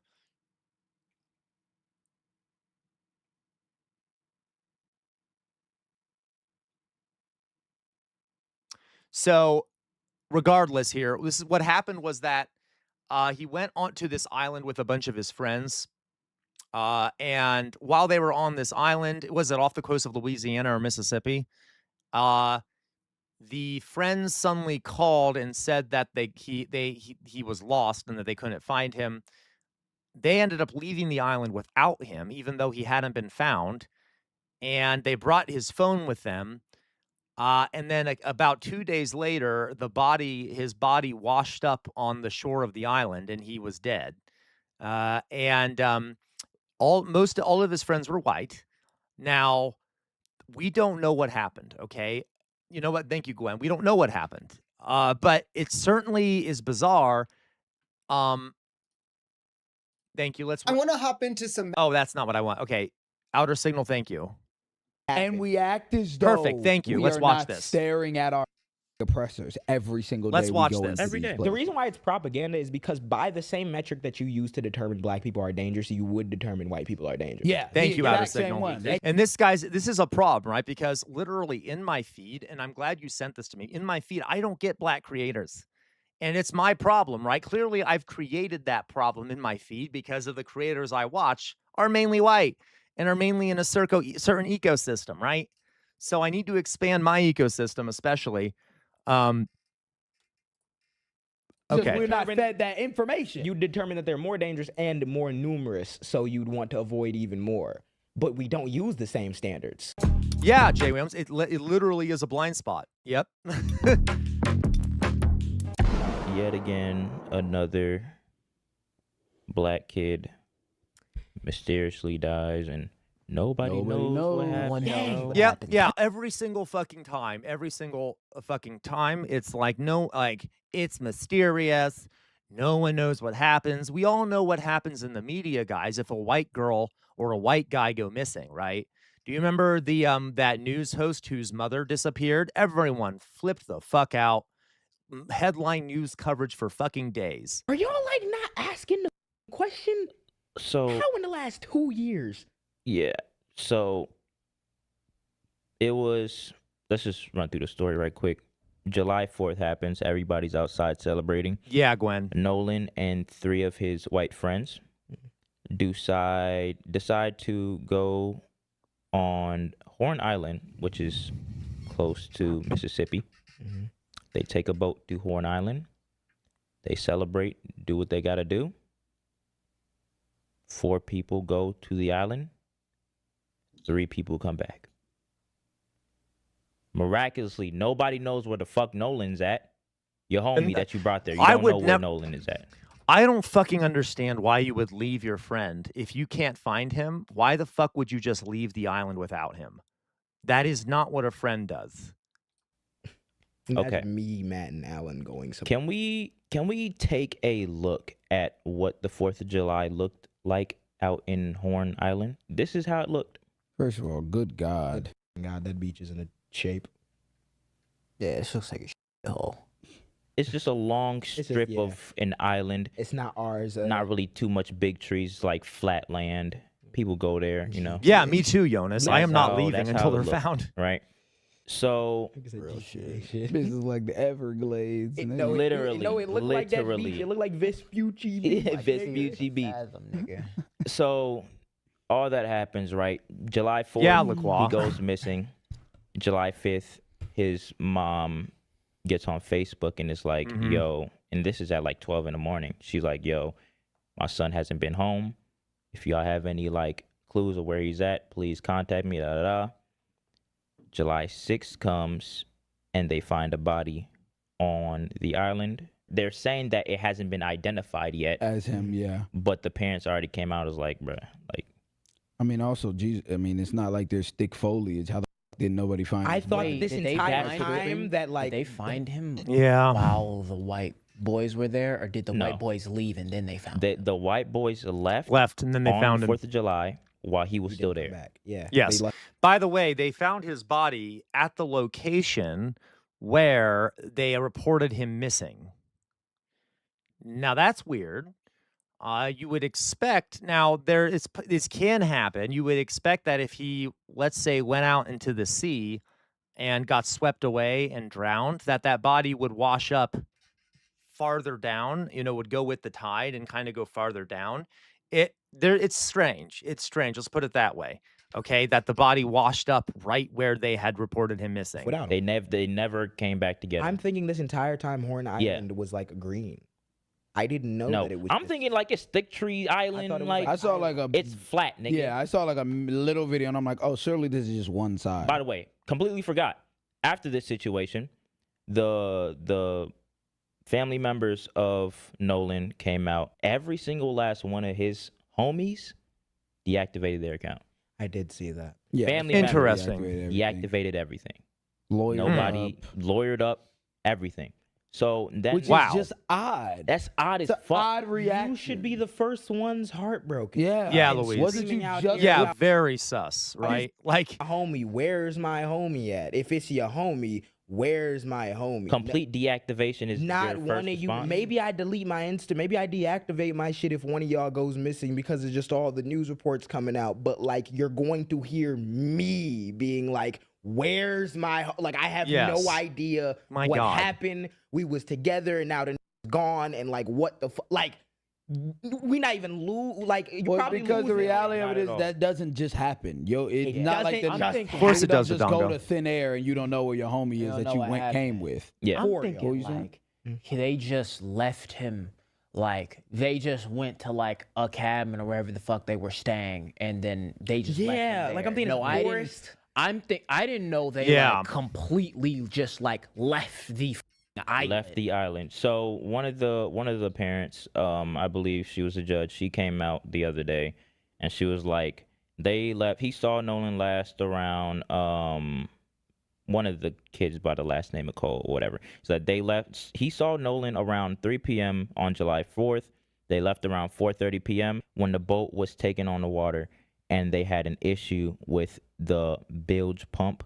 Nolan made the decision to stay on the island and return inland later with another group of friends. This is coming from the mother, I guess the kid told them. So they're saying that Nolan stayed on the island because he wanted to come back with another group of friends. But then why did they bring his phone with them? Wait a minute. What? The white boy. Yeah, white boy. Yeah. And then we have another response from somebody. She was like, he was the first person that noticed. This is another kid. Okay. So apparently I thought they had his phone when they came back, didn't they? Let me see if that's true. I thought that was the case. Nolan.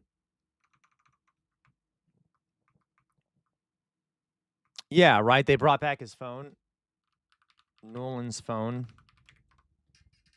No, not Nolan's phone number. Jesus Christ. Nolan's phone.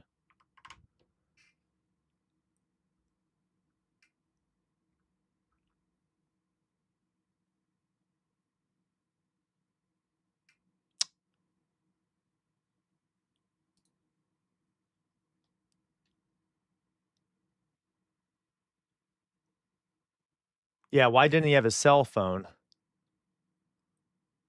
Yep, their phone was with Nolan's friends. So when they returned, it was with them. So why the fuck would they leave him on the island without his fucking cell phone? There was some problems with the boat where they needed to get it either towed away from the island. You came with 4 people. 1 black kid, 3 white kids. The other parent goes, yeah, Gwen. He was the first person, meaning her son, was the first person that noticed he was missing when they got back to their friend's house and called his mother. I hate you, Matt. You noticed he was missing after How do you y'all notice left the only nigga such damn near bullshit. on this fucking island Such bullshit. not with you when you finally get to that? Like, guys, regardless of what happened, the dehumanization here is clear, right? Like, they don't care about him.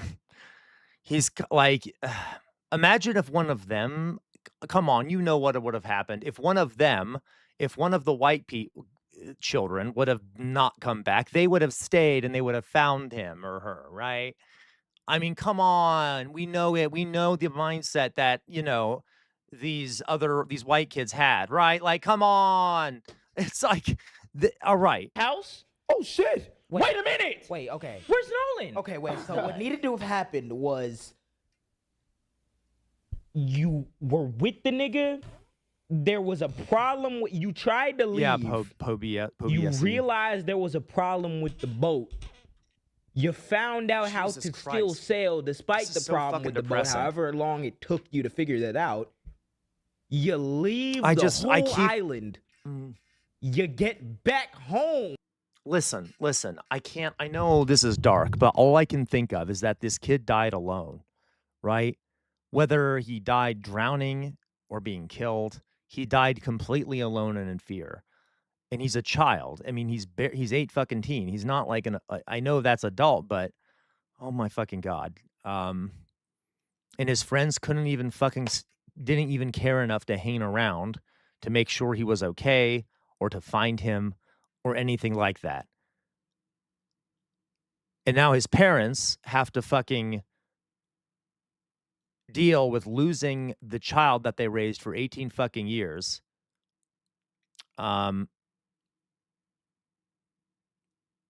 Suddenly. Yeah, he may not have been alone, but in any case, he was alone, as in there was no one there to help him, even if he was killed, right? And then you notice the niggas missing. You didn't even just like hurry up and run to the boat, and we just got out of there. We had to run. It was tsunami. No, I haven't seen that, Philly Cheese. Do you know what that's about? He's coming, nigga. Would you send that to me? I'm curious. Problem with the boat? That means y'all had to notice there was a problem with the boat first. It was like, oh wait. Yeah, Louise. Okay, oh my fucking god. And there has to be a moment of let's make sure we don't go out there. Matt Saga, thank you so much for the 500 bits. Really, thank you so much. Really, you're great, Matt Saga. Thank you. And is it still saleable? And then you go and you maybe in that time you make sure everyone's accounted for. And he didn't. Nolan didn't have his phone on him. So what about the altercation now? So this is what you were talking about. None of the white boys know nothing about this big ass altercation that was being posted. Yeah. So basically, there was another video where I'll put it in post where this dude, he's at the Horn Island, he's panning around. You can hear some like discussion / arguments in the background, but the way the video looked to me, he was panning around. You see a group of white kids and you see one black kid standing there. It kind of is this like recent? Is this video recent that they're talking about? I had to notice there was a problem with the boat first. Nolan Wells video. Thank you, Jonas. Oh, goodness. Oh, my God. What is happening to my screen? Oh, my God. The screen doesn't like me talking about black people, apparently. Anyway. Okay. All right. Fucking racist Google. Okay. Moving on here. This is, okay, so this is the video. Let's see here.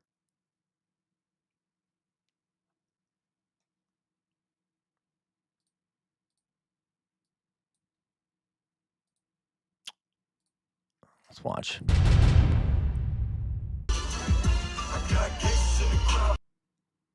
Oh, so that's Nolan right there. Okay.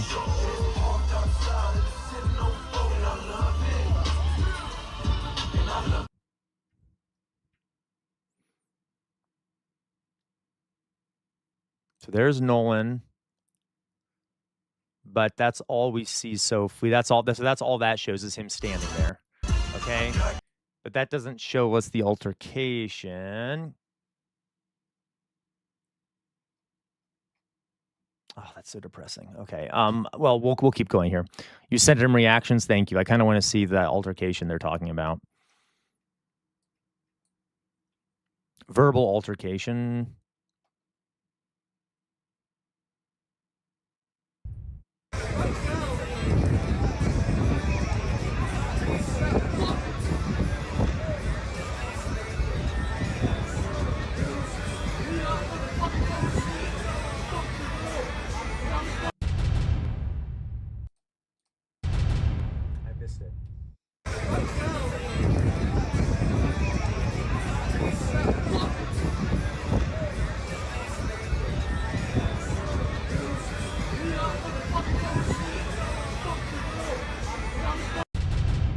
Oh, I hear it. It's the voice. Okay, so you can hear his voice screaming about something, right? Is that what that was? Yeah, he was only 18, POB. Okay, so there was some kind of yelling going on. A little bit, but the argument that I was hearing in the background, I don't feel as if the spot that the boat was at, you could hear whatever the fuck they were talking about. It sounded like it was another boat kind of next to them. Oh, okay. But either way, 4 niggas go to an island. Like, so then why is the National Guard not on the island then? Like, the moment you niggas are like, oh, wait, there's a nigga missing. Yeah. What? Why are we not like... Now don't nobody know what nobody don't know what happened. He ends up dead, right? Now, those reports saying that, oh, he was with some shorty before he ended up missing. The shorty's family came out, was like, she left before Nolan. No, she left before the white kids left. So we have And now questions. That's so Kill strange. everybody. Yeah. Fuck you. That's if I'm a parent, bro. What the fuck are you talking about? What are you talking about? Yeah, they had his phone. The phone was on the boat when they left. Yeah.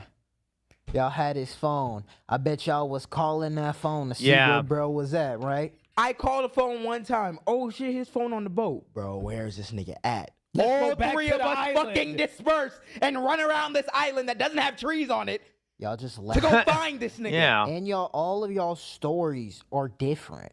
Like, don't they have And you like- spoke to your mom, who's the judge allegedly, who's telling us your side of the she's story. A judge. She's a judge. Yes. She's Here's the thing. confirmed. Yeah. No yeah, consistency. She literally has judge Well, on she better her fucking recuse page. herself.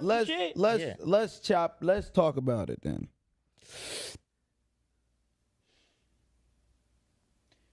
As black people, as people who have black kids, right? Who were black kids. Well, yeah, us, I guess, yeah, Mhm. as us. But I meant like, I guess like people who do have black kids, right? So if you're a parent, if you're a black parent, right? We have to No, I know Outer Signal, and like that's infuriating to me because I've seen that online. People claiming this isn't about race, you know. No, it absolutely is about race. I mean, anyway, I don't know what the fuck to tell people. It's about like okay, and to also, let's say it ends up magically, you know, unlikely that he just drowned accidentally or something, right? Let's say that that's what happened. That doesn't mean we shouldn't. We should definitely assume it's race. You know what I mean? Okay, because it's like not a trend that this shit happens. Okay, like, and the very big racial undertones. It would be weird if it wasn't race. Let's put it that way. Outer Signal. We don't know what happened for sure, but if every black person you know flinches hearing about it, yeah, absolutely, Outer Signal, right? I'm telling you, I'm not black, but I'm flinching at it as a historian because I know how common this shit is, and it's like pretty obvious to me. Yeah. So okay. We think the ways in which we think about white supremacy and white counterparts. Yes. Right? We will literally sit here and debate certain things and say things like, Yes, I do hope Laquabois, if they do rule it an accidental death, they need to get an independent autopsy because I ain't trusting this shit. To go back to segregation. We should have never been integrated into this society. Totally POB. If it absolutely was, if it wasn't a white 18-year-old, if it had been one of those 18-year-old white kids, you know what would happen. Everyone would be freaking the fuck out. Then yeah. Like, think it is frowned upon for someone if they want to move their child into like a more predominantly black neighborhood Why so? because XYZ. Like there's literal discourse of people that are like, oh no, I'm gonna move my kid to, you know, gotta move to the white, suburbs, gotta move to the suburbs with the white kids. Yeah, with this, so there's no danger. That is what we call complete and utter propaganda from our white oppressors. Yep. And you will sit here and move your child to the white suburbs for them to be safer. And then they end up missing. And then they end up fucking Jesus missing Christ, and dead yeah. at a sleepover. You know why it's or at a boating incident. Yep. Or randomly hung in the fucking forest. Or getting in the mix of Literally, POB, I was about to say it's like Get Out, right? It's like Get Out. That kind of the horror of the suburbs for black people. How there's like a kind of always, even in the suburbs, there's kind of a lingering sense of danger. Because yeah, they are very white spaces, and yeah, I don't know how to frame it. Everyone needs to see the movie Get Out, especially if you're white. You need to see it because it'll kind of show you what it kind of feels like sometimes to be a person with dark skin living in a predominantly white suburb, for example. That kind of lingering fear. the kind of overwhelming sense of fear that's all around you a lot of the time. And they're at a track meet. Or in a fucking gym mat, rolled up and dead, and still no one knows how the fuck it happened. And we act as though we are not staring at our fucking oppressors every single day we go into these places. The reason why it's propaganda is because by the same metric that you use to determine black people are dangerous, you would determine white people are dangerous. Yeah, the of course. same one. It's just we're not fed that information. You determine that they're more dangerous and more numerous, so you'd want to avoid even more. But we don't use the same standards. We use crime numbers and how many black people killing each other on the south side of Chicago. Every single time we try to have a discussion about how dangerous black people are.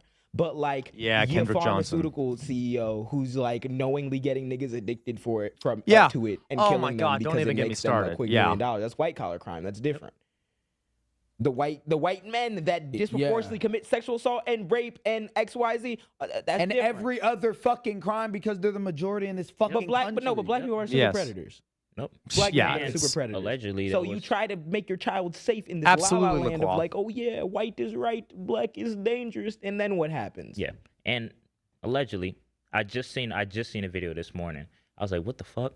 I don't know if the kid has some type.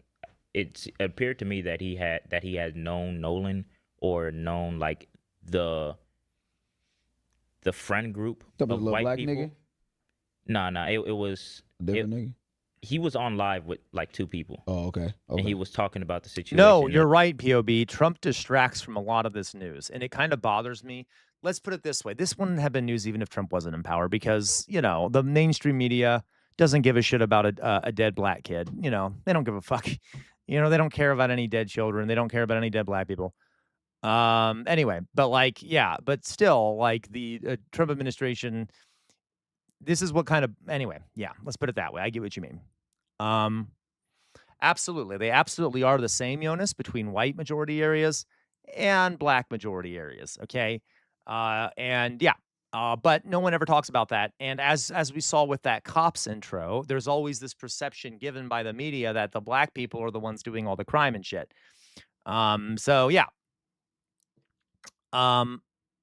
Dodongo, if anything, white people are way more guilty. It would be hard to determine because Trump and MAGA just stopped recording. That's true. Apparently, allegedly, he said that these kids are like known for like doing some like substances and shit. So this is why we have to be involved, whether that's a Listen. I don't know if I buy that. Come on. Like, I don't care if let's say substances were involved. I don't give a fuck. Second of all, that's also a stereotype that I don't know if I fully, a lot of 18-year-olds are smoking pot, for example. Okay. I don't know what substance this is, but a lot of 18-year-olds are smoking pot. Personal experience talking here. So like if there was an 18-year-old white man who went missing, would we be like, well, they were using substances? No, we would still be freaking the fuck out and trying to find him. So whenever the idea of like substances being used is brought up with black people, it always seems to me to be sort of a way to ignore or excuse what may have happened to them. Like what they did with the guy that was murdered by I can see his face in my head. Not Trayvon Martin. Well, Trayvon Martin too, actually. Literally for Trayvon Martin, they said that, he did drugs. Okay, George Floyd, right? They always like, oh, well, they're doing drugs, so it's okay that they were murdered. No, that's not how that fucking works. For Eric Gardner. So I don't know why would that information be released? Why would you specifically release the information that there were drugs being used or that there might have been drugs being used? You see what I mean? Alleged or not, I'll find you 100 white people. I can right find now you 1,000 white people. They have access to a boat and an island, and you're in high school. Allegedly. Yes. It wouldn't surprise me. It wouldn't surprise me. So at here's all. the conversation, right? Black parents, we have to be involved with what's going on with our children. And when I say involved, that's not, bro, we will give a fuck so much we checking a nigga phone. I mean involved in the sense that there's a thing that my mom used to say to me. My mom honestly, always listen, I disagree with this partially. I do disagree with him partially on this. the fucking the United States needs to get its shit together. Okay, we need to dismantle the white supremacy. They're like, the onus is always put on black people. All right. We need to fucking dismantle this system because that's the big fucking problem here. Yeah, I get his point. Black parents, they're already saddled with the constant fear of what might happen to their black children. Okay. I suspect many of them are already massively involved with their kids because of knowing that fact. So I get his point because this is an easier thing to do than dismantling a system, but like, you see what I mean? But yeah, anyway. Okay. There's a thing my mom used to say to my mom used to be like, Matthew, you have to have a diverse friend group. And I'm never one to be like, that's a bad thing, right? I'm not racist, right? I'm not one to be like, oh, I ain't gonna get with this nigga because he Chinese. Like, what the fuck? Yeah. Nah. But my mom always used to make it a point to be like, have a diverse friend group. You want a bunch of Asians in your friend group. You want a bunch of white people. You want black people. You want. And I think that in a perfect world, that sounds great. Sounds great. I know, Jonas, it is an unrealistic solution short term. But like, there needs to be more onus put on the society and white people because there's already a massive onus on black people. But we don't live in a. And I don't buy. Listen, I love these guys. I just disagree with that comment because I just don't buy it that black parents aren't already concerned about their kids. You see what I mean? Like, I don't buy. It makes it seem like it kind of seems like blaming black parents to say that, well, they should have had a closer eye on him. Well, you know what I mean? Again, I understand his point that I don't think that's the solution to the problem. It don't hit the same. It don't hit the same. We don't live in a perfect world, gang. Nope. And the reason why, as a parent, I wouldn't want my black children to be around white children, to be in these places, is because I'm going to actually give you the data. I'm going to actually give you the Emmett Till stories, the Nolan Wells stories. Yes. I'm going to actually give you it. We need to start speaking candidly to our kids about the realities of this shit. Yes. And not only the realities of, don't put that hood on because Trayvon them. No. Fuck all that. These white people next to you. Mom, Dad, why can't I have these white friends? Why don't you want me? I'm going to tell you exactly why. Because I'm not sure that their parents are educating their white children about these things that are going on actively. About the fact that these white children will literally sit here and microaggressions, make you the butt of the joke, throw you in the pool. I saw a video that about grown-ass man with speed doing the monkey thing. I've seen plenty kids do that.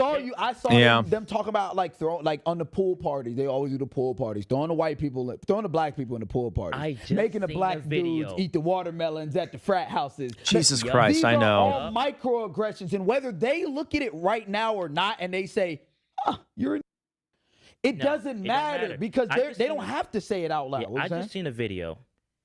Black girl at a pool party, just like you just said. Yeah. Guess the demographic. Yeah, a bunch of white people around. Bunch of white. We talking about the probably same like, video, probably. She's probably the only black person there from what I seen. He grabs her, basically trying to play, throw. Louise, thing is, who have to let your kids go? It's horrible because you know what the world is like. Exactly. Like, that's my point. Let's put it this way. That's my point. It's like there is a like eventually you have to let the kids go. And like that's my point, is that black parents already know this, okay? Like they know. But the issue is that no matter when you let your black children go out there into the world, it doesn't matter because there's always still a threat there, right? That's the problem there. Yeah, all parents know, right? Jay Williams, to be fair, I feel the same about white majority spaces. Forgive me, you mentioned that a little bit ago, Jay Williams. What did he say that you say you feel the same about? Because he said quite a bit there. Would you just tell me? Those don't even sound like more like macro. Yeah, those are just macro. Those aren't even microaggressions.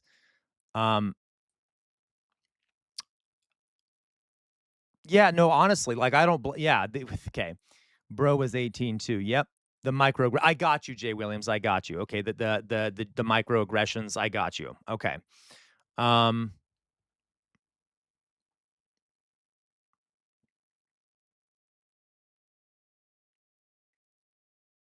Okay, I'm just reading what everyone here is saying. Yeah, that's assault. Yeah, to me, that's not a. You're right. Or like the eating a watermelon thing. That's not a microaggression either. That's just like an open. That's like saying the N word without saying the N word. Um, Gwen, 400 years of slavery is in the past. Doesn't affect things today. Right, Gwen. Hilarious. Dodongo did have a black woman tell her 10-year-old daughters to go get her gun because it parked somewhat close to her. Well, yeah, yes. That, by the way, there are so many poor white folks, not even poor white folks, just white folks that use their guns insanely all the time. So, right. I've just got to the point where I'm either insulting you or fighting. Hey, I don't blame you. I don't blame you, Jonas. Seriously, at that point, refocus. It's America that's sick. When I moved home to Mexico, some of my friends told me it's too unsafe, but I genuinely feel safer here without fragile white people with guns that hate black. Oh my God, I totally agree.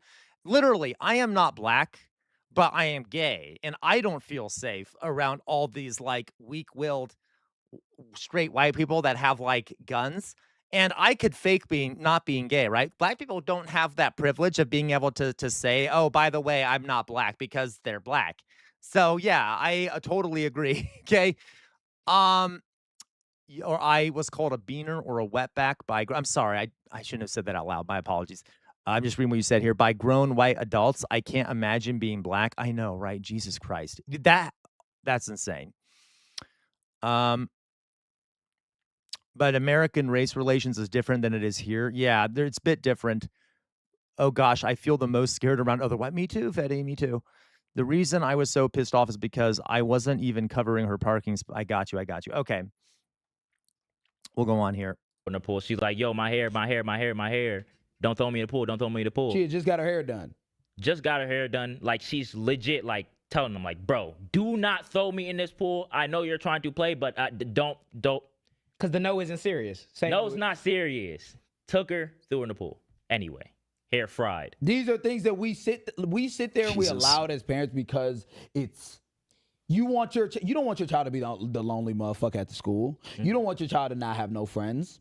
Yeah, that's hundreds of dollars. That's putting our child into school. Let's start thinking about where we're having them grow up in. Because if you have them grow up around a bunch of racist white people, and then you look 10 years later, whether they're dead or whether they're a fucking oh my God, what happened? Yeah. They're being raised by their oppressors. They're spending more time with their oppressors than you are. Yep. And you're not actually telling them or talking to them about the serious implications of what this may mean of them having an all-white friend group. And even if they do that, and then they still put them in the predominantly white school, and then those kids try to tell, and then her kid tries to like, yo, this is the black experience. What do you think that the white people are going to receive that? No, they call no, they're not. And that's what happens at the schools, predominantly white schools, private schools. All the shit happens, and it's a known thing. So the question then becomes like, not only like that, but like, what do we mean by friend? Yeah. That's a really good point. I can't name you, and I'm personally not saying that you can't be friends with. By the way, oftentimes I noticed this when I was teaching in high schools. Black students are often the accessory of white students. You think I'm fucking joking? I'm not. There'll be like a cool jock group, okay, and then there'll be like one cool black jock who's kind of like the accessory to the other white jocks. I'm not joking, by the way. And then oftentimes the black jocks will be kind of like sexualized by the cheerleaders. Okay, I'm kind of going, I'm using too specific language here, but there's a dynamic in a lot of high schools where black students, especially in white majority high schools, are kind of become the become the accessories of white students, but they're not real friends. Yeah, the token. They're not real friends. They think it's cool because they think being around black people makes them more hip. I'm not even joking. There's an idea that like black folks are more hip because, you know, they're rap and it's weird shit. You know it, Jay Williams. So, we, you know, that. Now, I will say I have been in schools that are really diverse, and that doesn't happen, where there are students of every color and they all interact together, and it's not an issue. But in a lot of cases, that is an issue. So anyway, all right. Not just in high school, they're used as accessories too. Absolutely. Absolutely, Elks 19, 100%. They're often used as accessories on TV, the clown, the joke, the lively one, absolutely. Okay. Jay Williams, I like the feeling of being the exception and the cool-based black guy. The alt-righters liked it. It made me feel powerful when in reality I had no power. I was a slave to their will. That's what the right-wing ideology is at its core. Serving a master and tricking the individual that they have the power. Correct, Jay. 100%, Jay Williams. So it is a massive problem all across our society. So yeah. With a white person putting your child in a predominantly white space, I won't do that. For what? I can't name you a single white friend that I have. I don't have one. I have not been shown that is somewhere like you said, putting your child in like maybe a predominantly white space. I have not been shown as a black person in my own lived experience. What's the benefit? What's the safety? Because the only safety that I would want is I would want a black or a brown space that just has the resources of a white space. Exactly. 100%. 100. I was gonna say that. Oh my god. I was gonna be like, would it be nice? It'd be nice if the black spaces had the resources of the white spaces, like that. Yeah. Right. Because that way you have. Bang. It's like you're fucked if you do and you're fucked if you don't. Because if you let your kid hang out in predominantly black spaces, those are typically underfunded, undersupplied spaces that experience a lot of police violence, right? So then you're like, okay, well then I'll put them into a white space. But then in those spaces, they're treated like second-class citizens and they're demonized, and then they're let off to an island and die or killed or whatever it is. Okay, so or psychologically damaged and oppressed and a bunch of other things. So like, oh my god, makes me feel so claustrophobic.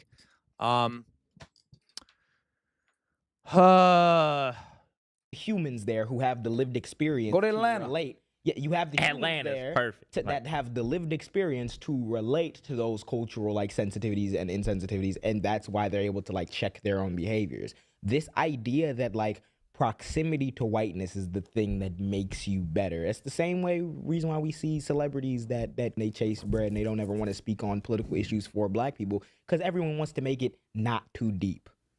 Well, it's really deep when niggas are getting killed and we have no fucking idea. So what does friend mean? A friend should be able to like comfort you and understand where you're coming from. Yes. Not just on a surface level thing, but even to an extent where it can make themselves uncomfortable. Yep. White people are the worst at inconveniencing themselves for anybody that is a quote unquote minority in this country. And by inconveniencing, I mean, yes, your child has to hear the bad story about how white people own slaves. Yeah. Yes, your child has to be sensitive. Guys, though, like literally when I was teaching, that would happen. I would teach the uncomfortable shit, like I'd talk about slavery, and I've told you what happened. The white people would always be so upset. Now, it was never a majority, but there would always be some segment of the class, the parents, who would like send me emails and be like, why are you teaching us? Why are you teaching about slavery? Like, you're focusing too much on this stuff. And like they would send me emails where they were like deeply offended by me teaching about the reality of the situation. Like they don't want any fucking discomfort. They want to live in their own little spaces, their own little hygienic spaces where there's like nothing negative that ever impacts them. They don't want to be uncomfortable. That like, yeah, your black classmate is doing a thing. You can't just make a watermelon joke, because you know what that's saying about them? You might not be evil yet, Johnny, but you're getting there. Yep. That's crazy to say to a kid. It's crazy when kids die, and our kids are the ones that die. So until one of you fucking wises up and gets a belt on you and has the conversations with either your white peers that you're living around when you having your black kids or the fucking friend group themselves, What's the utility in it? It's gonna Our continue culture happening. is literally from social media to memes to chud. Niggas like his existence. All this shit is not accidental. To It's nigga, fed- to you when you was going to fucking Ileana. Oh yeah, that Nigga. shit, yeah, that was like more than enough proof for me. I don't care. Like, nah, I'd never put my kids in no shit like that. Nigga. That was the most unsafest shit. Cause like they just didn't give a fuck. At all. Like, where were his kids? Did he say Indiana? They could never, like, they could not necessarily, they couldn't understand. They just literally did not give a shit. No. Because you talking about a space of racist white people in Indiana. It's not. Oh, of course, Indiana. I'm not surprised at all. Not fucking surprised at all. It's not, and there's not a reason to be. I mean, everywhere has this, so it's not like it would be better if it were like Missouri or California. Okay, You're in a private. Le Quabois, and then they say their kids are being taught to be ashamed of being white. I hate it, Le Quabois. I hate it, which doesn't even make sense how we're learning. Yeah, it doesn't. It doesn't. And honestly, no. That's not teaching you to be ashamed to be white. Anyway. Environment where everyone's getting their wish and everybody paid. looks like you. Everyone looks like you. You're the in group. Those other weird folk are the out group. So you see a person, it doesn't communicate to you that like, And oh, by it's the a way, human. Let me treat them with respect. It's out group. How do we think? By the way, how do we think black people are taught every single fucking day? They are the ones being told that they are that they should feel ashamed to be black. Like every accusation that those white folks make is a confession, right? It is black people who are constantly told they need to be ashamed to be black, that there's something wrong with them for being black, that there's something deficient about them for being black, and yet it is the white folks out there who freak out when you talk about anything negative that white folks have done. They can't handle it at all. And then we go on to constantly say, to constantly give black people the impression that there's something fucking wrong with them. Outer Signal says, to those who have benefited from equality over the long term, equality feels like oppression. Yes, Outer Signal, absolutely. 100%. Okay. Let me make you the butt of the joke. I grew up playing baseball. In America, baseball is a white, predominant sport. I hate baseball, by the way. It's so boring. But I hope you mean that it's only implied, CR. What do you mean, Drizilla? What do you mean it's only implied? Oh, what's only implied? Majors, and they get people from Latin America. But playing around those white boys, I played 13 years. I got one that I talked to. Nope. Why is that? Because I'm in war with you, low key, in trenches. How people want to fantasize about sports, and you niggas are doing the same thing and making me uncomfortable. And the words and the things that you joke about, and it'll be niggas who I know are dead racist. This was a nigga I played in 8th grade. He went on to do blackface. Oh my fucking God. Yeah, shit like that. I was in their house. You hear how the little siblings saying racist shit. Bro, until y'all get really serious about rooting this shit out like it was a rapist in your family, like it was COVID fucking 19. Yeah. Until y'all get militant about that, we need to be militant about protecting our own children. And until anyone is ready, I don't care what demographic you are, until you're ready to actually deep what it is to be in existence. Drusilla, that people don't say it straight out that black people shouldn't be how they are. That's not much better. I'm sorry, Drusilla. I'm not sure what you mean. Surround a black person and have a black friend, bro. You can't ask that from us. Nope. Not giving you that shit until you can prove that you're fucking worthy of it. Yeah. What were you gonna say? Wrap up? Nah, I was saying just what the fucking school, that just wasn't even uncomfortable. That shit was. Well, and Outer Signal, to add to that, that's also where the power is. So yeah, the people with the power, their discomfort's gonna matter a lot more, even if it's tiny compared to the oppressed group, right? If the power is with the white people, then if they feel a little bit uncomfortable, they're gonna have a ton of resources and power to push back against that. You see what I mean? It's just blatant fucking racism. Yeah. And that's just what they be on. Yeah. So you can't really blame a lot of people for how they looking at this story when it's a repetition thing. It's this is what these people have shown us constantly. Y'all don't even take our life serious. Nope. This isn't even a big story. The fact that this little motherfucker is it's not national news. No. The only way. Yeah, Drusilla, a community with a hidden history can't function properly. And to be clear, Drusilla, that history was destroyed. Like, I'm not even joking. There's a big problem. Guys, you have to understand, this is kind of, in the United States, black people were literally ripped from their homes, and most black Americans do not know their origins. Like, that's why they're called African Americans. They know that they were taken from Africa historically, but they were displaced from their homes, their cultures, their histories, and then brought here. So one of the greatest things that was robbed from black communities in the United States was their ancestries, their origins, their histories. It was destroyed. White people, guys, everyone here knows white people who like have looked into where their families came from Europe, and you know that like my family is from Germany and Italy, and I can trace it all the way back, and I have lineage and shit like that. But it was stolen from black people. They do not have that because their histories were destroyed. So there's also an identity. That makes it hard to create an identity as well. If their identities were crushed when they were brought over here, and partially erased, not completely erased, because a lot of traditions kept on. The story got big. Well, the only reason why the story got out is because the local news was putting it out. Yeah. And they're trying to take away local news. Yeah, exactly. Hell yeah. This is terrible. Yeah, man. LaCroix. Yeah, LaCroix. You're right. Well, Outer Signal first. I don't always agree 100% with these guys, but good left-wing creators with very important underrepresented perspectives. Yeah. And guys, please send me more black creators. I'm gonna look more into black creators.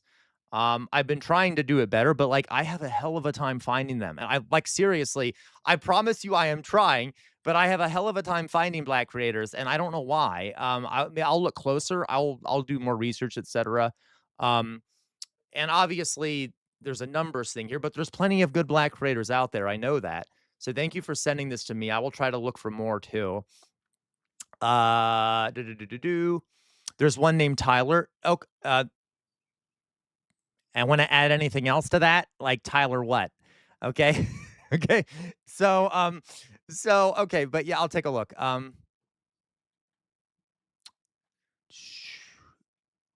No, Jay Williams, I've tried. Okay. I will look harder for black lefty creators, but I have not often found many. Okay. I'm not saying they don't exist, but when I've looked before, I haven't found many. But I'm going to definitely, I will definitely, I'll follow these folks, etc. FD Signifier. Okay, yeah, I'll take a look at FD Signifier. I do know FD Signifier. I don't, that's fair. I'll look up FD Signifier. Subscribe. Boop.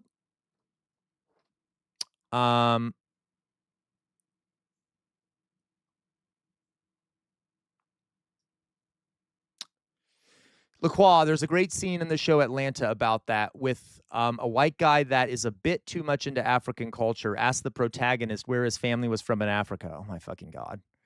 Right. Femi F politics. Interesting. I'll take a look at that as well. Boop, boop, boop, boop. Erica Shanti. Thank you, Elks. I will take a look at that too. Erica Shanti. Erica Ashanti. Excuse me. I just read that wrong. Okay. Paste that.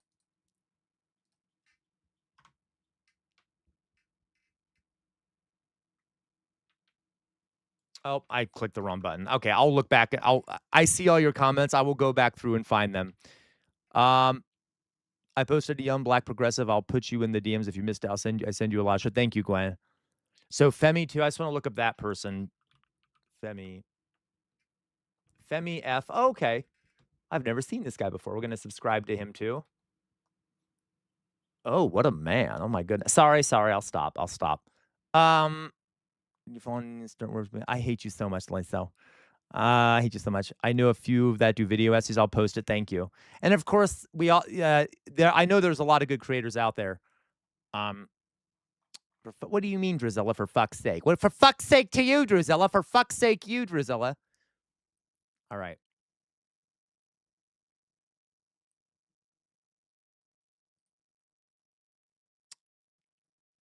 Let's see here.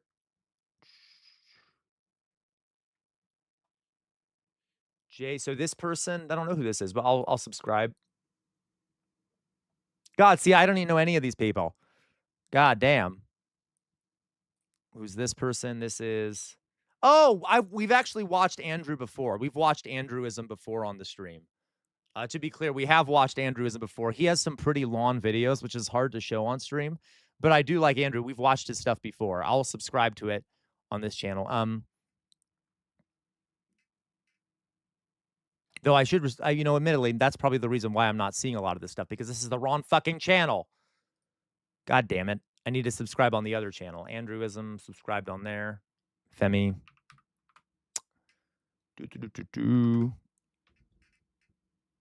Subscribe. Okay. I'll go back through, guys, and I've seen a lot of recommendations. I'll make sure to go back through and find them all. This guy, LJ. Oh, I like that art, kind of. It's kind of nice. FD is a weird dude. Okay, gotcha, Loiso. Honestly, I don't think I do like FD's. I don't know if I want to talk about this now. I don't think I'm a big fan of FD Signifier. Some of the stuff I've seen, I don't like a lot of it, but maybe I haven't seen much of it. I'll see. I'll check out these folks too. And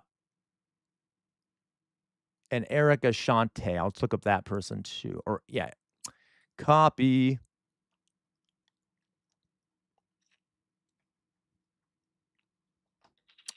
It's fine, guys. Erica Shanti. Sincerely Shanti. I can't find them right now, but I'll definitely look for them. Shanti, Erica Shanti. Okay, well, I'll go look back and find. Okay, Dr. Shola. Oh, I love Shola. Okay. All right. All right, guys, I'm gonna put my face up. Boop. Druzilla, I hate you. Druzilla said, "Can we have a do-over for Juneteenth?" It got very fascist heavy. CR. Excuse you, Druzilla. Excuse you. All right. Let me see here. Where the fuck is my face? Okay, you guys. I'm gonna go pee because again, I've drunk way too much water. I'm drinking so much water. Look at the size of this water. So I'm going to go pee because I really got to pee. All right, I'll be right back. Give me 1 second. I'll be right back. Boop.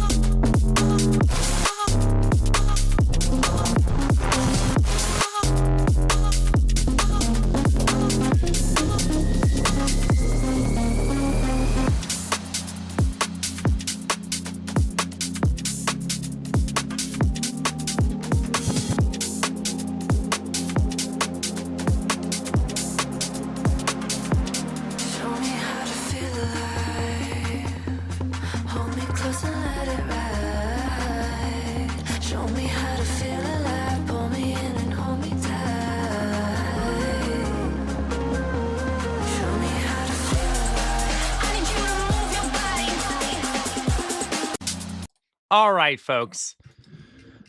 Blah, blah, blah, blah, blah, blah, blah. Hello, folks. How's everyone doing? Let's see who we got here.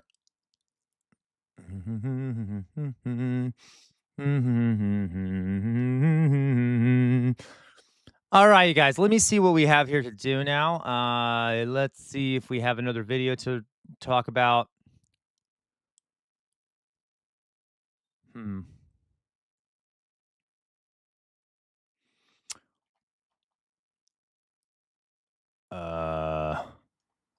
Oh my goodness. You know what?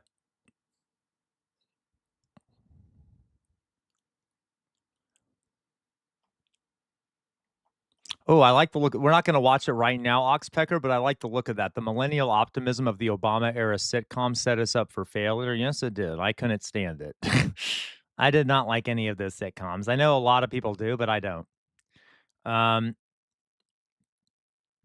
Oh, that looks good, too.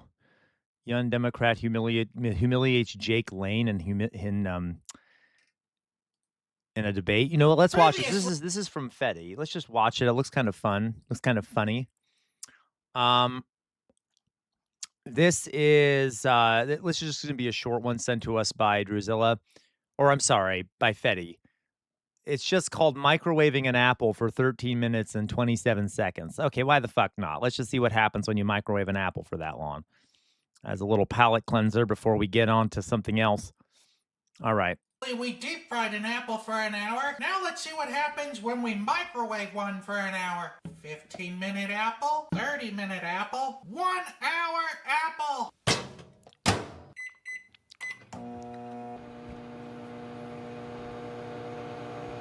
We've pretty much lost all visibility on the apple. And in terms of good, this is I feel like that's not a smart idea. Oh, God! This apple is cooked. I don't think we're going to be going above 15 minutes on this one. Oh, if Mrs. Sausage was home, she'd be so pissed off right now. Oh, my God! The whole house! I got all the fans turned on in the house and the windows are open. Hopefully This kind of feels like a waste of food. It smells like bird's apple. Yes, I'm aware of that. All right. And just for giggles, and I suppose that's it. This is what a fresh apple looks like. No problems there. And here's an apple cooked at approximately 15 minutes. I don't think we need to go for an hour. I guess we can still try the outside. You're not going to believe this, but it tastes like banana pudding. No, I'm just kidding. It tastes completely burnt. I don't even know how to score this. We're just going to have to give this disqualified. Bop, bop, bop, bop, bop. That's pretty funny. Okay. Well, that's pretty awful. That looks disgusting. Outer signal. So I'll look more into FD signifier outer signal. I've only seen a little bit of his stuff. I'll take a look. I do actually occasionally watch him. I know I said I'm not a big fan of a lot of what he says, but I do still occasionally watch him because I like to see what he's doing. Okay. Just like I occasionally watch Vosh, which was a big error of judgment most of the time. But anyway, he's not as bad as Vosh in my opinion, but okay. Not that, okay, whatever. I don't want to get, I should stop talking about other creators. I'm just going to shut up now.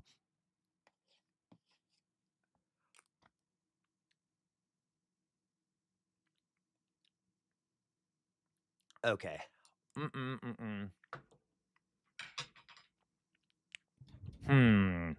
So, let me see what we got.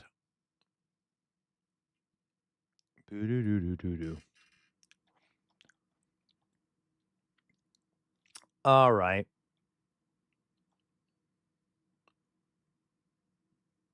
I don't fucking know what I'm doing. I'm just kind of aimlessly looking through these things.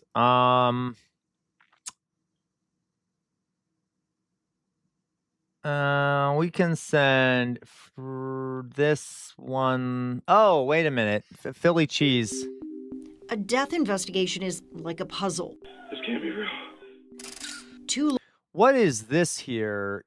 Tamla Horsford's family and friends insist the police narrative doesn't complete the puzzle of how she died.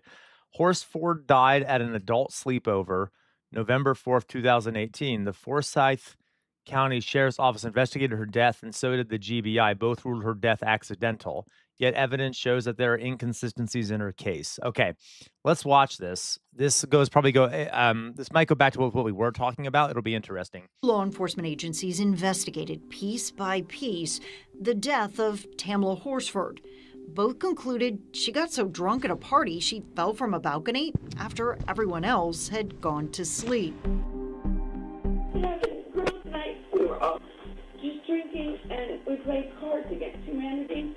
But her family insists that narrative doesn't solve the puzzle. You get all this information and you go, wait, nothing makes sense here. Ralph Fernandez, the attorney for Tamla's husband, says he's gone through the evidence, every interview, document, and scene photo. So has Tamla's father and friends like Michelle Graves. Why not just let this go? I cannot let this go because I know that what they said did not happen to her. So we went through it all as well to take you inside the investigation to understand why the family remains convinced police are still missing pieces to this puzzle. I know this was a homicide. The problem is I can't pin it on anybody because I don't have a badge and I don't have a gun. We also got access to something that is not in the GBI's report. For the first time, the family is making their independent autopsy public. Can I mention how it's really fucking annoying how we do coroners in this country?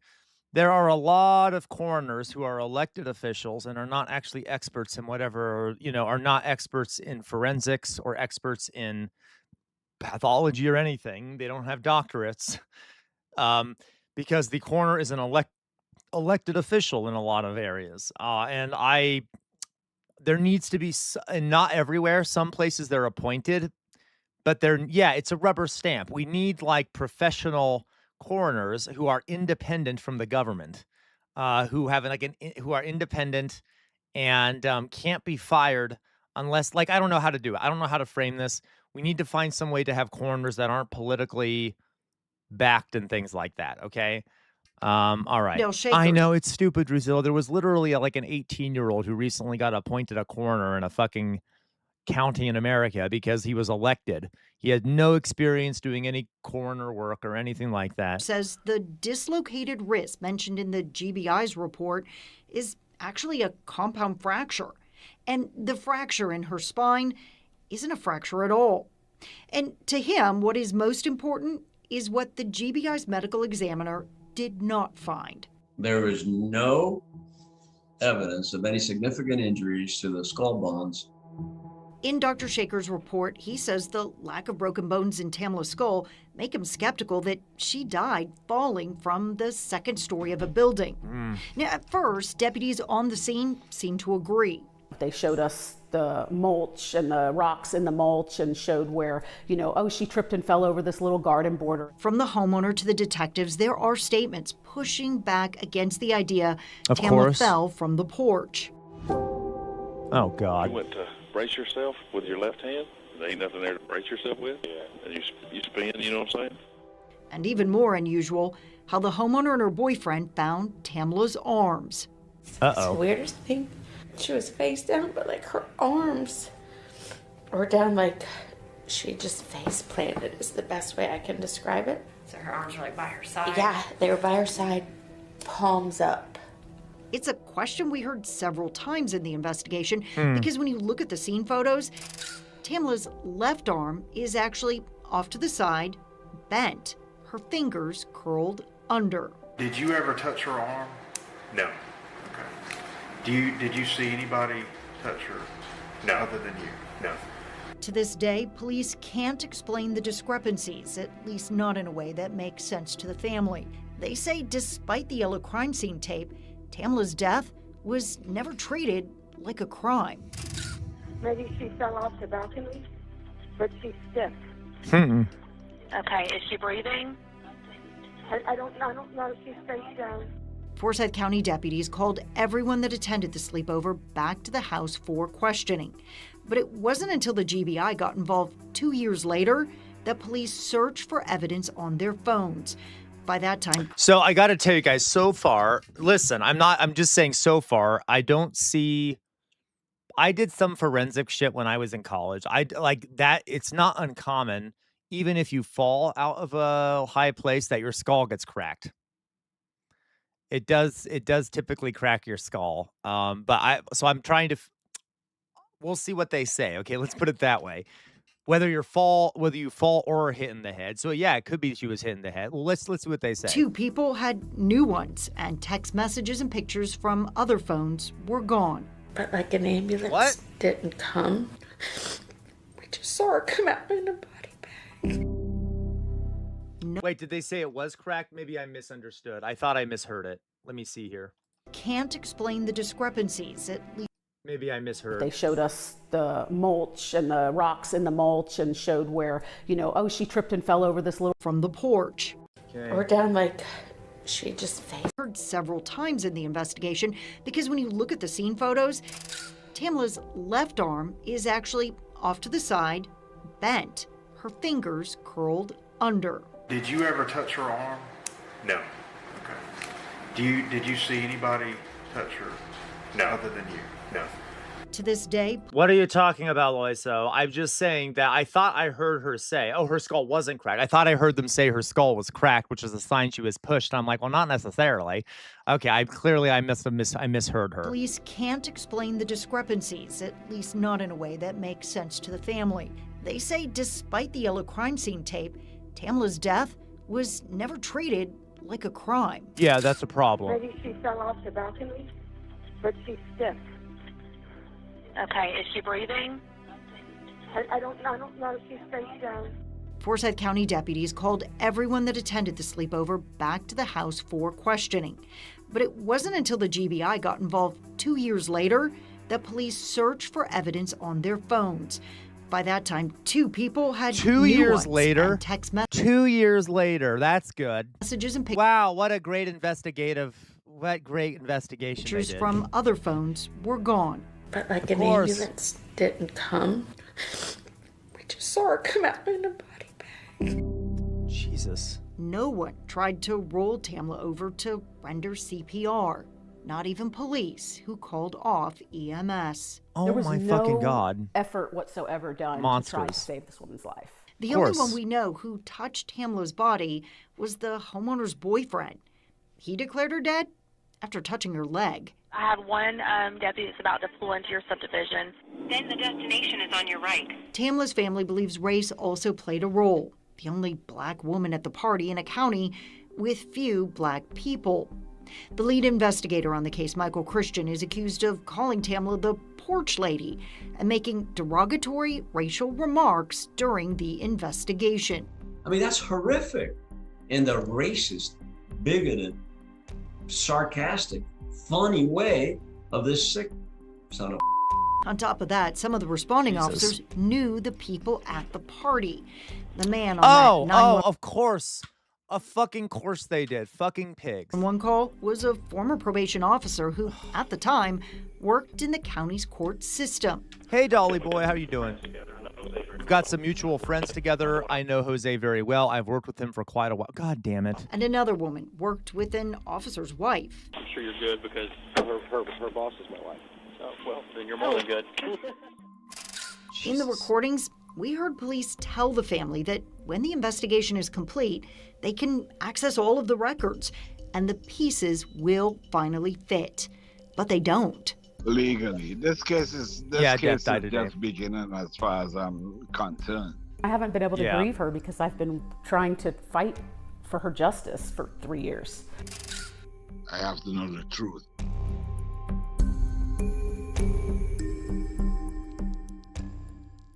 Jesus. They were. Great. We go to immediately to a police video. All right. Oh my fucking God. Can we stop dehumanizing black people? Thank you. Thank you. It's a simple request. Can we just not do that anymore in this country or anywhere? All right. Jesus. It's really fucking radicalizing, isn't it? To hear about this shit all the time. That's pretty fucking Mass attack starts in 5, They don't, 4, Philly cheese. 3, Thank you, Dolly 2, Boy. 1. Aw. Mass attack. Well, it's kind of an ill-timed mass attack, but go ahead and mass attack me. Go ahead and mass attack me. Thank you, Philly cheese, for the flowers. Thank you, Jonas, for the ice cream, I guess. Thank you, Dolly Boy, for the other kiss. Thank you, Philly cheese, for the flowers. Jonas sending a bomb at me is rude. Thank you, Outer Signal, for the kiss. Thank you, Dolly Boy, for the kiss. Thank you, LaQuabwa, for the kiss. Oh, you're all kissing me. I'm covered in saliva now. Thank you, Doug, for the kiss. Thank you, LaQua, for the kiss. Dolly Boy again, Outer Signal again. Some of you are getting a bit greedy with the kisses. Rude, Dolly Boy, rude. Rude, okay? Gwen says, are you serious? You think people should be equal? Damn commie. Gwen. All right. Isn't that fun, Drizella? Thank you all for kissing me so much. That was kind of weird. Thank you. I think I'm like dripping in saliva now. It's kind of nasty if you think about it, don't you think? All right. You know what? You know what, folks? Let's I don't fucking know. Can we play a game or something? I just want to play a game. Can we play a game? Let's play the food game. Let's fucking play the food game, and then I'm going to go eat because I'm really fucking hungry. Okay, so let's play the food game. I need a break.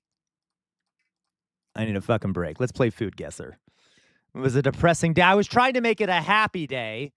And then we, of course, talking about death and destruction and all the horrors of the world.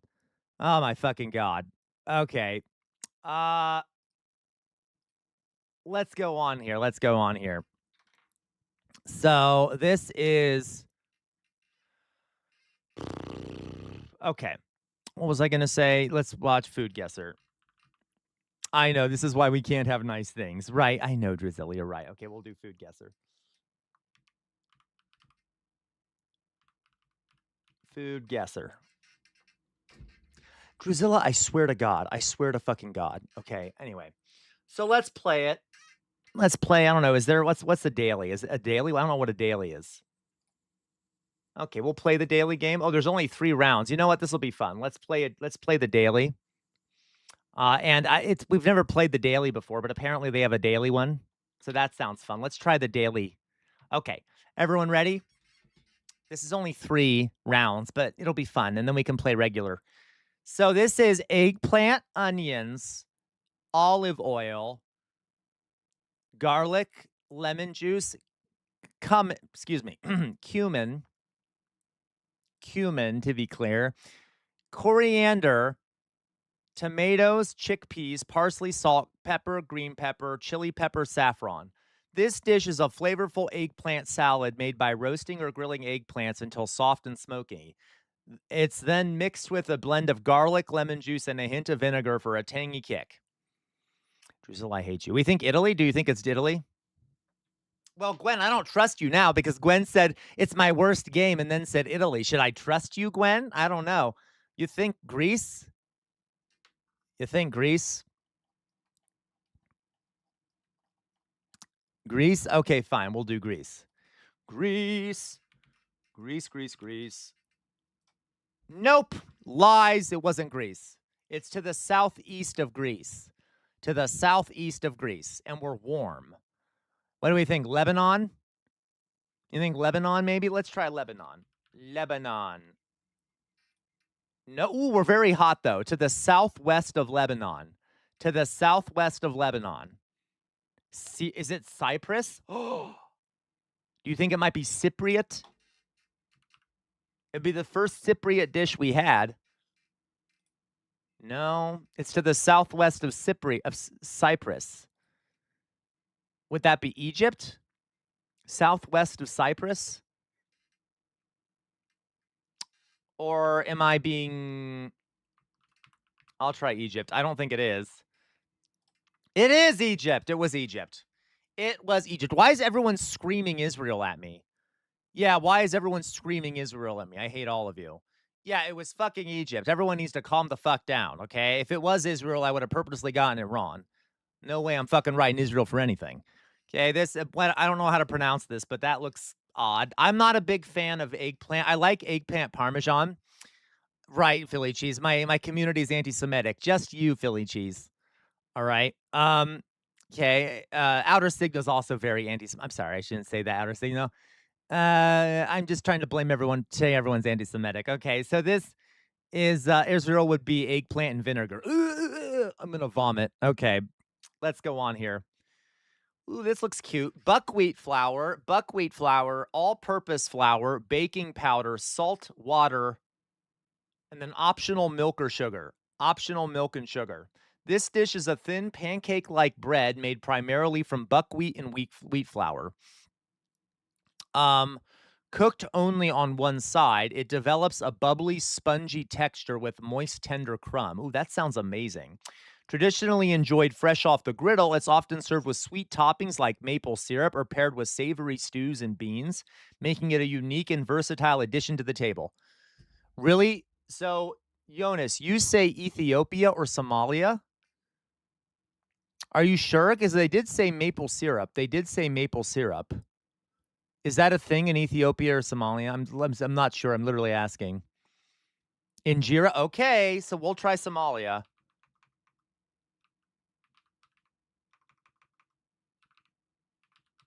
We'll try Somalia first. Oh, we are not right. That is very wrong. Very wrong. We're ice cold. Let's try Canada.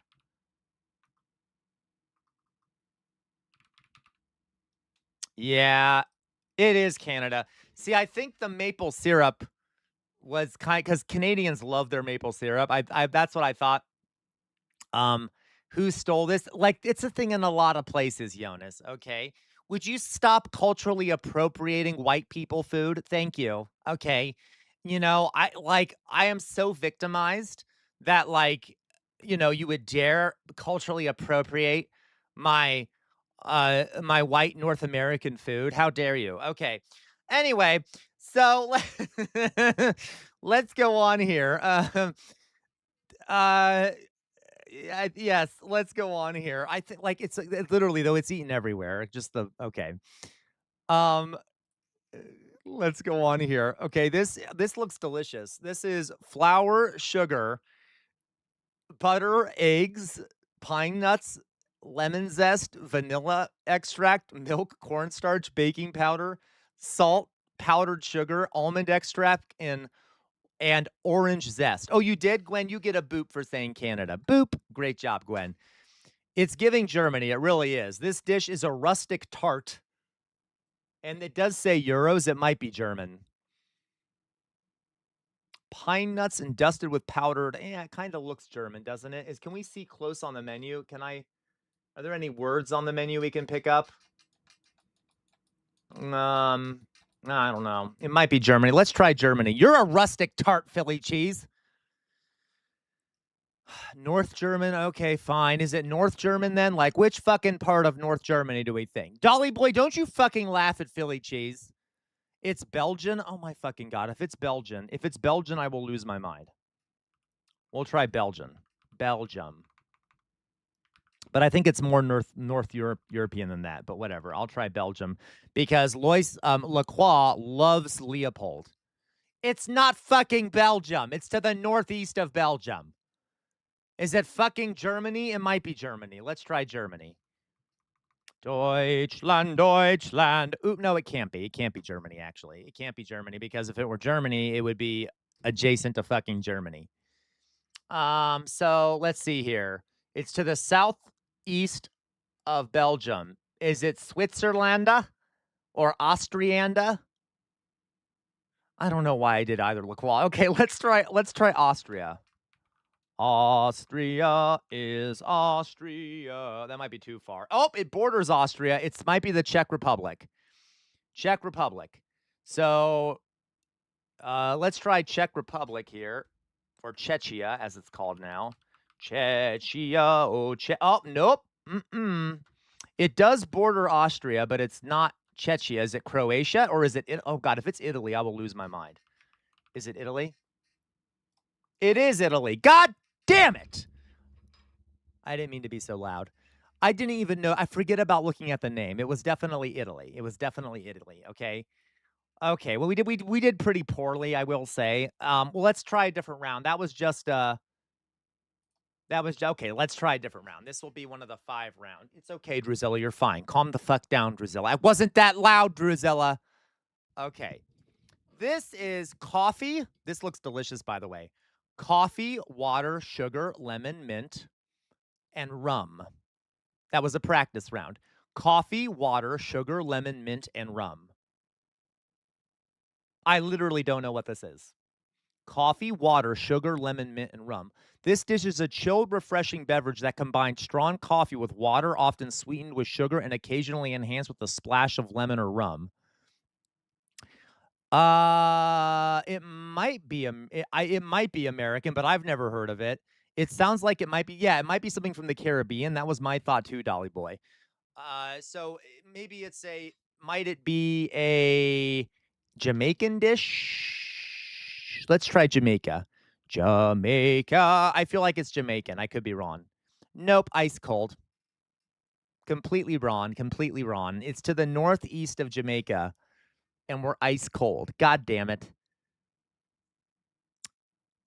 Is it like a European thing? No, it can't be, right? It can't be. I really don't fucking know. What would have coffee, sugar, lemon, mint, and is it like Australia or some shit?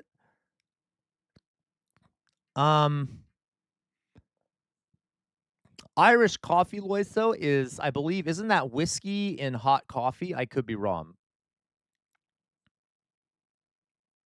Let's try, I'm going to try Australia. I know that's weird. I'm going to try Australia.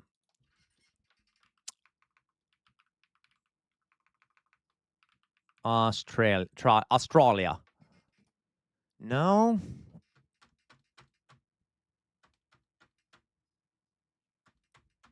I know, but sometimes it goes around the planet, Loiso, literally. It can't be Louise. It can't be Cuba. It can't be America. It's probably not even in the Americas because we're ice cold. We were ice cold in Jamaica. Australia, it says northwest south of Australia. Is it Indonesia?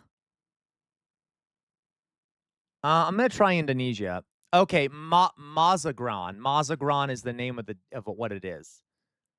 Mazagran.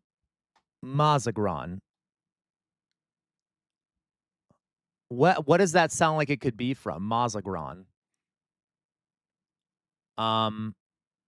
Does anyone know what language that might be? Mazagran? We're not doing well this time, guys. I'm disappointed in all of you, and I'm very angry.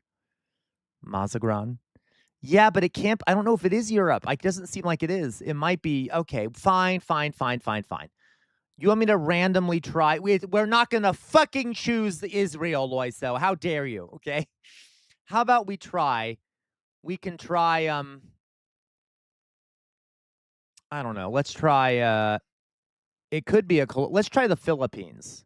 I'm literally going to try the Philippines because it sounds kind of weird and Filipino. No, Louise, you can't cheat. Well, yeah, you can, but you can't tell me the answer. Nope. Okay, it literally might be Montenegro. We'll try Montenegro. Montenegro, you ugly island. I know it's not an island. It was just a song that I put Montenegro into. Oh my God, it is. You're right. It might be Europe. What, Philly cheese? What is wrong with you? Okay, no, you're right. The name is giving Middle East. You're right, because it's saying that we're warm in Montenegro. And no, I'm not saying there's something wrong with like Filipinos. I'm saying that the Philippine cuisine is like a mix of stuff. It's like a weird mix of stuff, but it's good. It's delicious. You guys know the language I use, okay? I always diminish everything. Nothing is weird about the Filipinos. Nothing is weird about the Philippines, okay? But like they have a lot of dishes that are like, you know what? You all know what I meant. You all know I have no fucking problem with Filipinos or Philippine, okay? Let's go on. Montenegro is to the southwest of Montenegro. Is it Tunisia? Tunisia. Let's try Tunisia. Oh my God, it was Algeria. Okay. It was Algeria. How the fuck is that the same though? What? Oh, we got it wrong. Okay, we lost. We lost. No, we're not going to restart. We need to suffer. We need to suffer. I hate you so much, Dolly Boy. I hate you, Dolly Boy. I hate you, Philly Cheese. I hate you, Drusilla, and I hate everyone else. Let's go on to the next one. That was pretty pathetic. Let's start over. I mean, we're not going to start over. So it's a remnant of French colonialism. It is, yes. But that actually looked good. I liked it. It looks delicious. This is flour. Many varieties have been used over the century. Baking powder, water, fat, such as butter or lard. And then, ooh, yay, we can racially profile. That's good, at least. Yay. Where do we think this is? This looks delicious, by the way.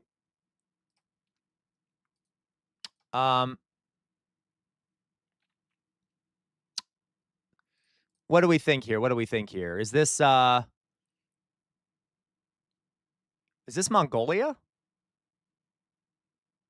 Is it Mongolia? Now listen, guys, listen. I am doing a little bit of racial profiling. I'm just saying, but it also the environment kind of looks Mongolian. It's well, maybe not. I don't know if it does. Where do we think this is? Ingredients. Drusilla said. So the ingredients are flour, baking powder, salt, water, fat. Nepal. It could be plausible, but it could be Nepal. Anyone have an idea here? Does this looks familiar to anyone? Could even be far east of Russia. That is true. It could be. Georgia, I think this is the dumpling that you cut off the top. Is it really? I am going to try. Yeah, what do you think, Loiso? Not for any reason. I'm just curious. Oh. Oh, you do know this one? Oh, my goodness. Oh, okay. So I know these are hard. These are harder than we normally get. So what does it say on this over here? I don't fucking know. Okay, so are we willing to guess Nepal? We'll try Nepal. Nepal. No, ice cold. Ice cold. To the north of Nepal. I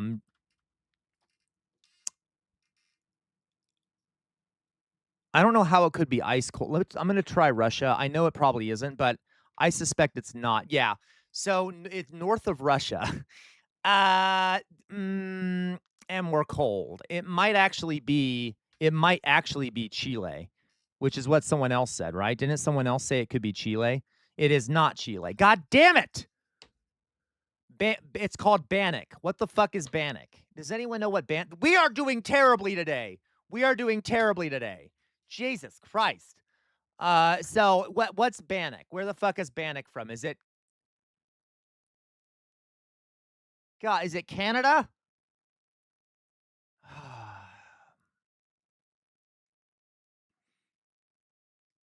Okay, I don't know. I don't fucking know. It's northwest of Chile, but like not there. I don't fucking know. Canada. I guess we could try Canada, but I feel like that's too close. Oh, Canada.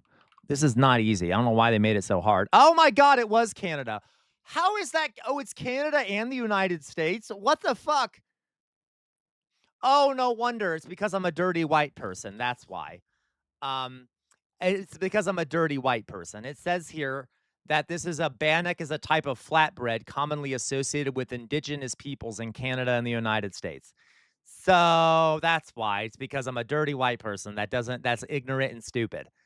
Okay. Anyway, so that is why I didn't know. I didn't know. I'm sorry. They've upped the game. That's rough. So, okay. That's an indigenous people's dish, apparently. Okay. Oh my God. Though literally, Louise, you said you're right, Louise. You're right, Lois. So Louise did say Scotland, and the word Bannock, it says, comes from Scotland, where it okay. Scottish fur traders, settlers, and employees of Hudson's Bay Company helped spread the term in North America during the 18th and 19th centuries. Okay, so I blame you, Dolly Boy. All right, what is this? This looks Japanese, doesn't it? Looks a little Japanese. I could be wrong, though. Rice, ground chicken, beef, or fish, soy sauce. CRTM hates indigenous people. This was sponsored by the Dolly Boy cult.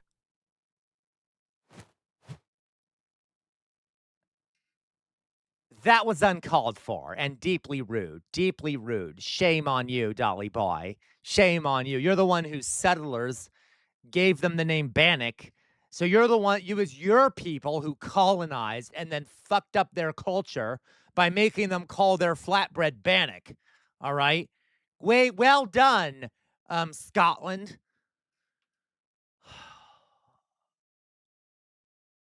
Anyway, Philly cheese. You say, how is this Japanese? So is this Malaysia, we think? You think Malaysia or Indonesia? Okay, so we can try that. We'll try Indonesia. Indonesia.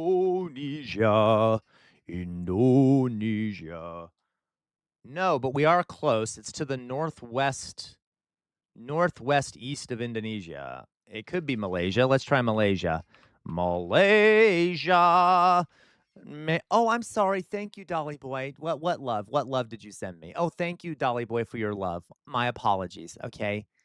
My apologies. Sam thinks right. No, I hate all of you. Why are you all so mean to me? I'm innocent. Okay, it wasn't fucking Malaysia. All of you were wrong. Northeast, let's try the Philippines again. You know, the place where there's weird shit. Like I said before, I'll keep saying it.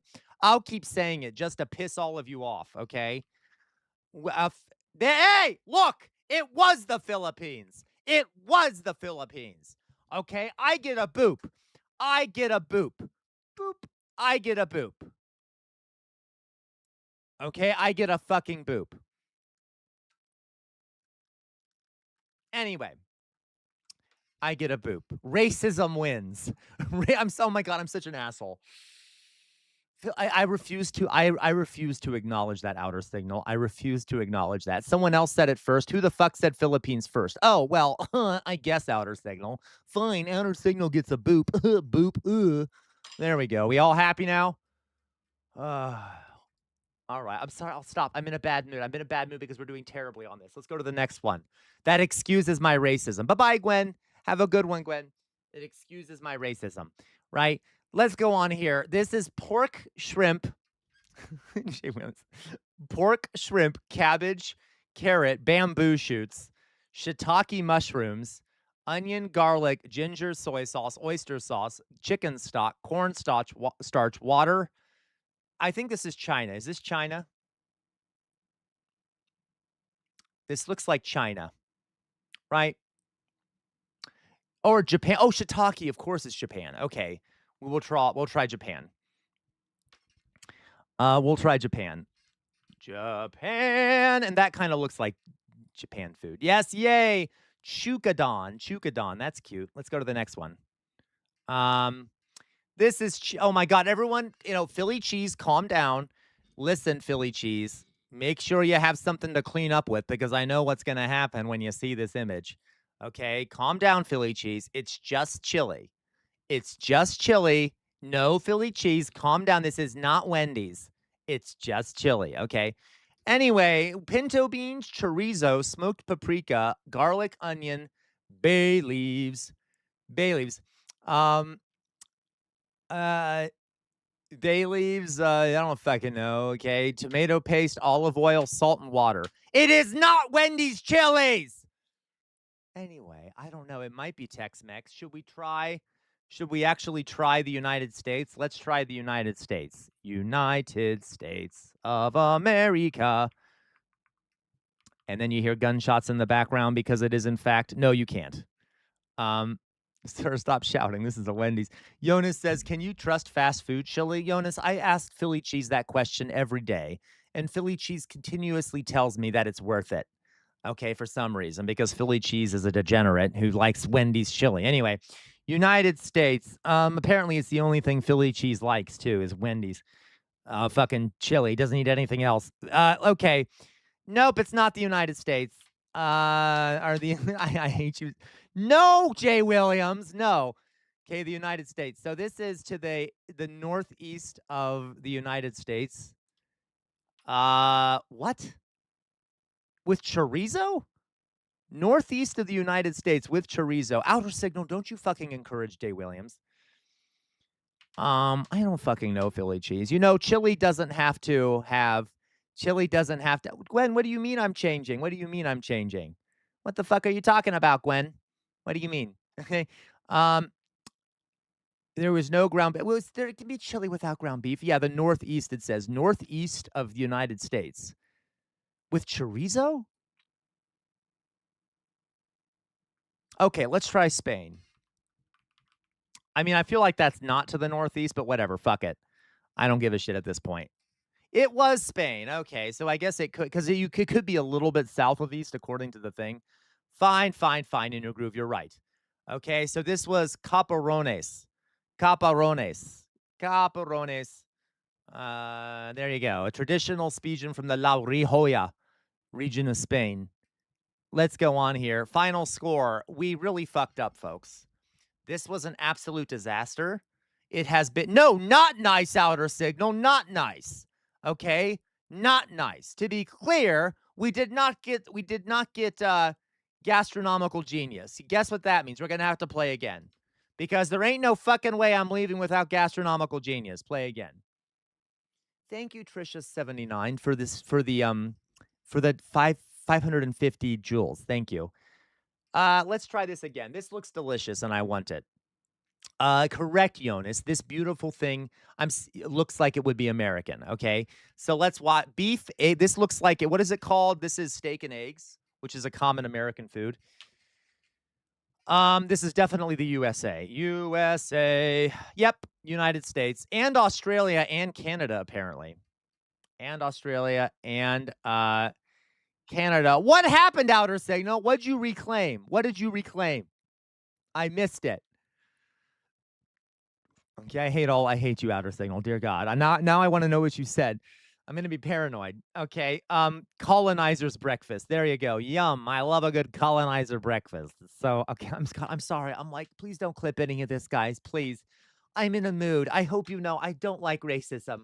Can I just be clear? I'm not a fan of racism or colonialism at this point. Can we ignore everything I've said today? Okay, anyway. Let's go on here.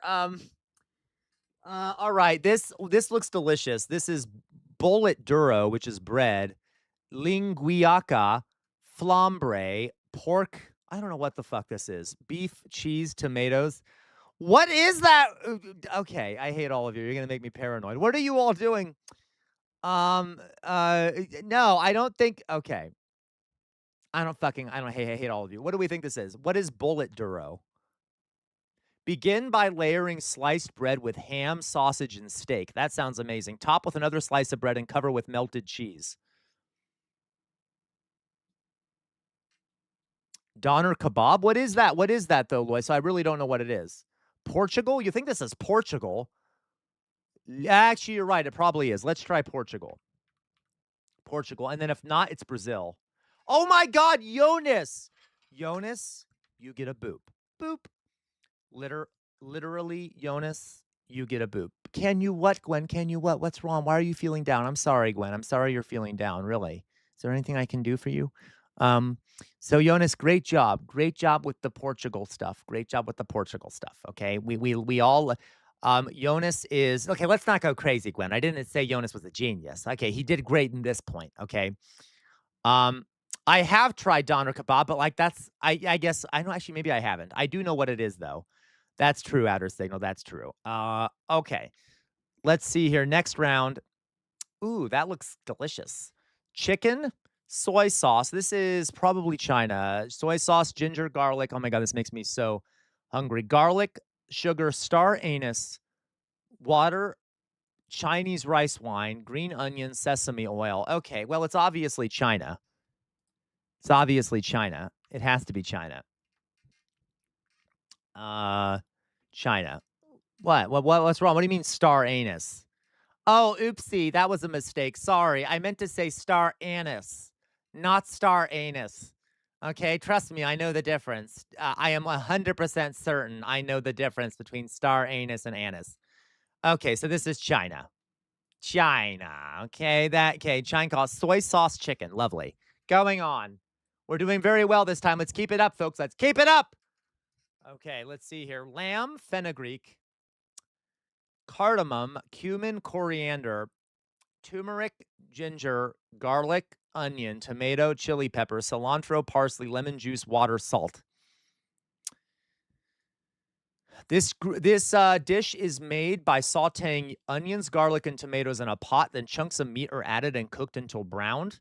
Water or broth is poured into the pot along with a mixture of spices and simmered, and this sounds delicious. Egyptian? So, well, there's another picture. There's another picture here. What the fuck is this? You think Egypt? We all eat this. We all eat what? We all eat what, Loiso? We all eat what? Okay, fine. We'll try Egypt. I'm going to try Egypt. Fine, whatever. I don't know what the fuck you mean there, Jonas. The only good things ever... I mean, not Jonas. Excuse me. Loiso. Egypt. Okay, you know what? Number one, Big John Lovell, I have had enough of your racism and your stupidity and your comments about things that you have zero understanding of. And it really, I've reached my point. Thank you, Outer Signal. Okay, thank you, Outer Signal. I was about to delete it. Thank you, Jesus Christ. Okay, so we'll try Egypt.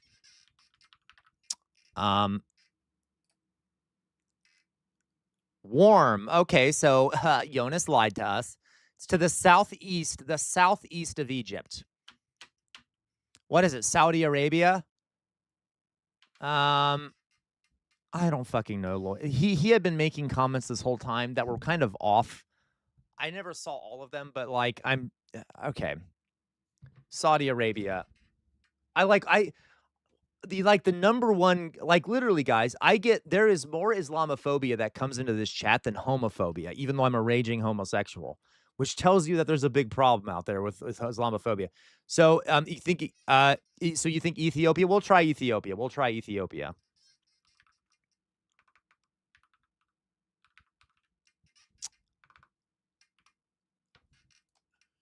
Nope. Northeast of Ethiopia.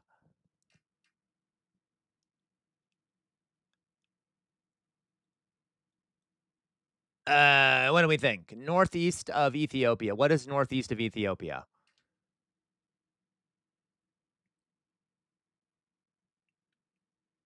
It might be the Saudis. Let's try the Saudis, guys. I know I don't really want to, but we're going to do it anyway. The Saudis. Okay, it borders Saudi Arabia. So I do think it probably is Oman or Yemen. Okay, let's try Yemen. It was, in fact, Yemen. Salta. Who said Yemen originally? Someone said it and I ignored you. Loiso, great job. Loiso gets a boop. After being Ron, you get a boop. Boop. And Louise gets a boop. Boop. All right.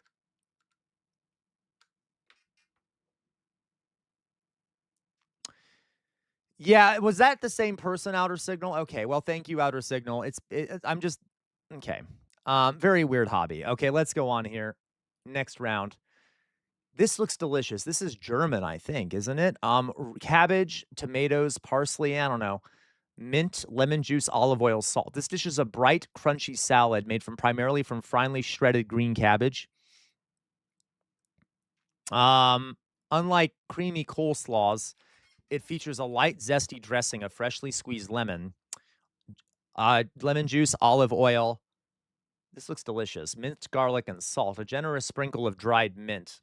I think it might be Germany. We'll try. I could be wrong. It might not be Germany, but Germans like their cabbage. It could be, Lloyd. So that's the thing. Like, no, but it is to the southeast of Germany. Romania, no. Bulgaria. God, I'm just gonna go through all the countries it might be. There's something similar in a lot of countries. No, Jesus Christ. Is it Turkey? No, it borders Turkey. It must be Syria? Oh my God, what the fuck? Okay, Syria, I don't fucking know. That would be weird if it was. Oh my God, it's Syria? Okay. I did not know that. Syria, Palestine, Jordan, Israel,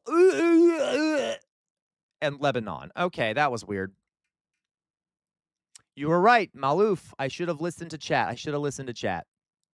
I wasn't paying attention. Final score. There we go. We finally got gastronomical genius. I am appeased. I'm not going to fly into a rage now. All right, you guys. I'm not going to fly into a rage. So I have to tell myself that almost every moment of every day. I'm going to put my face up.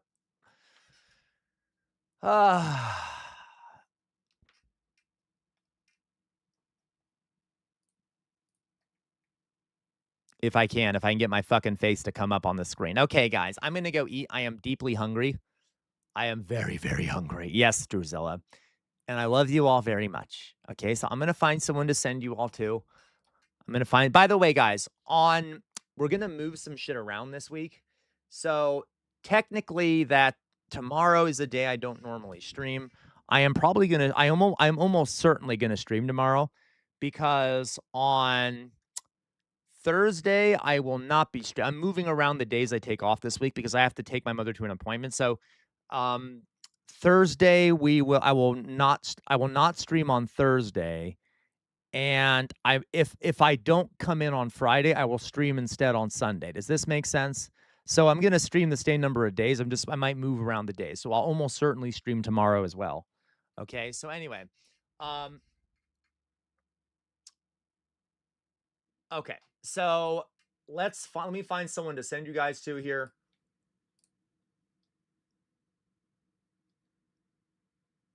Bye-bye, Louise. Bye-bye, Louise. Ew. Bye-bye. I don't want to hear myself. Oh, thank you, Oxpecker. I'll take a look at that. I'll grab that.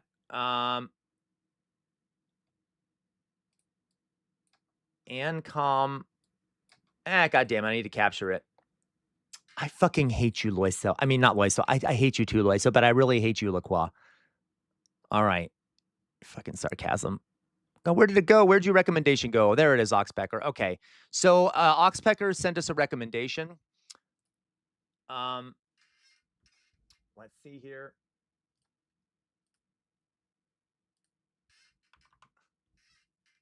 Okay. Socialism leftist. This sounds good. Thank you very much for this. This person is anti-fascist, vegan, ANCOM. Okay, we'll send you guys here. All right, guys. You know what I'm about to say. First of all, free Palestine, free Sudan, free the Ukraine, free Venezuela, free Iran, free Lebanon. God, there's so many fucking places to free. Can we just summarize it? Okay. Free everywhere all at once. Okay, please free everywhere all at once because God knows the world is a fucking shithole at the moment, as if it ever wasn't. Paste here. So free all those places. Never stop resisting. The easiest way to resist is to think for yourselves. The easiest way to resist is to think for yourselves, and that includes when you watch me. I'm not perfect. I make mistakes. See what other people are saying. Don't get caught in an information silo.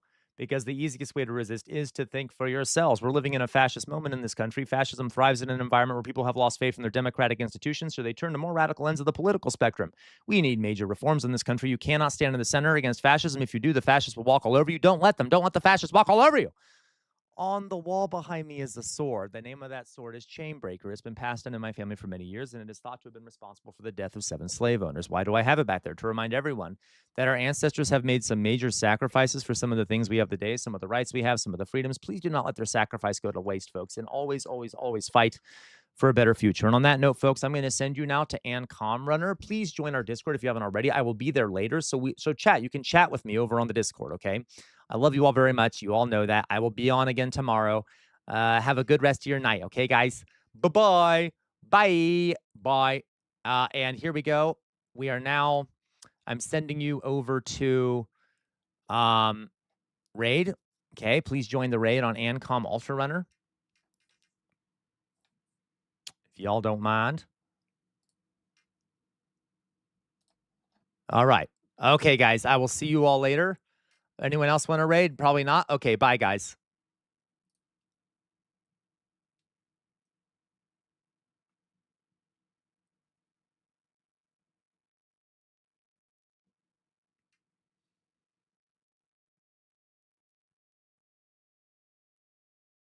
All right, guys.